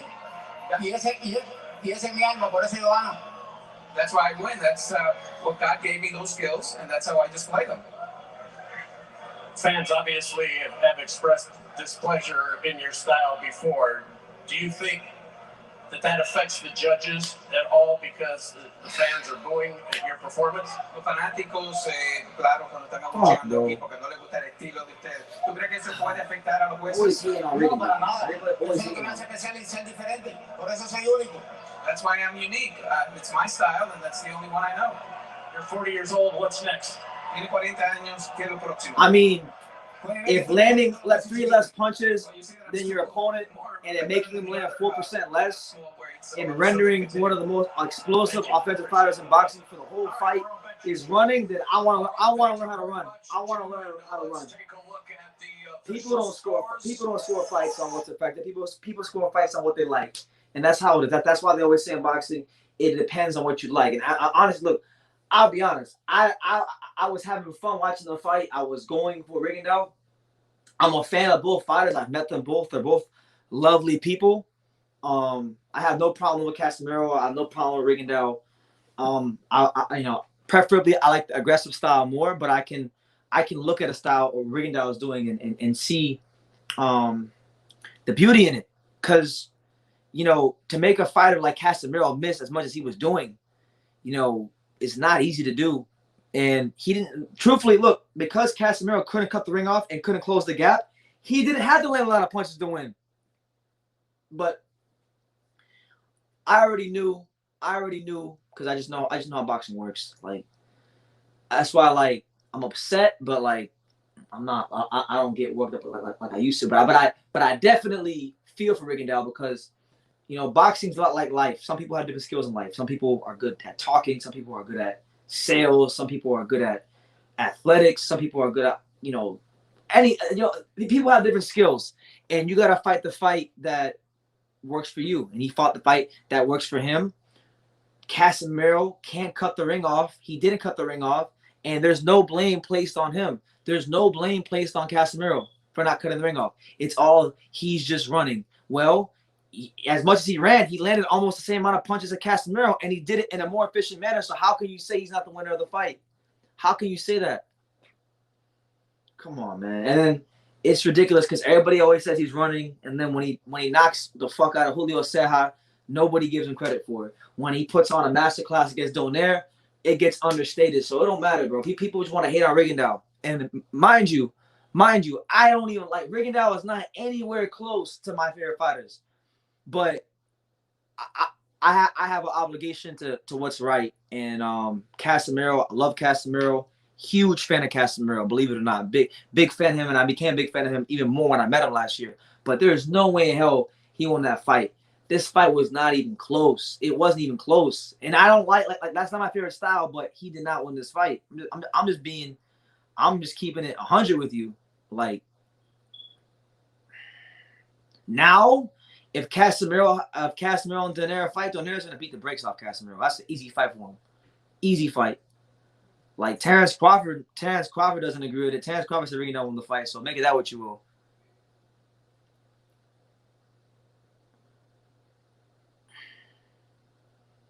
Joshua Franco's win. Let's check that fight, because I need to get my mind off this ridiculous, because I already know how boxing works. I already know with Sean Gibbons being so connected to PBC, there was gonna be one ridiculous card. Somewhere along the way, there was gonna be some bullshit. There was no way Rigondeaux was getting a fair shake. Because they're trying to build Casimero into a star. I like Casimero. God bless his career. I hope it's great. But man. And yeah, good point here. Good point here. Rigo had to go down in weight to get another title shot and still got robbed. Al Heyman is a bitch. Straight up. Whatever, bro. Whatever, bro. This is why sometimes I'm just like, yo, I love boxing. I gotta go back and constantly watch fights that made me fall in love with boxing, to remind myself why I love boxing. But fights like this, where a guy clearly won, I'm just like, yo, fuck boxing, bro. It was bad enough earlier this year. They robbed Cholatito, which was bad, but honestly, look, he won this fight. I'm gonna watch Franco Maloney. He didn't have to. He didn't have to engage. We'll get to that in a second. Watching Franco Maloney right now. We're in round 10 of Franco Maloney. They're saying that Josh Franco's winning the fight. This showing tonight, no doubt. You knew both guys were going to bring it. I'm disgusted right now. I'm disgusted.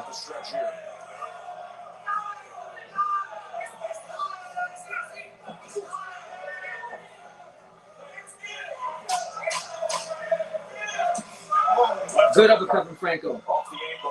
Nah, I like Josh Franco. He's a good fighter. So fuck boxing, bro. Seriously.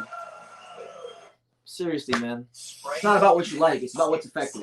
I don't like Devin Haney, but Devin Haney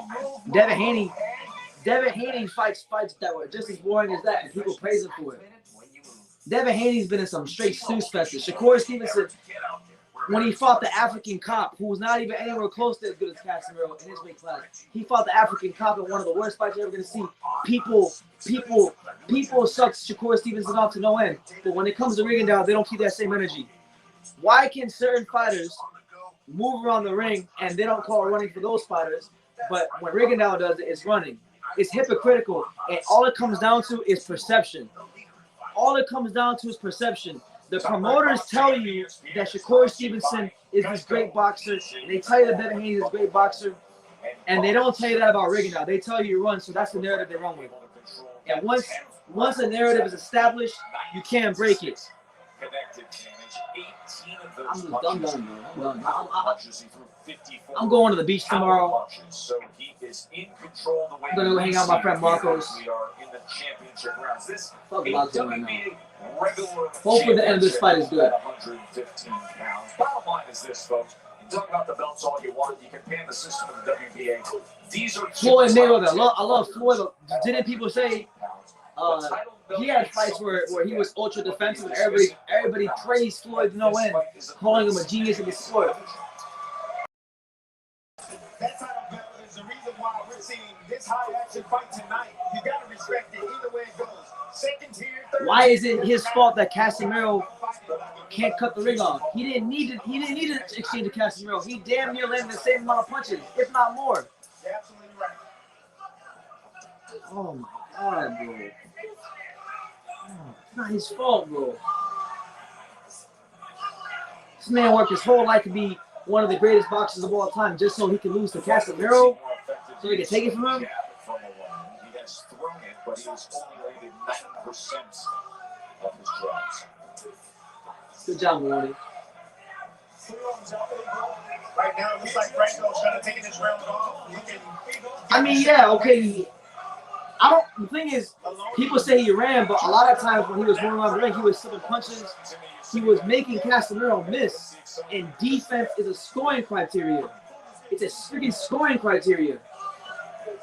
And then what about ring generalship? Controlling the real estate of the ring, is that not a scoring criteria? Post-fight show, interviews, analysis, a recap of the entire night, including the coverage of Nico Ali Walsh, the pro debut of Muhammad Ali's grandson. We'll talk about Barboza, all the news and analysis going on in the sport. That will be available on ESPN. Yeah, but he was doing all that, Felipe, and he landed the same amount of punches. So you can't say it wasn't effective, because if it wasn't effective, Casimero would have cut the ring off and he would have hurt him. But he didn't do that because it was effective. Hence the reason why they have effective aggression as a scoring criteria. I'm just sick of these like great fighters getting like cheated all the time just because of politics or people don't like their style. Like,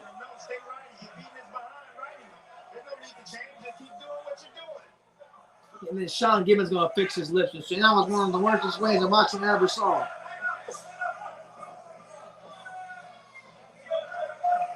Freaking when Casimero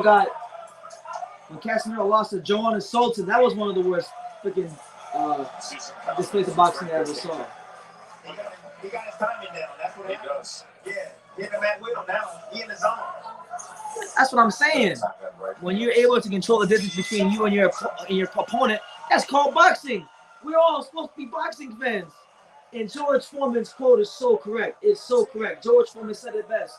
Boxing is like jazz. The better you do it, the less they appreciate it. And Rigondeaux, like, so many things he does in the ring great, and nobody appreciates it. Ultimate freshness activated when you move. Disgraceful. Straight up disgraceful. They cheated this man out of history, out of being the oldest bantamweight champion in history. 5G upgrade takes boosting cricket and save half when you switch. Just $25 a month for one line of unlimited smartphone data. I mean, I'm using the criteria. I'm using the scoring criteria of boxing. The 3 scoring criteria are effective aggression, ring generalship, and defense. Guillermo Rigondeaux easily throughout the 12 rounds of this fight had the better defense and was definitely the ring general.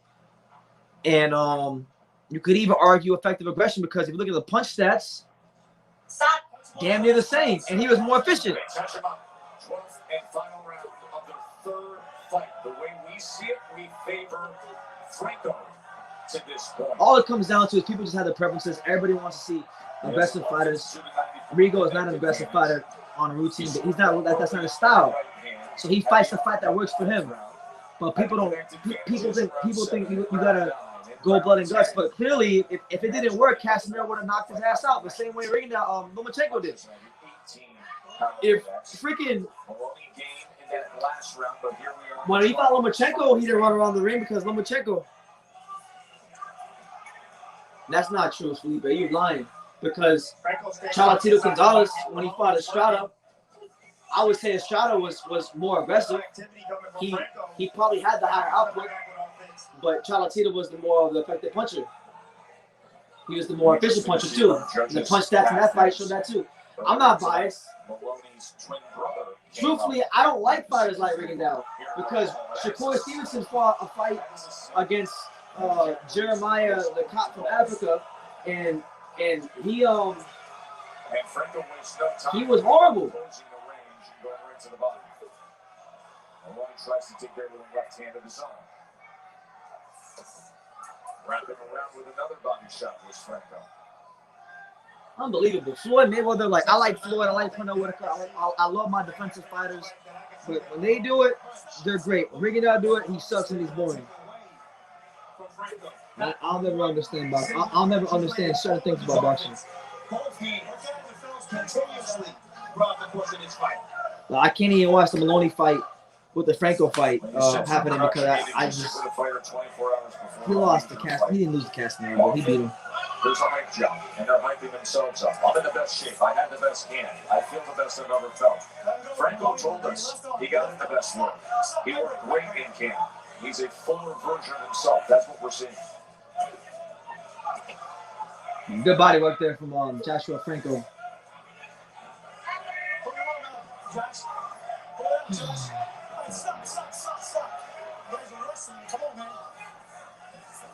Final half minute. Casimero never once hurt Rigondeaux. He never once in that whole entire fight hurt again Rigondeaux or buzzed him. But I'll tell you this, there were about at least 2 times in that fight where Rigondeaux buzzed Casimero, but he was running. Makes no sense. He fought a fight that was effective for him. Why can't people understand that? Why, or not people? I don't expect boxing fans to understand that, but why can't judges understand that? I'll tell you why. Because the judge that scored a 117, 111, Sean Gibbons probably sent him a $10,000 gift in an envelope.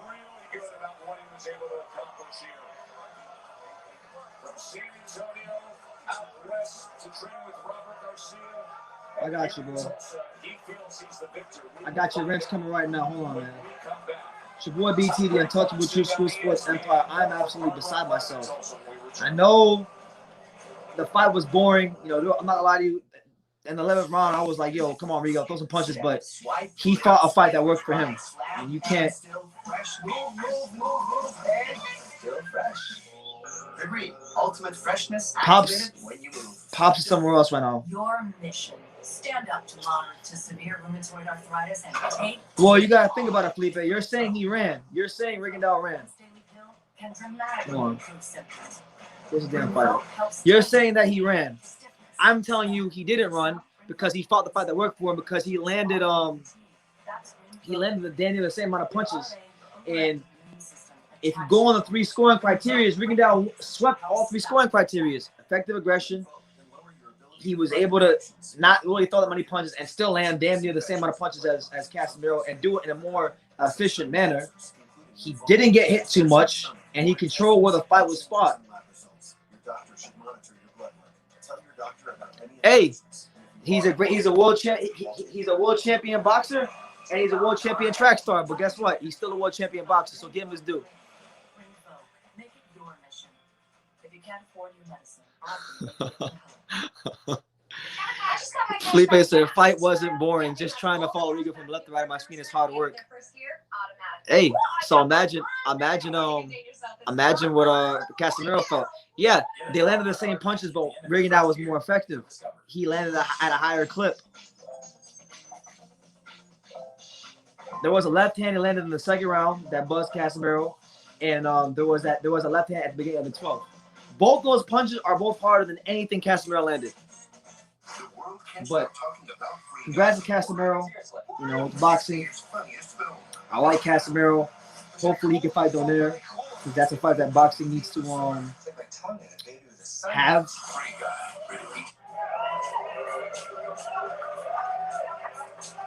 Let me see. Did the Marlins win today at least? Let me see my damn Marlins win today.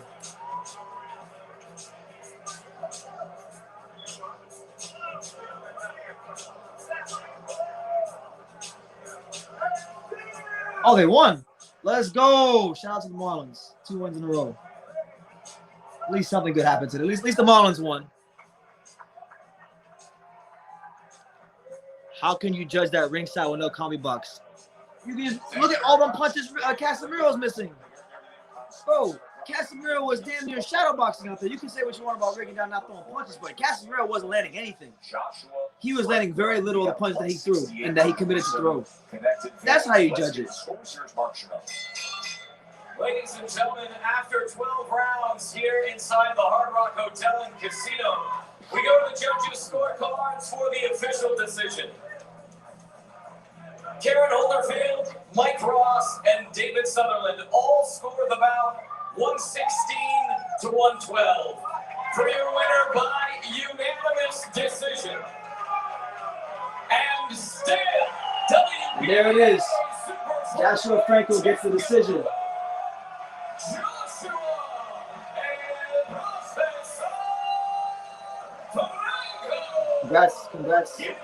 Congrats to the Warrior from San Antonio, but I'm beside myself, bro. I'm really just beside myself.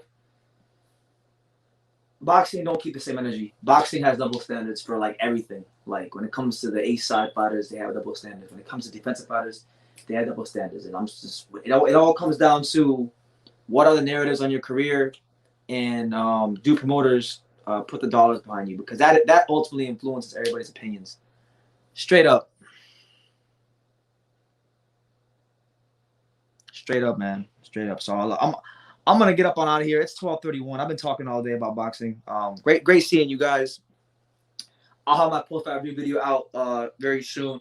What I will say is this: next weekend, program reminder, I'll be live for the Pacquiao Ugas fight. So looking very forward to that. And yeah, just have a great night. God bless everyone that watched and stopped by tonight. And like I say in every single one of these videos, you can love me or you can hate me, but I'm just kidding. So until next time, take care, guys.